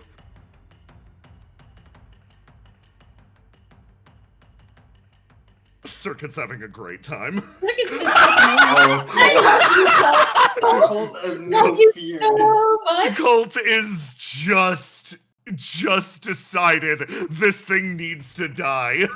Everyone's like struggling around, and like you manage to wheel its body around as it swings fist after fist. You whittle it down. All of your attacks, driving down its stamina as Colt walks over, is like, hey, and Lover Cold's like, what? Get me down there. What do you mean get you down there? You're like a liquid, get me down there. He's like, okay.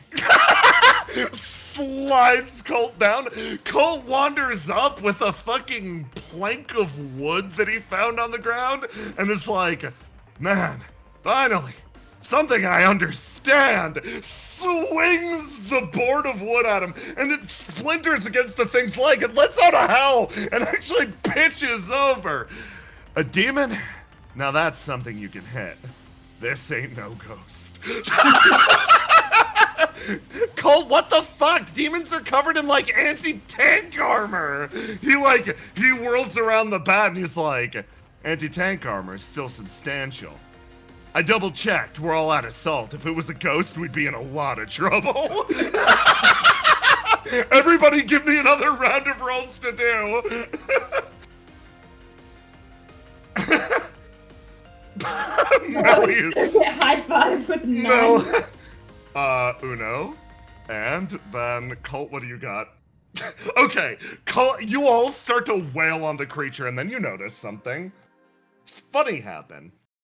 Uno leaps into the air, lands atop the creature, and you notice as the fire that is leaking from this thing's body begins to circulate and flow into him. Seems to deactivate for a second. The demon almost seems to give way and collapse under his feet as he touches down on the ground, and there's absolute silence. He holds perfectly still.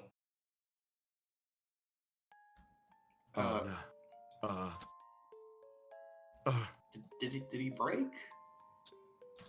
No. Wait a second. Colt points. It's the techno vampire. Wait, this is the techno vampire? Oh my god! He stole the flame.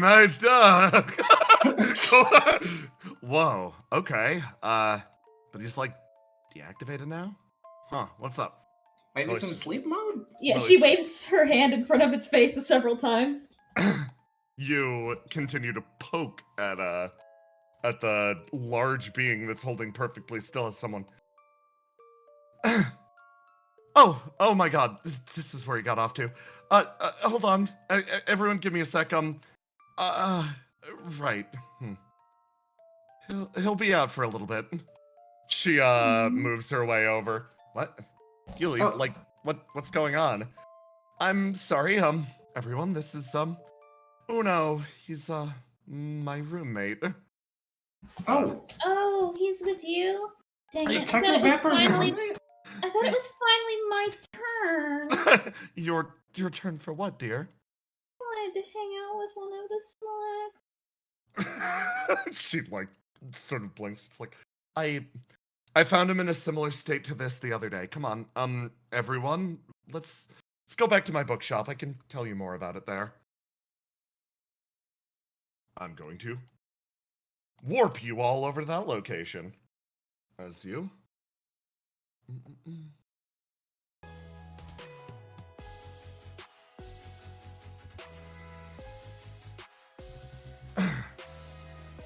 Well, welcome everyone.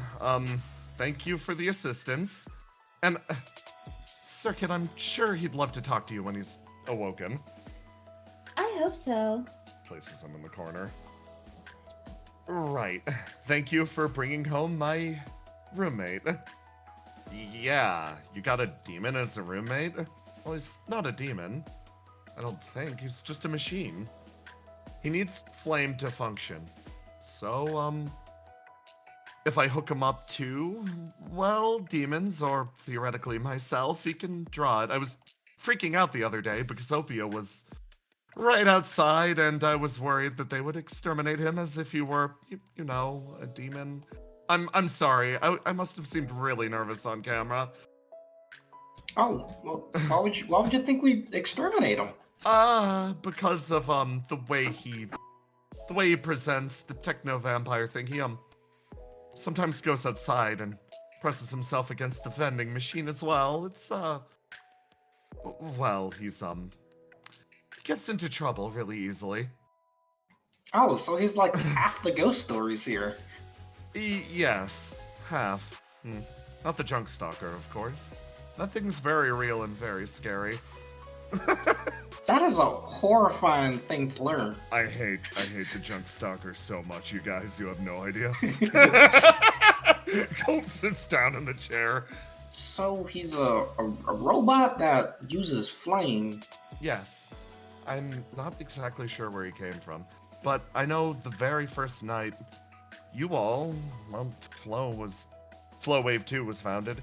You all engaged him in, Mortal Kombat, was it? Yeah, I think it was a little bit of a misunderstanding. I think we both thought we were, enemies. Right, She sort of looks over to Circuit and then leans and is like, I think he still might believe that. Oh, is he, like, hiding from us? No, he is biding his time until he can have, quote, an honorable rematch. Oh, that's kind of cute. He says that you are quite fearsome. Ace Galatine is extremely gallant and powerful. Basilisk Gid fights with the ferocity of a monster. Argos is a shrewd tactician, and Riddle Arendite should fight fair and square up and actually engage him. I don't think you should allow him around her. Riddle always fights fair. I don't know what he's talking about. I think he's looking for fisticuffs. Well, maybe he should take her condition into account. I will register this with my roommate when he wakes. Good. You hear a... Oh, you go. Oh, just, besides fighting and all, if he wants to just talk, we can talk. I'm kind of curious where he comes from. There's movement on the other side of the bookshelf. And he slowly powers on. Stands up, draws to his full height, clearing the bookshelf. Starts to walk. Places himself on the other side. Seems to blink, looks at you all. Blinks a few times, seems genuinely surprised. Freezes. Don't worry, we're not here to fight. We're not gonna throw down right now. I know you're not at full power, and I don't think we have a reason to fight. He nods. Then seems to stare at you, Willow. And he just remains staring. Do you know me? Moves over.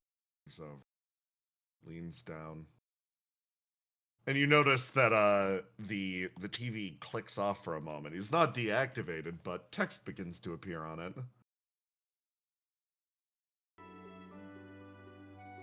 A few words spell their way out across the screen.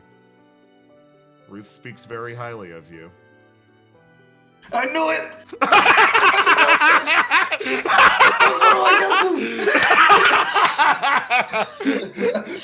The TV clicks back on. Ruth? Wait, you know Ruth? Tell her on me. Big smile on his face is like, gets a look and like tilts is like, no, you know Ruth. Tilts head slightly, and then assumes a stance.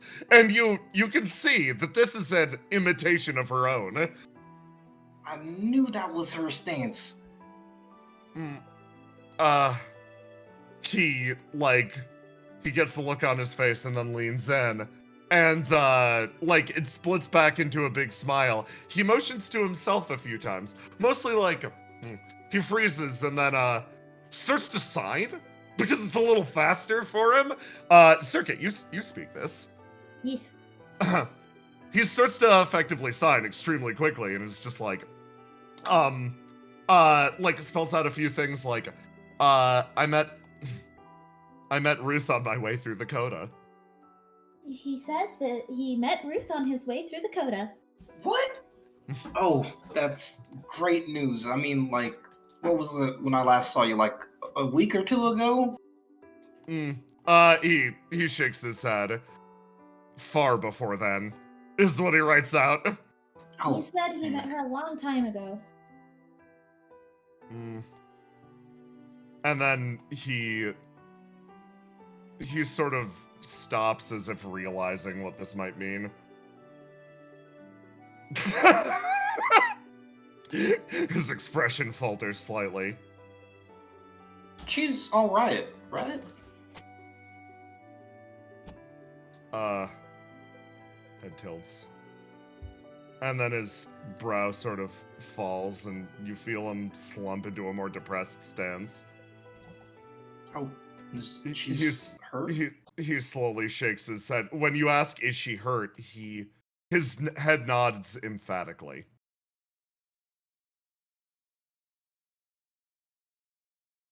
Hmm.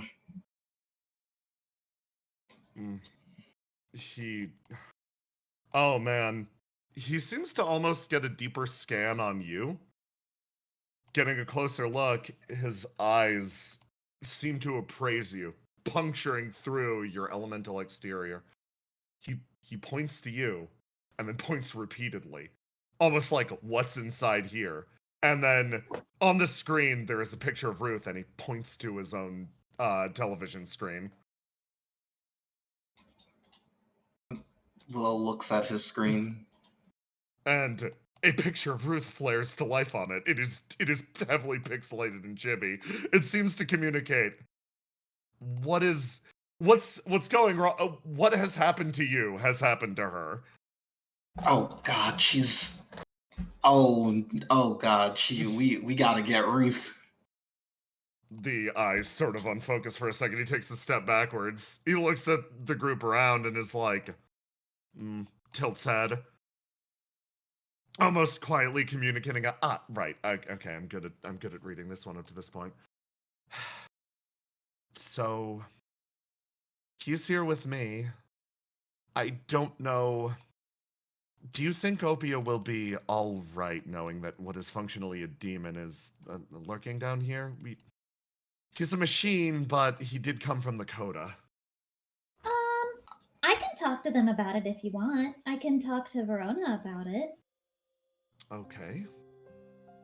Yeah, can you help smooth things over? Cause I trust the little robot. He's nice, and we had a demon attack early. Wait, I don't think I'm supposed to say that. But we had well, I already said it. So we had a demon attack earlier, and it wasn't really an attack. They just kind of came over and said hi. It kind of scared us. Right. She like looks over at Uno and is like, well, he'll be staying here with me, at least in the immediate future. If you need to come by and ask him questions, or maybe, She trails off. Do you want to tell them? His eyes light up. He quickly signs a few things. He doesn't know the way home. Where's home? Where's the location? He points down. Oh, you don't know how to go back down there? He nods. You remember how you encountered Uno. He jumped on a Geist soldier that appeared in front of him, and then engaged you in glorious single combat. He was then dumped out in the world above. This robot has been living here ever since, blending with the populace. He is utterly unaware of how to find a way back. Oh, So he tilts his head. I can show you the way home, but do you want to go home right now? Here, let's make a deal. We'll come with you, and show you the way down to home, but you gotta show me where you found Ruth. His entire body arcs up, and for a second you feel an overwhelming heroic majesty. He holds out a hand to you. And this is a promise. Bam! You meet arm to arm, and you feel the hero's resolve ignite. The two of you connect. You make a vow. When that day comes, he will travel with you into the Coda, and he will show you the location that he found Ruth. But, speaking of the Coda itself... Yeah, what up? Oh, no. Let's fucking go! Yeah, Roman, yeah. DM you something. Yeah. Go into And nothing bad happened. And nothing bad happened! So you see why I was excited for this episode, where I'm like, literally 9 million things can happen in the next episode. I'm not sure which one it's gonna be. And we get this outcome, and I'm like, Willow making friends with a robot, though. You got the big man. Okay, let me check my DMs. Now I'm gonna have to spend all this time explaining everything to Melly. Yeah. Yeah.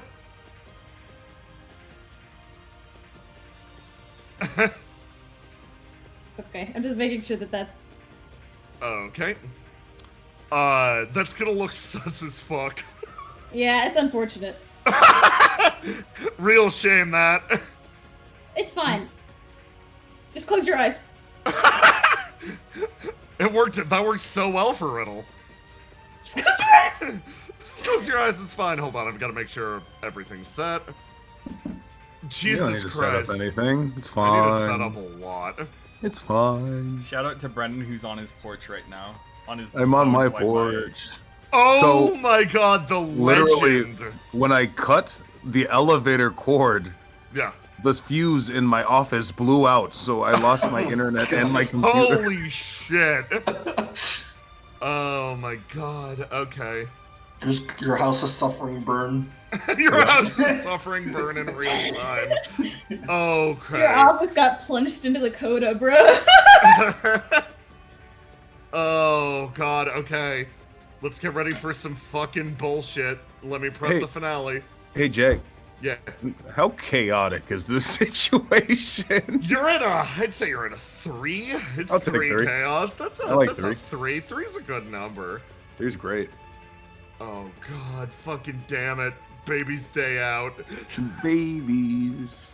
Day out. Okay. Let me grab a few characters. Oh, this is about to go potentially very spicy. It's fine. Just close your eyes. Just close your eyes. Okay. Jay, I have. Oh my God. Yeah, yeah. Yeah. Oh.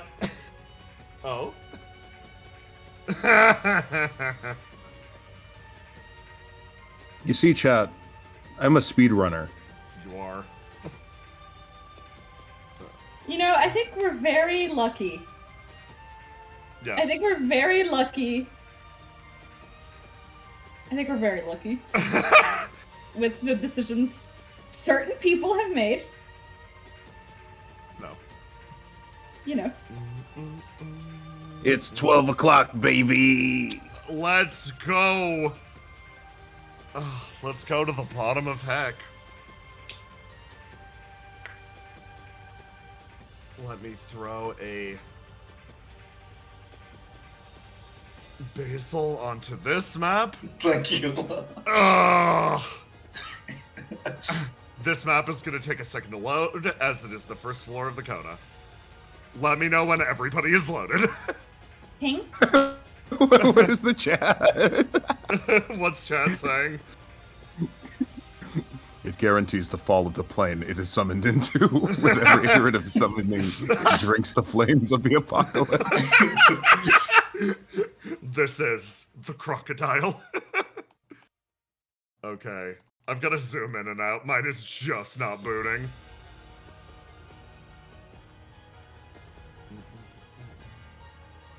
It's loaded for me. There we go. Okay, it's starting to load. Jesus Christ. Guys, Let's here's a go. lesson. Don't make maps this big. Don't do it. No, it's fine. And let me prep another thing for this map. Okay. One more. Yes, there you are. Okay. So, Basil, you slam into the ground, obliterating the code and elevator behind you. You hit the dirt and roll out. Basil, do you continue trying to follow the scent? What way does my nose guide me? Oh, shut up! Oh. Yeah, let's go. You start to walk forwards, and then Basil, you hear a grotesque impact behind you. Something hits the ground and rolls. And someone rises to his feet. Hey, Basil. Oh, okay. Cam just jumped off the ledge behind you. What are you doing around here? I saw you break the elevator. Oh, yeah. So Gnashing Maw is definitely down that hole. Oh. Huh. Yep. So I was just gonna go get it. Well, how are you going to get back up? I don't know. I'll figure it out when I get there. Oh, it's a good thing I was in the area. What would you suggest? I have a couple of ways to get back up. I think if we are wanting to go back. All right. Then we're good. I'm glad you came. Yeah, and if it gets She's too gonna dangerous, if it gets too dangerous, I think it'll be okay. Yeah, both.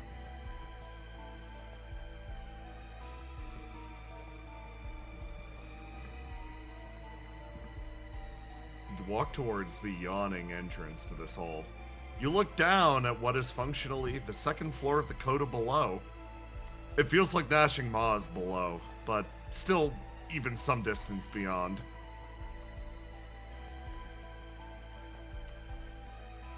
It'll be quite a trip, Basil. Yeah, it's fine.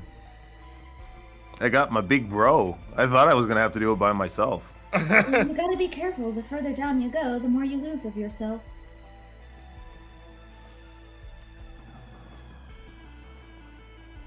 We could just wait. We could, you know what we could do? We could wait for it to come back up. Nah. How far down is it? Give me another roll to do, Basil. Okay. Just one or two? Just one. No, you get two. You get two. Okay. Impossible to tell how deep in the coda Gnashing Maw is. Jay, Yeah. if we go down there, how confident is Cam that they will be able to get out? Via the means that you DM'd me, confident. Via anything else, impossible. Okay. And I think that he has explained. I think that he has explained that she's necessary. I see. So, I see. yeah, Cam's down to go down with you. Okay. Thank you, my enabler. You jump down to the floor below. I know chat wants Cam to be the responsible one. That's not how he is. Unfortunately, Cam is his own person. Mhm. You enter the coda on the floor below, and communications cut. You slide into the second floor of the coda. This one seems to take on some of the aspects of the world that was imposed on top of it. What stretches out around you on all sides are infinitely recursive cities, architecture that loops one into the other. Making it through this section of the coda is going to be difficult. Even with a map, even with the ability to navigate it, this would be hard. You both have gone in with no equipment, no preparation, nothing. You land, and, well, here you are. By the way, Basil, if it looks like your burn's getting too high, I'll pull us out so that we can try again later. Yeah, that's fair. Okay. If we gotta go, then we gotta go. But I'm good right now, so we might as well try, Also, right? if my burn starts to go up, I'm going to have us leave, okay? Yeah, that would be weird. Mm-hmm. So, you look at the area around. It seems like if you want to make it any further, you're going to have to some extent, jump. Figuring out the path from this platform is almost a puzzle unto itself. Basil, do you want to roll me 2 rolls to do? Mm-hmm, And I Cam, do you want to give me an infinite wisdom roll? Sure.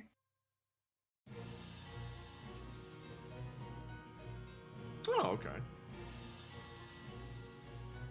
Cam is feeling like everything will be fine. Yes. Give me 1 more roll to do, Basil. Mm-hmm.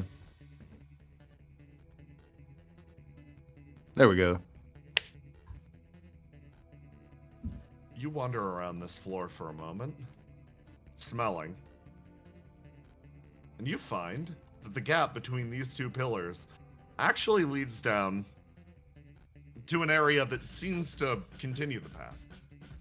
Basil, you climbed down a sheer surface before. This will be easy, because you can tell very space itself seems to stretch. If you walk down this, your plane will change. You will be walking down the face of this building. Oh, that's neat. Cam, I think it's fine. Okay. I think space distorts around us. Oh, yeah, probably. Yeah, so we can just walk. It's not a jump. Okay. I was ready to jump and catch you at the bottom. Oh, yeah, that's a good point. I was ready to just climb down. So, the 2 of you place 1 foot in front of the other. You walk into the lost city. You watch as looming on all sides of you around, you notice these shapes that you see are those of giants carrying the city. They keep the area aloft. They keep the fabric of the coda strong. This area is very much alive. And as you walk down the arm of this building, it moves as well. You feel the path behind you distort, change, and close. The passage that you're walking ahead leads you deeper and deeper into the darkness. But, for you, Basil, follows a familiar scent, one that smells like home. And at the highest point of the world, one man returns to his throne on high. Well, that was a hell of a day. So, everyone, bad news. There's a flare of life. What did you find out? Well, according to this device I had her wear, we've got some bad news. She's made contact with the others. That shouldn't be physically possible. We've erased all traces of them. The god of humanity's little pet project should have done its work. You're certain? Yes, without a doubt. Basil is starting to remember exactly who she is.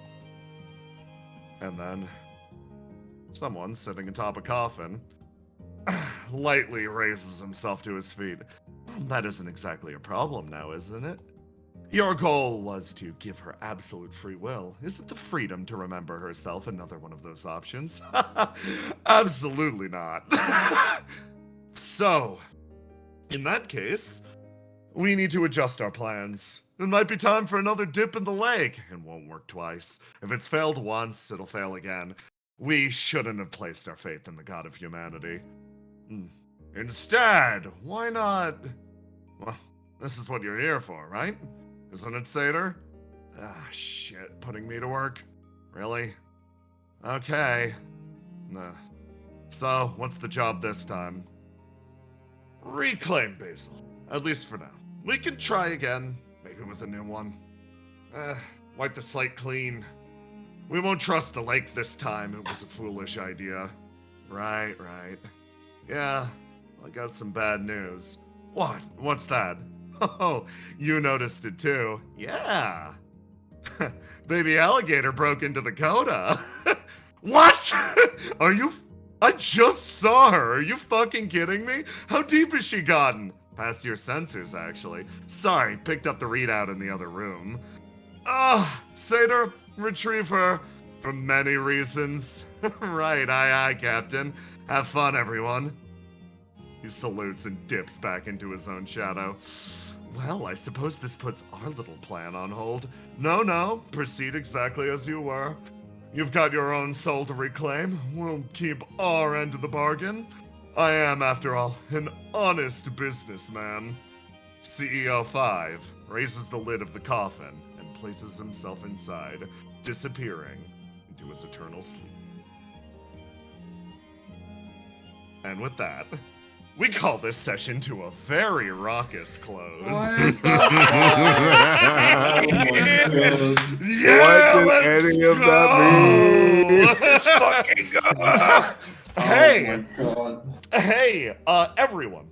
I would like to officially announce that Reflection, not immediately, but in the coming weeks, we'll be going on break as we shift from part 1 to part 2. We are entering the finale / climax of part 1. I gesture at everything that just happened. And in part 2, we'll be taking a few weeks just to make new maps, get new icons, a little time for that. But till then, everyone, enjoy the big climax! Oh my god. Oh, let's fucking go, everyone! Do not We be had concerned. normal sessions. Yeah, but first, before we get to fan art, Bonds. Yes. Oh, Bond? fuck. Oh, yeah. Bundles? It's time for some bongs. Let's go. Balls? Hey. Yeah. This is a fun one. Because I'm gonna take up this and this. Yeah. Checks I out. like it. Yeah, no, Ace is genuinely driving Riddle to be better. She also believes him to be more trustworthy. So yeah, There's no, you also get this both. thing of, while he said something very nice, it was also the opposed ideal to her entire Yeah. existence. So yeah. Also, you have this wonderful habit of saying something wonderfully kind as Ace, and then immediately saying something like a jackass. That makes Riddle go. I'm starting to get you. I understand you now, Ace Skeleton. Ascalon, we take up simply 1 bond level. Yeah. Ascalon, just like Sargos, it's very simple. Luke, was your moment of bonding over mutually distrusting Riddle enough with Ace for you? Yes. Crazy. I fucking love it. Then direct. Melly had such a nice date. This is like, I love it because it's like, I'm like, Melly, what's your ideal date look like? And then she gestures at this and I'm like, you're insane. And then it happens and I'm like, okay, maybe not. This one gets, Colt gets a point of bond, and you get your first point of rivalry, as you repeatedly saw him at his most embarrassed. Pushed himself to his limits. Cal, question mark? Yeah. You can Yeah, let's go! Argos chilled with him all night. Yeah. Yeah. You can now hang out even when he's not working. Yes. When is he ever not working? Yeah. An important question. Cam? Point of bond and point of rivalry. Makes sense! Let's go! Oh boy. Feud. I did not think you guys would ever manage to tick him to 1 rivalry, but What did that? You know. smiles. We done. Circuit 1 bond. Yeah, Circuit had a great time. Circuit had a great time. Then, Microbrew, not featured in this episode. Oh, yeah. Rivalry up. You know it. Is he the only character right now with pure rivalry and nothing else? Yeah! You know it! Alright. So, with that, we're good. With that, we move to fan art. Theo Bond, you will not get to know to take 10 burn if you want to find Yeah, out take that burn. information. Yeah. No problem. I know how to get rid of it. You get a lap dance. But you know how it be. Lester 2020 made the Imgur and starting off Christmas Dill. Christmas Dill? Criddle. Christmas deal. And then we have Mike. We like Mike. We like We like Mike. Yeah. Sir, not appearing in this episode. God damn! Yeah, and then we have Dungeon Yo! Master. Yeah. Once again. Yo, fuck yes. And then from which, What do you mean if I where's the death?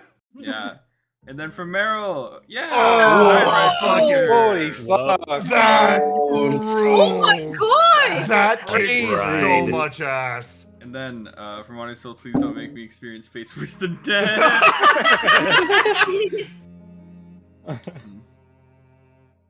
Oh, an unfamiliar ceiling. It stinks. We can't open a window because the last person escaped. Yeah. Ace was here. Ace was here.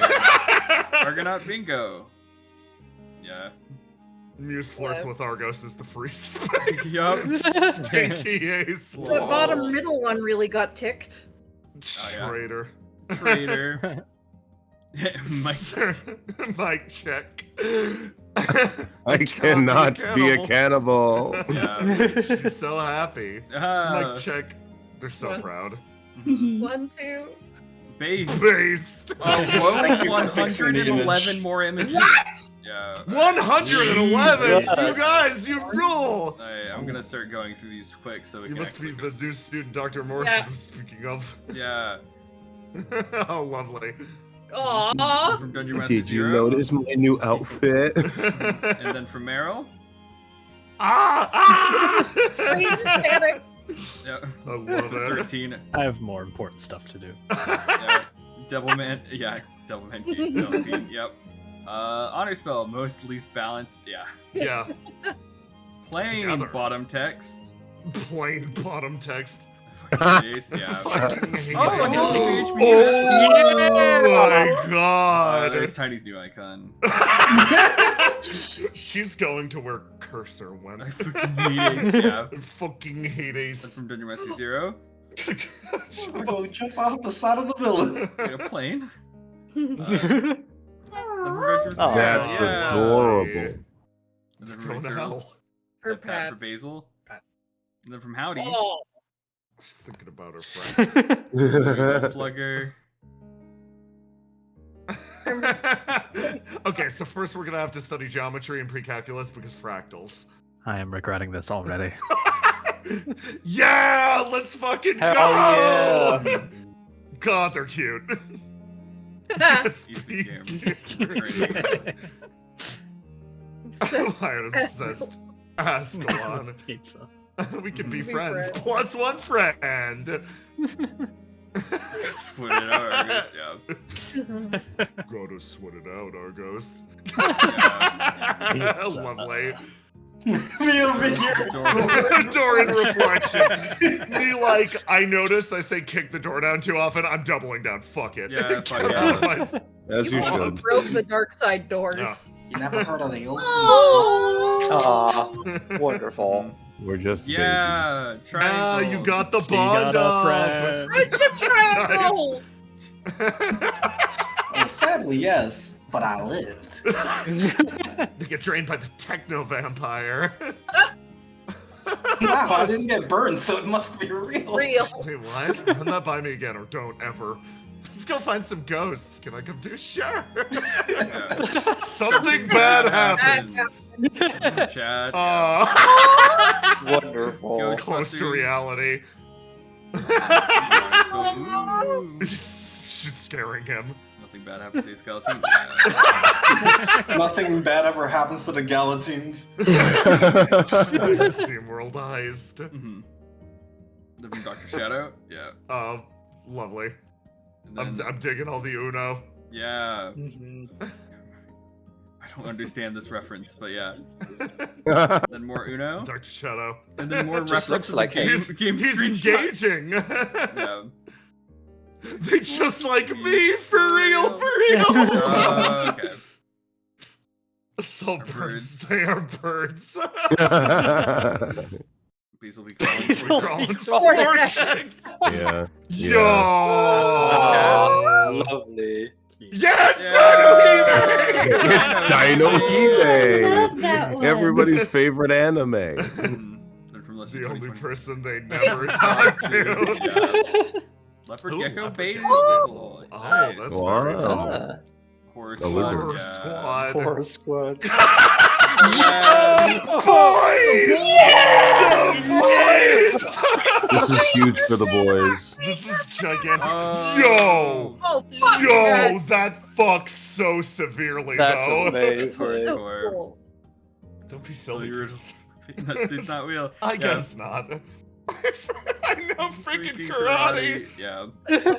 Mike Gaming. Yeah. Hugging Yes. the steward Yes. of the stars. Basil and Riddle. As they should. Well, pretty Basil and much.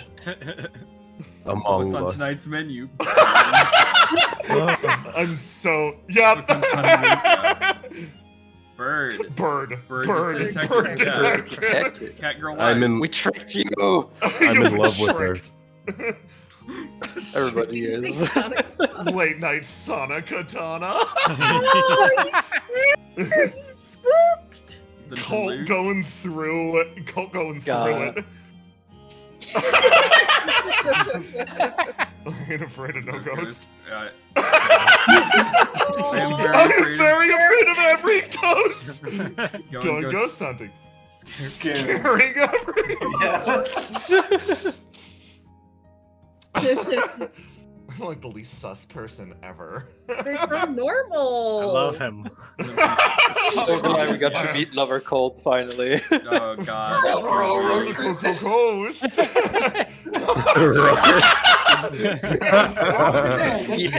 There it is. Flag of Flow be like, yeah. Buddy. Oh, with the fucking net. It's so good. Oh. Yo!